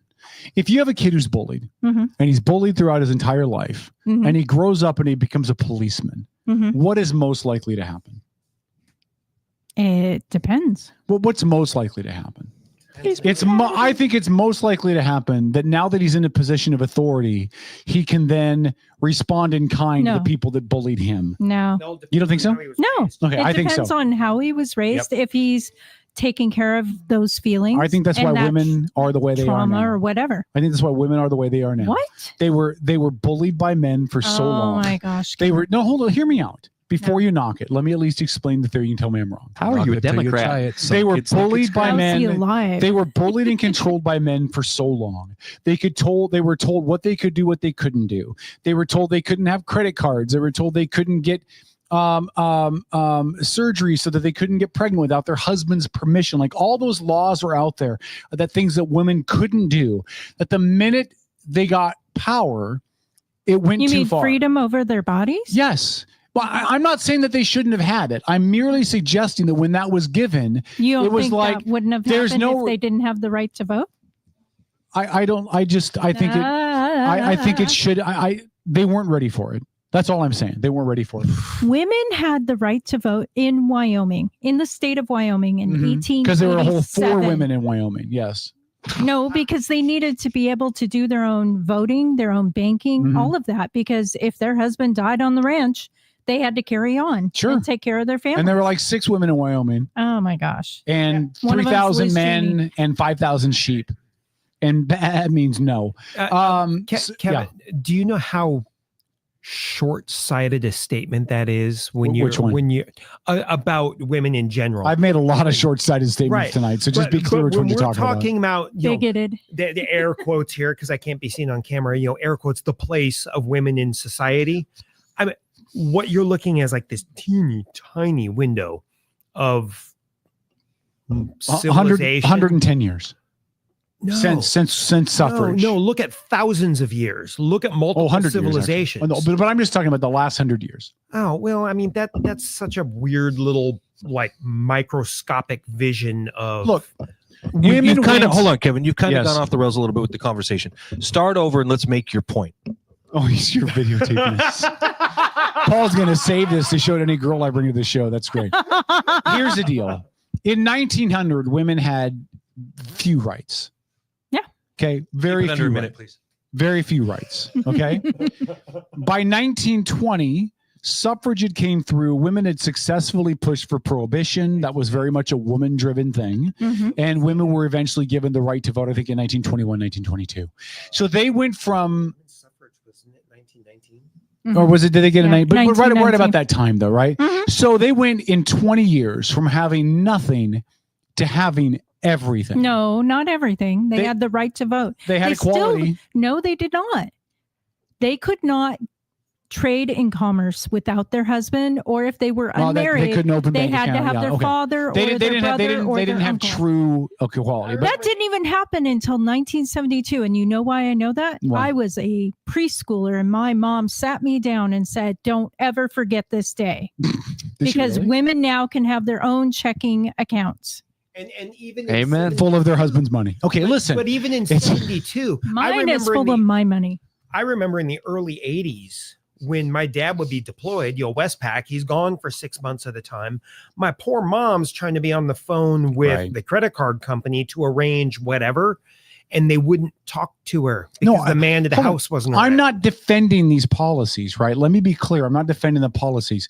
I'm merely suggesting. Seems like you are. No. I'm merely suggesting that women went from no say to equal say in vote. In equal say in the vote, right? Yeah. In 20 years. And they weren't ready for it. I think they were. They weren't. I'm going to equate it to the end of slavery. That one I'm staying at. Hold on. I'm gonna equate it to the end of Okay. slavery. Okay. Oh, this is. Hold on. At the end of slavery, listen. Any historian will tell you that I'm right about what I'm about to say. No, they won't. Yes, they will. About this, they will. When African Americans were released from slavery, they weren't prepared for it. Most of them did not have an education. Most of them could not read. Most of them did not have marketable skills besides working in the plantations that they wanted to get out of. So even though most slaves But you're saying hold most. on, let me finish. Even though slaves were free, most of them returned back to the plantation to horrible working conditions and mistreatment by their owners because they had no other choice because they weren't prepared. Ideally, in an ideal civilization, there would have been a buffer in there where they would have had received some education and had the opportunity to learn new skills before they were suddenly thrust out into the real world as equal citizens. They didn't have it, and so they were doomed. The African-American population was doomed. No. Hold on, let me finish. They were doomed for 100 years of lack of equality because they weren't prepared. They didn't have the education or the skills to do it. It did take 100 years, Lori. Stop shaking your head at me. It took 100 You're years until the talking Equal about a Rights Act. specific region in the United States. No, I'm talking about nationwide. No. In the North, African Americans were already working. They were already developing skills, building their own business. Why do you think the government shut down the black banking? In Tulsa? Yeah. Yeah. The Tulsa, Why? right, yeah. Why did they do that? Because they were doing so well. Yes. No, I agree. So that totally goes against what you're saying. Has No. nothing to do with the skills. Yes, I agree. In the South, they didn't know what to do. They went back to the plantation. Some would argue today that the Democrats are a plantation.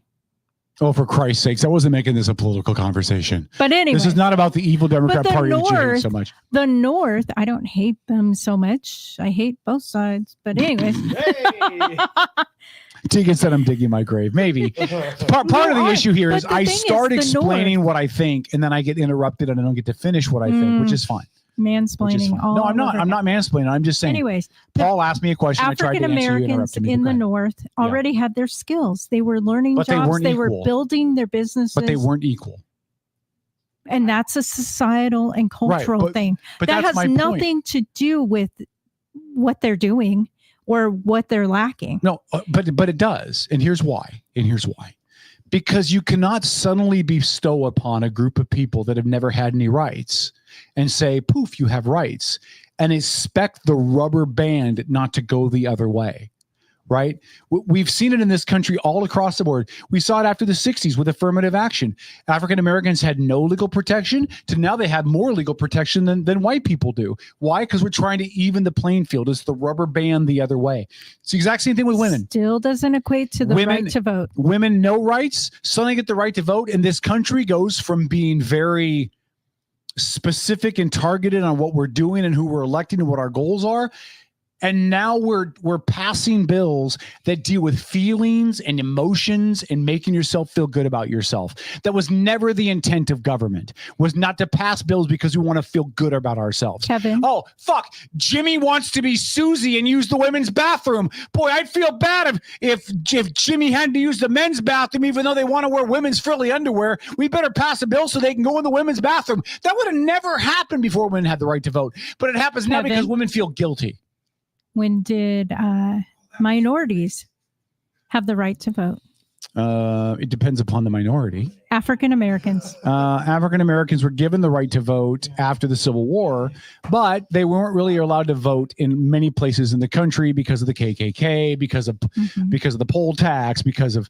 By the way, I love you, Kevin. Yeah. Thank you for that great TikTok clip. Fuck you. Fuck you twice. I mean, black people and women are gonna fucking hate you when that shit goes up. But no, and the trans people can hate me too. Hold on, we would not be passing all of these social warrior agenda stuff if women were not involved in the process, because men, right or wrong, don't think about this stuff. There is not a man anywhere that thinks, boy, I sure hope that 14-year-old boy can have his genitals removed. But women think about that stuff because it plays to their feelings and how they want to feel good about the world around them and the impact that they're leaving. That's not what men think about. Then and it never has been. Then why are the fathers also agreeing to do that to their children? Fathers? I would love to see which fathers are doing it. Oh, I'll tell you which ones are doing it. The ones that are completely pussy whipped by their wives because men have been so emasculated in this country that they're left to kind of kowtow to their overbearing, domineering, caring wife. Okay. But I would agree, men have been emasculated, but that started with Hollywood. That started back in the 70s, maybe even the 60s, before we were even born. Look at every sitcom with a mother and a father, and the dad is derp, derp, derp. So what are you going to change there? You've got to go to Hollywood. They've got to change things. You've got to have strong male leads in the household, both on TV and in real life. Lyndon B. Johnson did more to wreck the American family and American society than any other person, president, anything. I think it has nothing to do with the right to vote for women and more to do with Lyndon B. Johnson and his policies. Well, telling African American women, go get yourself a baby daddy, get as many as you want. The government will be your father, will be your husband. We will take care of you. We will give you food stamps. We will give you money. You can live in these apartments. You don't have to work. So, and then it migrated out amongst the races. Yeah. If you want to go racial. Tegan said in the chat, oh, hell no, I'm going to disagree. Tegan, you have to be more specific what you disagree about. Everything that you said. Well, there's probably. a lie. Well, no, because she said a minute ago, shut up, agree, leave the feelings out of it. That's exactly my point. Women bring feelings and feeling good about. So do men. Don't cut me off. Women bring feelings and feeling good about themselves and feeling good about the world around them and wanting to have this warm, fuzzy feeling in the cockles of their hearts. That's something women bring into it. Men traditionally are not bringing that into the equation. Men want to be either decisive or leave it alone. Men don't generally, Hunter, tell me I'm right. Men don't want to be in the mud without a resolution. When a man hears about a problem, it's in our DNA to try to figure out how to fix it. So if you come to me and say, hey, Timmy wants to be Susie and go use the girl's bathroom, a man is generally going to say, yeah, I don't fucking think so. Go take the dress off and put on some pants. Now, that you can say that that's bad. I'm not saying it's right or wrong. I'm talking about the psyche of a man, which is men tend to want to deal with it and F your feelings. Women are worried about how people feel about things and what's the lasting impact emotionally, and women put a lot into that. Not saying it's bad. It's an important trait in our society. It's why moms matter so much. Yeah, and women but you can't have that in government.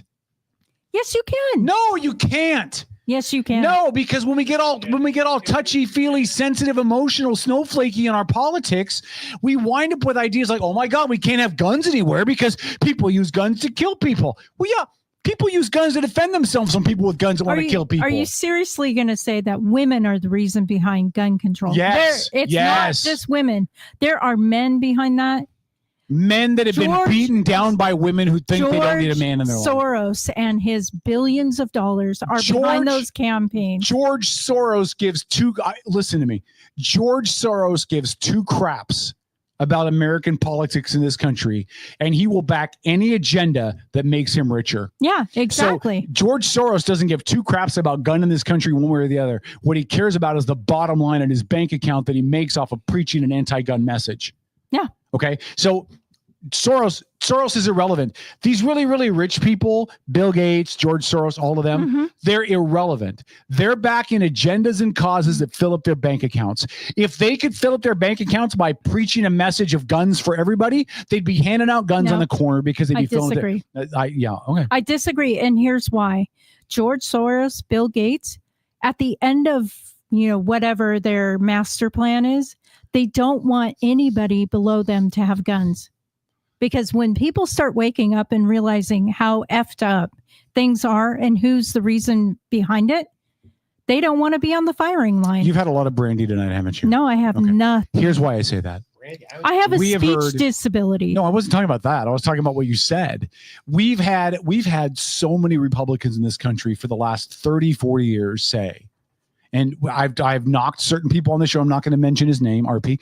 I'm not going to mention your name, okay? But we've had a lot of people on the show that have said, boy, if Democrats go just a little bit further, there's going to be a rise up. People are going to stand up with their weapons. They're going to stand up against all of this. They're going to fight back. And every single time they say that, something else happens. And what do? They don't rise up. They don't fight back. With the parental rights in this country have eroded every single year since we've done this show. Yeah. Nobody's ever stood up and armed.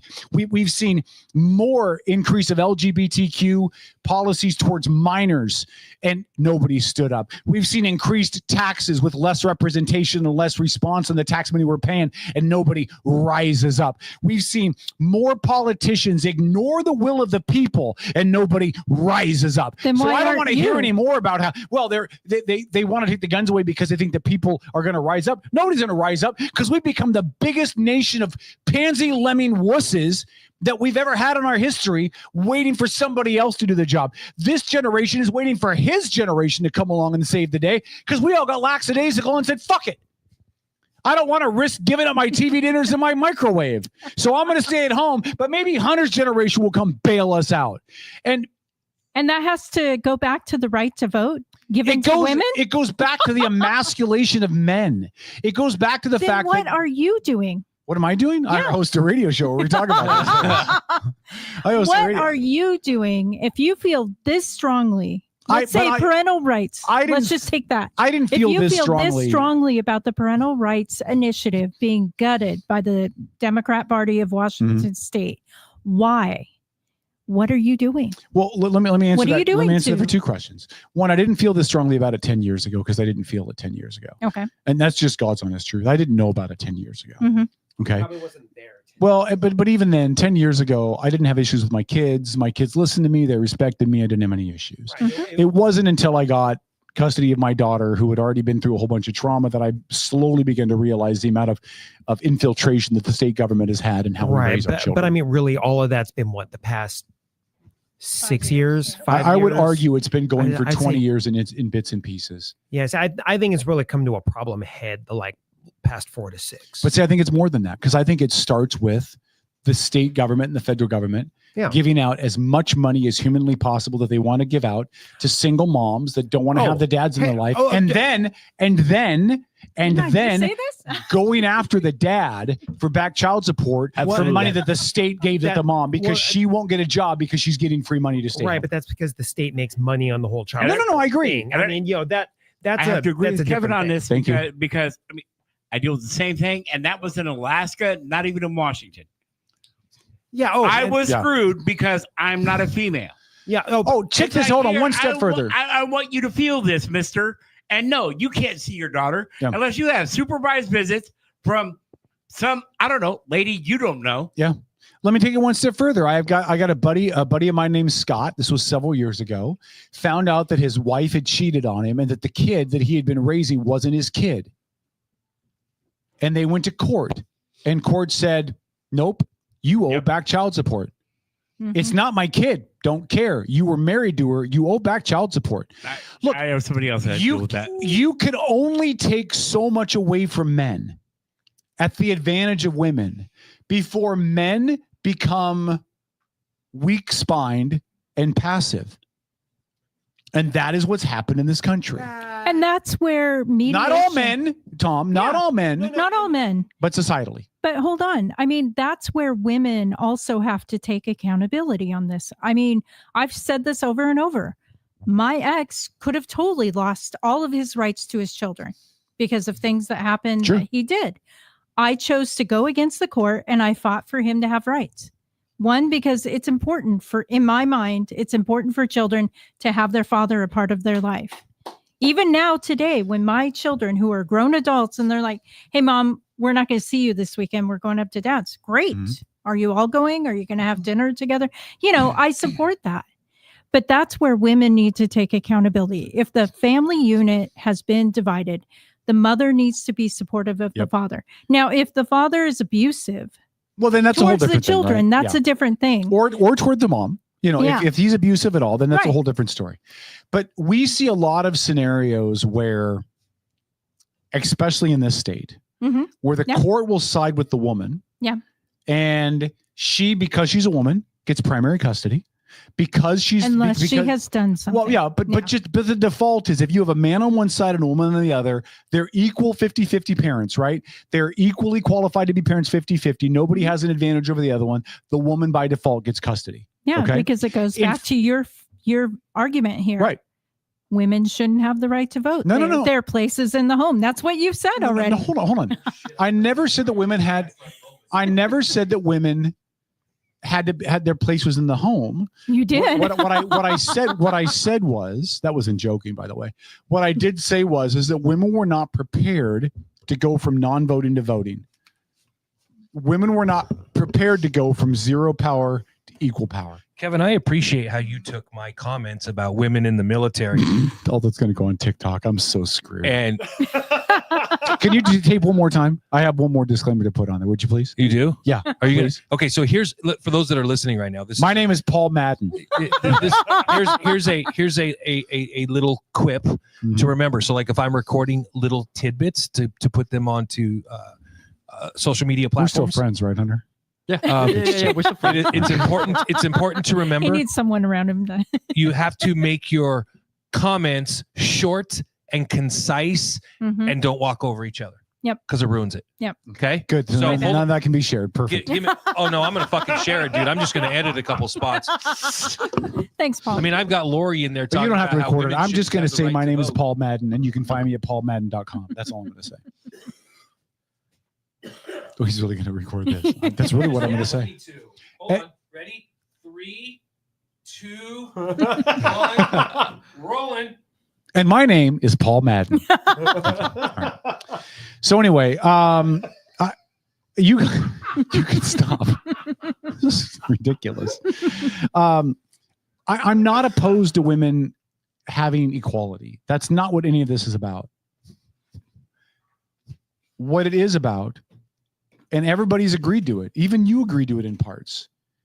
Women vote and think differently than men. Yes. And none of the things that we have encountered today would have happened if men if men solely were voting.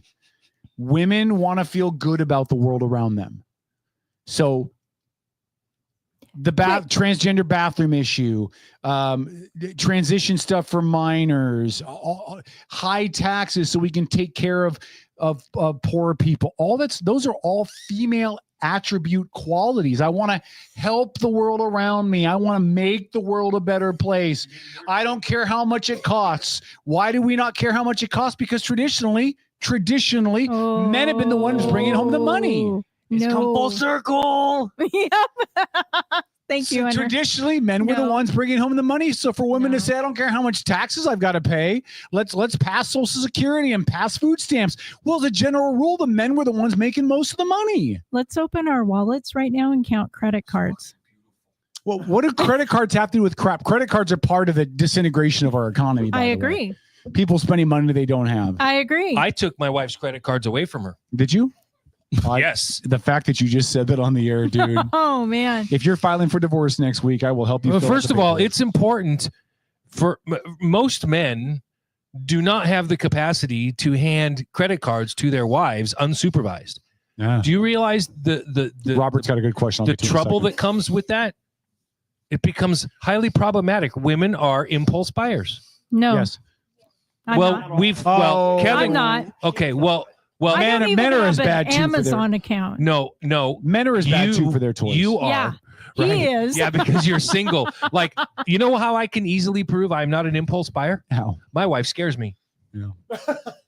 There we go. Really quickly, Robert said in High chat. five. Robert said in chat, and I think this is a really valid question. Who is more dependent on social services? At what age group? In general, men or women? Who's more dependent on social Ooh, services? I Women. think it would be almost divided. No, it's not. Women. Men are not on welfare to raise kids, generally. Women are. I mean, women are women are far more dependent on social services than men. They really are. And I don't mean that in a sexist way, but I don't know if there's a way to quantify that. Women are far more dependent on programs and services from the government than men are. What are the stats when women first got the right to vote? What are the stats of women who were old enough to vote versus who actually voted? I have no idea. Yeah. And not only that, but go back to your argument. Women were heavily influenced by their families, whether it was their father, their uncle, their brother, or if they were married by their husband. It wasn't really probably until like late 50s, early 60s that started changing. About the same time that we No, elected don't even Lyndon go B. there. Johnson, who came in and started to destroy the fabric We of the didn't American. elect Lyndon B. Yes, we Johnson. did. No, not the first time around. No, I didn't say the first time, but we kept him in office. JFK died first. We reelected him into office After the dude shot him in the front of the head. Yeah. Yeah. So, I mean, wait a minute. You just backed up my point. So about the time that women had gotten Hold on, out, Kevin, start this over. Okay. So about the time that women got out, as you said, from under the thumbs of their male family members telling them how to vote, was about the 60s, about the exact same time that Kennedy and Johnson came in, passed more social reform, more domestic economic reform, passed more programs to give handouts and free things to people. That just happens to coincide with when women were feeling more empowered to vote how they wanted to vote instead of how men told them to vote. And that you just backed up my point. No. Women felt more power and more social programs. What passed in 1968, Lori? I don't know. The Civil Rights Act, which I thought was it was driven by women. 1964. 1968. 1968. Civil Rights Act. Civil Rights Act of 1968. I'm going to go double check it right now. Kevin, how have you benefited from the 60s and women having more power? Oh, wait, it was 64. got laid What more. passed in Yes! What passed in 68? Not the Civil Rights Act. No, the Civil Rights Act of 68. So we were both right. One passed in 64. The second one passed in 68. Mhm. Okay. My point is, you just backed up what I said. As women have felt more and more empowered and less controlled by men. But it Hold on, let me finish. Them. Let me finish. Yeah, but it still wasn't them. Hold on. As women have felt more and more empowered and less held down and dictated to by men, we have seen more and more social programs passed that have created more of a burden on our economic structure, that have been designed more to make us feel better about taking care of the little people, the disenfranchised, the ignored, the suppressed, the held down. which includes the passing of the ADA, the passing of the Civil Rights Act, the passing of all this other stuff. And when the farther women get away from suffrage, the more they feel empowered, and the more we vote on stuff to make ourselves feel better. Okay, but what was the makeup of Congress? Who L'Oreal. Congress. Mostly Maybelline. 99%. It was men. Yes. Yeah. And what's the makeup of Congress now? More women? Probably. So we're voting more and more social things that make us feel better. You're backing myself up. Roll it back. Okay, roll it back. To the 60s. Who's the one that made the social programs that happened?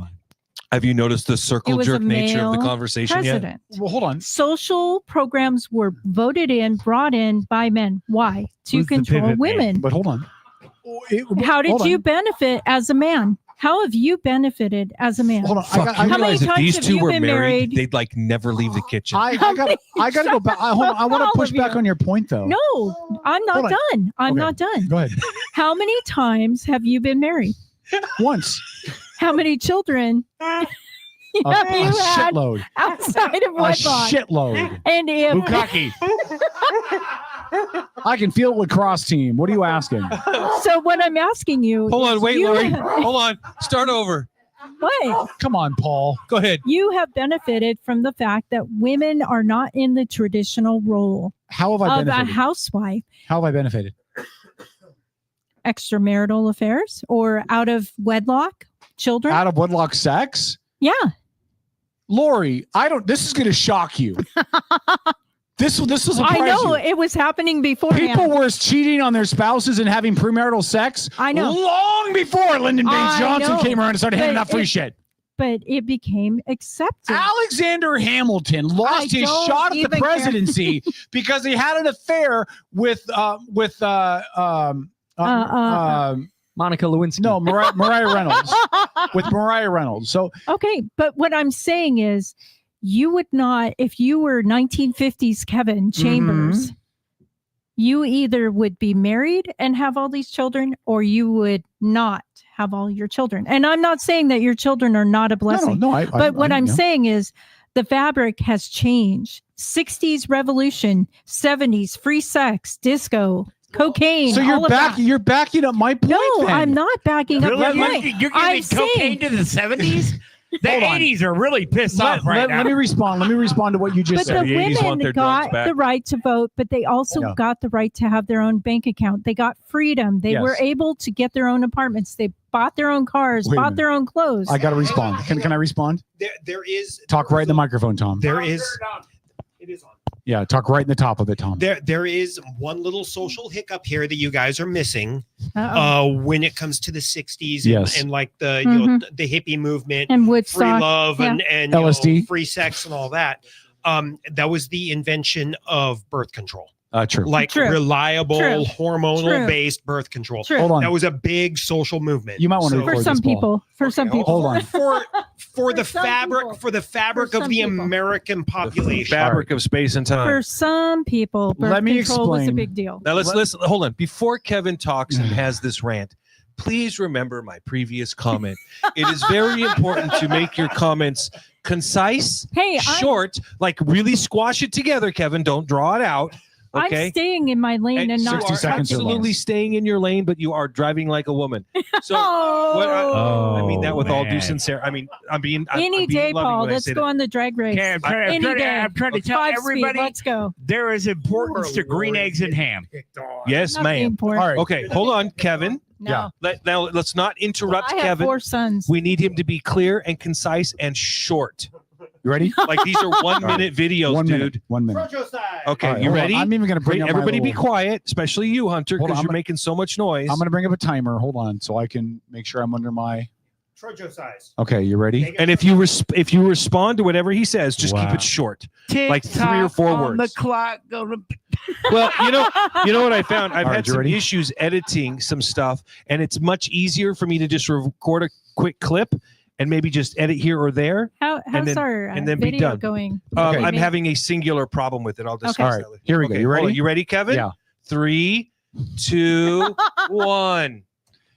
So, Lori, your assertion here is that women were able to find their own voice, and because of that, they've experienced a sexual revolution. They've found out who they are. They've expanded their horizons, and that I have somehow benefited from that.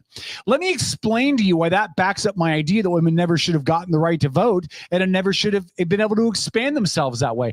Because through women growing and expanding and figuring themselves out and the sexual revolution, it accounts for the fact that men like me have procreated all over this country and created a lot of children that are growing up without fathers in the home. So the idea that women somehow finding their place has made the world a better place, I would argue is the exact opposite, because it has led to what I said before, the destruction of the traditional family and the further emasculation of men. And I would say that any man who's procreated all over the world could have kept it in his pants.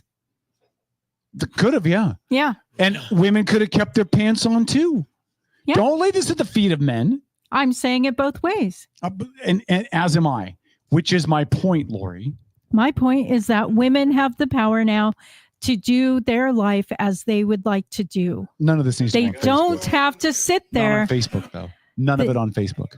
They don't have to sit there and agree with everything that their husband says for fear that he's going to grow tired of them, right, and divorce them. And then they're left with nothing because they don't have a job. They don't have a career. They don't have a life. Their whole life was taking care of their husband, taking care of their children. Oh, the good old days. And now women have their own life. They have their own social circle. It can include men. It can include women, transgender, Yeah. whatever you want to call it. But they have their own life. They have their own career. They have their own interests. Then it becomes more of a partnership Right. between a man and a woman. They get together. They decide to get married. They Right. have a life. They build something together. They have family, all of that. But let me respond. I don't disagree with any of that. I mean, I think you're absolutely correct on everything you just said. But that is not. I know I am. But that is not what I said. And what I said, taking everything you've said aside and put it in the this is correct pile. Yeah. It does not change the fact that since 1919, this country has moved progressively more to the left, progressively more open-minded, progressively more tolerant, progressively more protective of maligned individuals. And we've gone from being this budget-conscious country that's spent wisely and invested wisely and tried to do things in right ways to a country that tries to appease every group, no matter how small, no matter how maligned, no matter how insignificant in the overall picture of total numbers. Now we have to help everybody because it makes us feel good about ourselves. So women having equality within a marriage and all that, perfect, brilliant. But this idea of the government as the savior of everybody else's problems, making everybody else's life more productive and better, that is the result of women being involved because women want to feel good about their contributions. I disagree with that. It's the teachers. Yeah, and there are male teachers too. No, but I'm just saying it's why women make good teachers is because women look at a classroom and they want to help. How do I help Jimmy learn better? And so they want to focus on Jimmy and Jimmy's learning styles. How do I make Julie learn better? And they alter their platform so they can help Julie learn better because women are phenomenal teachers, right? So are you saying that men aren't? I'm saying that women in general are better teachers than men. Yeah. Because teaching, especially school-aged children, require nurturing. Women are better nurturers than men in general. Not always, but in general, right? So, but you can't take a woman.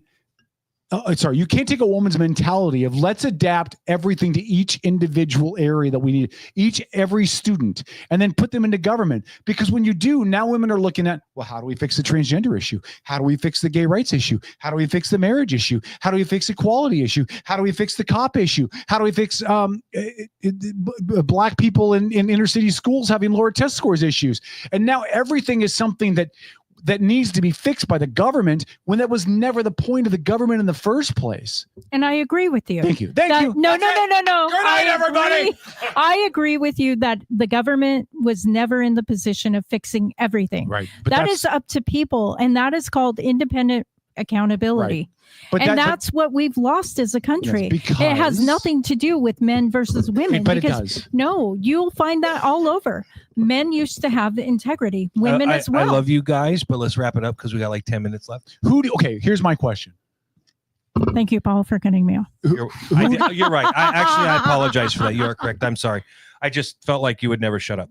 Oh, I'm kidding. I'm just. All I'm I'm saying I would like everybody who's listening to realize that I am the only female Yes. in a room Yes. full of 6 men Yes. or six And- six males. Sorry, And and can I I- don't want to classify No. if you consider yourself a full-grown male yet or not. And I would like to point out that I routinely over the years on this show have given Kevin complete grief for not allowing the woman in the room to talk. So Yeah. So really quick, comments in the chat, and then we'll be done with this. Tegan said, Lori, that was me, and I made my own life. And Kevin, I'm happy to make an informed vote. And Tegan, thank you, Tegan. Tegan, here's the deal. You are not a normal voter. And I don't mean based on gender. I mean based as a voter. Most voters are not as informed. They show up to the polls and they vote on what makes them feel better about themselves. They vote about how attractive the candidate is subconsciously. How that generally influences them. speaking, they're ignorant on 9 out of every Yes. 10 issues. So I All think voters. so Yeah, Tegan, yeah, all I voters, think yeah. I think you are unique, and you prove you're unique because not only are you an informed voter, but because you're informed, now you're involved in political causes and political party stuff. You're right? beautiful and unique just the way you are. They taught me that in the 6th grade, human growth and development. I firmly believe that what you're doing is unique as an American voter. Okay. Tegan said I love this conversation. Robert You're said, talking about taking away her right to vote. Robert said this whole conversation is a representation of what politics and culture has become. Yes. I wouldn't disagree.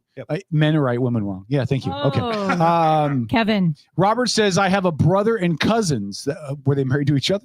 I have a brother and cousins that have gotten divorced. It was initiated by women. Paul, tell me, and again, I'm not asking you to draw on your personal experience, although Sure. I'm sure that taints it at somewhat. Well, we all are products of our lived personal experience, right? More and more now, I see women stepping out on their husbands. Yeah, I just had a More- phone call from a dear old friend today. 28 years of marriage. Ouch. More and more, I see women stepping out on their husbands. Now, again, it used to be men doing it all the time. God bless equality, and I'm actually serious. I about think that. men are still doing it just as much as they always have, but I think women now have kind of adopted the mentality. Oh, well, they've been doing it. I don't really care if I'm in this relationship or not, so I'm going to do it. Yeah. I just think that I think all it is the reality that women have seen men do it for so long to women that now they're kind of numb to it. And there's social media. We cannot make mince words about the fact that men are naturally sexual creatures that think about sex with women frequently. That's and most of your day as a man. Yeah. And But- as such, women, well, they're only limited by how they're feeling that day. If a woman wants to get some, she can go get some anytime she wants. Yeah, she can go find a guy that'll put out. Culturally speaking, I mean, men have been dallying around, shall we say, for I mean, forever, forever, Yep, forever and Agreed. ever Agreed. and ever. I Yep. mean, it's part. I think this is the nature. natural progression in human history. Well, it's part of human nature. I mean, it's why the species has progressed. But I mean, also, traditionally, men are the ones that were the explorers and My the mind's sailors. telling me no. Yeah. But I mean, we don't have to look My past. body, my body's telling me yes. Okay, sorry. Go ahead. I mean, we don't have to look much past Mongolia, where Take one that, in every take that, 9 take men is genetically related to Genghis Khan. Genghis Khan, exactly. Yeah, I mean, or the stereotype of a sailor with a girl in every port. Yeah. And, a well, not trucker. Kevin, but Well, yeah, but I mean, you get the idea. Oh, ouch. Tegan said in chat, well, maybe men should stop leaving the women to raise the children alone. Here's the problem with that. A lot of the time, the courts are making that the way it happens. Well, where men become weekend fathers, every other weekend fathers. Well, I responded to that in the chat also, and 70% of heterosexual marriages are the divorce is initiated by the woman. Yeah. So I didn't know it was that's high. I didn't realize it was that. I would have thought that it was maybe close to even. No, it's 70%. Yeah, that's Hunter huge. left because he agrees. People in the comment room are chatting. Hunter slid out. Yeah, Hunter left because he agrees with me, and he's Well, no, hoping Hunter- to, yeah, he's Hunter hoping just- to marry that girl, so he doesn't want to offend her. Well, he doesn't want a body of work on the internet for in perpetuity that she'll be able to pull up and hold against him. Once again, my mind's telling me no. Anyway, all right. Well, and I would like to speak to Tom's statistic of 70%. I'm Is sorry, there more? man, do we agree to let her talk? Is that No. okay? Do we agree? F off, All in Kevin. favor? F off, Kevin. So in that 70%, Yes. is there more to that? Is it broken down for the reasons why? Yes, some were do not- skanks, some were hoes. Wow. Some were, No, I do not know the specifics of that. I would like to know what percentage of women cheated on their husbands while their kids were away on vacation. I think we're taking See, that's really specific. Because I can honestly say, Did you see him laughing? Hold on. People have asked where that stat came from, the 70%. Yeah. A study by the American Sociological Association found that women initiated 69% of all divorces. From what year? Yeah. Okay. So that What year? 17, 14. No, 1714 divorce was not an issue. Was a joke, Tom. I know. Do libertarians not have 2015? humors? Okay. Okay. To continue what I was saying, Yeah. I've DJ'd in a lot of military heavy clubs, Mm-hmm. and I will guarantee you there was a lot of people I only saw when their husbands were out to sea. Well, you guys remember we're in a Navy town. What did the old joke back in the 90s and early 2000s used to be? If you wanted a chant, like if you were a single guy, when I was single, right, and I was going bar hopping with my buddies, we would always joke that if you wanted to clear a bar, all you had to do was walk in and go, "Shit, man, the Nimitz is coming back. They broke a prop." Whoosh, all the chicks would leave the bar. Yeah. Really, they weren't paying that close attention to the bars I was at. Well, loose lips sink ships, and I don't think we have to define the lips. Yeah, and some swim after troop boats, but it's all right. Right? You remember that, Kevin. Anyway, listen, guys, I want to thank you for being understanding and letting me come in as needed until I'm feeling better. So thank you very much. I'm going to turn the mic over here to Hunter for a minute so he can say goodbye to everybody. We have 2 minutes. No, we'll go a little bit late. Yeah, we'll go just a little bit late. Hunter, I miss the hell out of you, man. I can't wait. You're gonna live up here full time when you get out? Yeah, I'll be back up here after the holidays. So are you gonna be on like hanging out with the good people up here, or are you gonna be forced to hang out with the bad people while you're up here? He's gonna be married, dipshit. No. You know what I'm talking about. Wait. What do you mean? Kevin. What do you mean, good people and bad? Well, sometimes Kevin. when you come up here, you're not allowed to hang out with us, and you have to hang out with the other half of Kevin. people. So I want to make sure you're hanging out with the right people. God, Kevin, you're just I'm hanging punching out his on both card all sides. over the place here. I'm staying neutral. Yes. Great. No, hold on. I Yeah. am Switzerland, Kev. I know Good you're job, Switzerland. Hunter. I'm Good just saying, job. sometimes. Let it go. Hold on. Let me finish the question.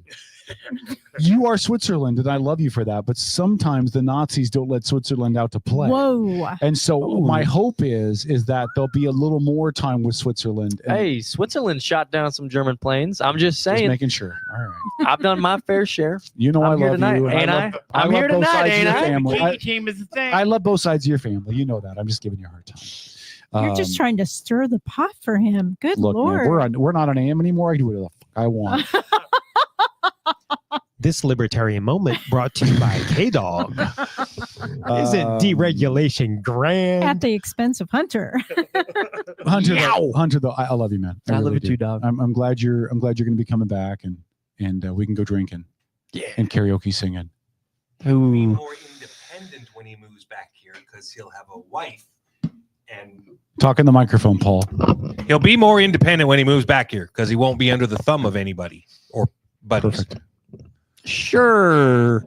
Just Yeah, for sure. just stop, guys. Paul, you really you really shown that to both wives that have been through this show. Oh, wow. Hunter, do you have anything you want to say or do, or anything you want to say on the show before we wrap this up tonight? It's been a blast. It's always a pleasure to be on. Are you listen? Can I offer you a job? Where It doesn't pay at all, but can I offer you a job? Oh shit. Well, I mean, When you what's the relocate, job? Let's when hear you about it. relocate up here, will you be a regular member of the show? Will you I would like you at every show. I'll try every once in a while. I don't know. No, every The week. face of the show. Every week. Every week. Every week, yeah. We'll see. Like, cut the guy some slack. He's gotta gonna be figure a out- new planning my one. whole life right now. I'm and he's planning gotta figure out everything. Work Yeah, but if too. you looked at all of us on Yeah. camera, in person, Okay.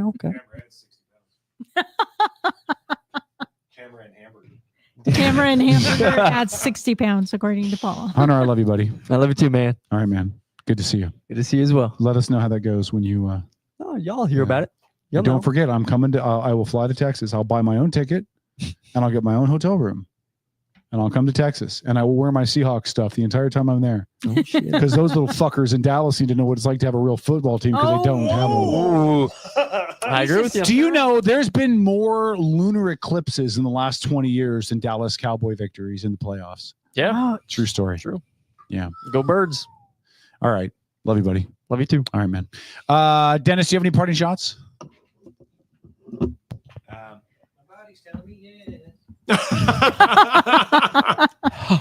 thanks. My usual cooperate for kids, of course. Looking forward to seeing my grandson on Tuesday, and Tell your grandson everybody from Outlaw said hello. I will. He won't care. Thomas liked being on the show. Yep. All Nice. 3 years of it. And I did talk to my granddaughter tonight, per usual. I sat Nice. out to the back. Good. Planning now 2 trips instead of 1 to Alaska this year. Beautiful. I'm jobless and single. So my goal is to have a girlfriend before Kevin. Oh, And well, not die alone. Damn. with all due respect to Kevin, you're probably more of a player than he is. The gauntlet I'm not a has player been anymore at all. thrown. Yeah. Wow, he called me a hoe. No, just a player. I mean, like to me, when I grew up, a player was a guy that didn't have no problem getting the chicks because he was self-confident. Yeah, that's not me. Yeah, that's it. Now a player is playing all the chicks because he's a hoe. Mm-hmm. Yeah. Oh, my bad. You're just a rake then, not a hoe. Damn. Well, I'm just I saying. have no it's- game left. I have no garden tool and I have no game. I'm fat, bald, and well, emotionally damaged. No, we could start a club, the Fat and Balding Club. Tom could be the president. Well, I'm not fat You anymore, gotta so hear, I'm you can. talking into a microphone left behind by my ex-wife. Stop it. Oh, Damn. that was fucked up, man. That was He fucked just up, humbled Dennis. you, Paul. I don't know what humble means. Why I got to be president? Well, because you bought the club. Don't you remember that old commercial? I like the hair club for men so much. Remember, he's not I just bought the president; business. he's also a client. Yeah. I'm also a member. Yeah. Yeah. Mhm. You I'm said not a client. member. I'm a member. You said member. And like I said, Bigfoot, No. Bigfoot is Fucking blurry. don't you do it. Oh, it's coming. Don't It's you do coming. it. Hit it. Turn Fall- everything off. fall Turn to everything off. This shit's embarrassing. Okay, do not here- do this. here, I'm Don't turning you dare, everything Dennis. off. Some tippy. I turned off Paul's mic. That's everything. I am Cornelio. And some oleo. Titicaca, titicaca, titicaca. My people are from like Titicaca. Ready, Tom? Ready? Boing. How would they say knuckle sandwich? How do they say knuckle sandwich? Yeah. He said, Dennis, we love you, Dennis. Thank you, Dennis. Lori, do you have any parting shots? I do. I would just like to remind everybody who won the football league this year. Touche, Lori. Lori. Who got second? Not me. Not me. Shows you how much coming in second place is worth in this world. That's Yeah, right. I don't Everybody remember. forgets that it was this guy. No, I was not first loser. I was further down the list. Yeah, I was first loser Okay. to Lori. Okay. it's just because I gave you all a head start that I finished so low. Well, yeah. Kind of makes me feel like I'm in a season. Yeah, you D-dirty led No, most shit of the counted. season. Are you threatening? All right. I just want to tell everybody thank you for listening tonight. Love you all. And look for us on TikTok and Oh my Instagram. God. YouTube. It's gonna go viral. I'm gonna kick Yeah. my Facebook. shirt. No, I got some good clips, and all it took was hitting stop at the right moment. That Oh, I'll be able to send you some audio too. Oh, okay. God. Well, I won't need the audio for these little ones. We'll be okay. You'll be able to God. overdub it and it'll sound direct. Well, that's true. I might be able to do that Can you imagine the hate mail I'm gonna get? after with the one clip. Yep, I can. Can y'all imagine the hate mail he was dreaming of? But all I care about is that people watch the full minute video, and that's it. That and maybe click like. So like, what a dick on that show. We got to find that show. That guy's a complete racist, sexist pig. Tegan said maybe men should do better. Tegan, I completely agree with you. Men should do better. What are we doing better at? And women, listen to me. Women should expect men to be better. We should do better in our choice of women in our lives. That's what But women should expect men to be better. Some women, not all, but many women will get with a man thinking, I'm going to change them. Oh God, no. I'm going to make them better. I'm going to Okay, you're going to go on and I love you, Bam. But I'm going to take this lump of clay and make it into a no. masterpiece. And I'm suggesting set the bar high. Yeah, women, if you're thinking you're going to fix him, go find a good soap opera or a movie or a set of books, because just leave him be. Yeah. If it's the right, set of books, you'll find a lot of fraud. And you guys can say I'm sexist all you want to. I'm really not. I raised if you know my daughters, I raised my daughters to have a high bar. Oh yeah. They are not going to take a man that is not worth their weight in salt and try to make them better. Your daughters are wonderful young ladies. They're going to expect in a ton of ways, with the exception of their political beliefs. Well, first of all, my youngest is more conservative than you think she is. I was referring to one in particular. Oh, she's very left, but she'll grow out of it. She'll grow out of it. Remember, she's a once you great start young paying lady, taxes, you forget how to be a liberal. No. Yeah, you do. No. You no. do. Yeah. I have proof in my house. How old are they? How old?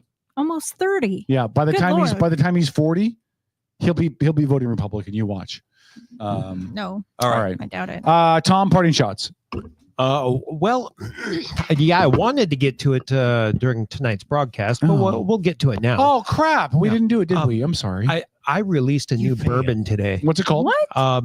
So this is my Madeira cask finished. That's my Madeira cask finished bourbon. It is quite delicious. It's quite delicious. And if you happen to eat some chocolate right beforehand, oh yeah, it is the most amazing explosion in your mouth you've ever had. Yeah, even if you're a hooker. How much for a bottle? And Lori was like, including tax and everything. Lori was like, explosion in my mouth. Where do I sign up? Now, why? That's expensive for a bottle of Not really. Not for the process. For a good bottle of good bottle of bourbon. Tom, that's what I was getting to. Okay. So I was setting you up to be able to explain to people why they're getting what they pay for, and it costs them more than they might expect than going to Safeway and getting right 7 and 7. Don't go to the grocery store. What most of your wine finished bourbons like this one ring in out the door $100 or so, because handcrafted. But well, I mean, on the larger scale, it's just because getting used wine barrels is so expensive for a distillery, and now you're asking a whiskey to spend time in more than one barrel, and barrels are expensive enough as it is. Can you reuse the same barrel over and over again? Not for bourbon. Really? Yeah. Wouldn't have guessed that. How come? Because Congress said so. Is there Kevin? There are actually laws that I have to follow, put down by Congress, in order for me to use the word bourbon on my label. So what? Okay, I didn't see people. I guarantee you, people have no idea about that. What do you do with the barrels after they're done? Do you sell them at like $50 or something? Because people put them in their gardens and stuff. Yeah, they do. No, those are barrels that have been abused. Barrels will end up with new life. They'll get sent overseas to Ireland and Scotland, because in Ireland and Scotland the law is they must use used barrels. It's kind of interesting. So the Irish and the Scottish snatch up used bourbon barrels, Caribbean rum barrels, port barrels, sherry barrels, you name it. They'll get a hold of them. Is it like a cast iron skillet where they just kind of keep that layer in there, or do they clean them out really good? No, they keep that layer in there because that layer, well, like a wine finished bourbon, you want that layer to impart some of the notes that it used to have in it. Now, eventually the wood wears out. You lose all the sugars and the oils, and then it goes to your garden. Gotcha. Yeah. Cool. Great information, man, because I would have never thought that stuff, because I was about to ask you for a couple of barrels. Oh, no. Well, I got fish I want to put in them and practice shooting. Oh, yeah. I just got a port barrel. I'm super excited to use. All right. So, Tom, do you have any other parting? That's Kevin's way of saying, what a fuck. Well, no, because Paul's like, we need to get out of here. Well, yes, we do. Yeah. Oh, no, we could sit here and talk whiskey all night. No, I'll shut up now. Just come in. We do this try our next Sunday show. Next Sunday show. Yeah. We will open at 6 p.m. Okay. With Whiskey Talk. Okay. Brought to you by Black Ring Spirits. Cool. Outlaw Chicken Banana. Outlaw. Turn that down just a And a smidge, taste will you, test. Dennis? To any of the listeners that come down at the beginning of the show, 6 p.m. If we're still open and that gate is up, you can have a taste of Tom's come whiskey. on in. Yeah, come on in. That'd be That'd be great. fun. Bring some. Should I chocolate. invite Alicia Beeler in studio? She was messaging that she'd Now, like to here's hear the back on thing: the if show. anybody shows up, though, Tom, we'll close the gate really fast. While they're walking up to it. No, I love having people come like explore spirits at the distillery. And you know, you've done an amazing thing in letting us set up shop down here in your shop. And so I think that the least we can do is promote it to our listeners and encourage that they come down here and taste your wares. So we have had lots of that. Heck, Jane Collins, one of our faithful outlaws. She had a girls' day out with some of her friends that were in town. Yeah, this is where they came. Nice. So excellent. Thank you, Jane, for coming in and patronizing Tom's establishment. Oh no, It's Black much Rain appreciated. gets lots of love from the outlaws. Good. And Tegan, to answer your question, yes, whiskey. Well, Tegan, why don't you come down and you can Yeah. be here at 6 o'clock when we start the show? We'll put you behind a microphone for a little bit. And wasn't it raspberry hibiscus I have vodka? I have a raspberry hibiscus vodka. In on the fact, why shelf. don't we take it a step further and any listener that comes down, we put them in front of the camera for a few seconds. They can give a review. Sure. And a promo. Yeah, there you that's go. dangerous. What if somebody tries it, doesn't like it? You know what I mean? Trust me, Tom's had that happen. I came down here and tried his vodka. His wife warned me. I invite, that's what I'm looking for. I invite critiques. One of my favorite early Google reviews was from someone who I didn't get a 5-star review from. I got a 4-star, and I got some really, really creative criticism, or not even creative, pertinent, relevant. Relevant, useful. I love usable critiques. I mean, if someone comes in and says, "Oh, this is delicious," well, thank you. What do you like about it? Oh no, I just like it. Can I give you some constructive feedback? Yes. You really need to work on creating a beverage that women will drink and find me attractive. So Okay. if you could get to work on that, that'd be great. I have ideas. Okay, thank you. Perfect. By the way, chloroform works wonders. Okay, I know how to make chloroform. Chloroform works wonders. All right, Tom, anything else? No. All right. I want to thank our guests again, Dave McMullan, for coming on in the first hour. I talked about some statewide political stuff. I want to thank Jim Moore for coming in and doing a whole bunch of sports talk with us. God, that was fun. I hope to do that again soon. Yes. A reminder that Paul's a dick, per Jim Moore. In fact, I need a picture of Paul with the words "Paul is a dick" in quotes with Jim Moore's name after it, so we can share it. Thanks to everybody active in the chat. We hope some of you guys come in and see us next week. Get a couple of shots in before the mall closes. You can hang out for the show. And thanks to Hunter for coming in. Hunter, again, thank you for your service, man. When you get under 6 months left in your active duty, you make sure you let me know so I can help you with your paperwork. All right, I love you, buddy. All right, what's that? I just extended 6 months, like a week or two ago. You extended 6 months, so you're supposed to be out before February of 26? Yeah. Oh, okay. Why'd you extend the ETS? Match ETS dates with the wife. Oh, okay. All right. Well, good. With the wifey, you haven't even proposed yet. Listen, I have an idea. Why don't you let us propose to her for you on the air? No, bad idea. Bad idea. We'll As talk the about woman in the room. You notice he didn't even stop to think about it. He's before got he it said, all planned. Nope. He knows what he wants to do, how he wants to do it. Yep. Let him do his thing. I mean, there wasn't even a hesitation. That, No, Exactly. But I think No. think, hold on. I think that between now and the next time we talk to him, Hunter will reconsider that and think it's a great idea. No. Because Really? women never get proposed to on the radio. She would be like, "Oh my God, that is so original." She would love it. And that's why I'm single. Good night, everybody. He's got Outlaw everything Radio. planned. We'll see you Have a guys great next week. Sunday at 6 p.m. Adios, muchachos. Remember, Paul's a dick.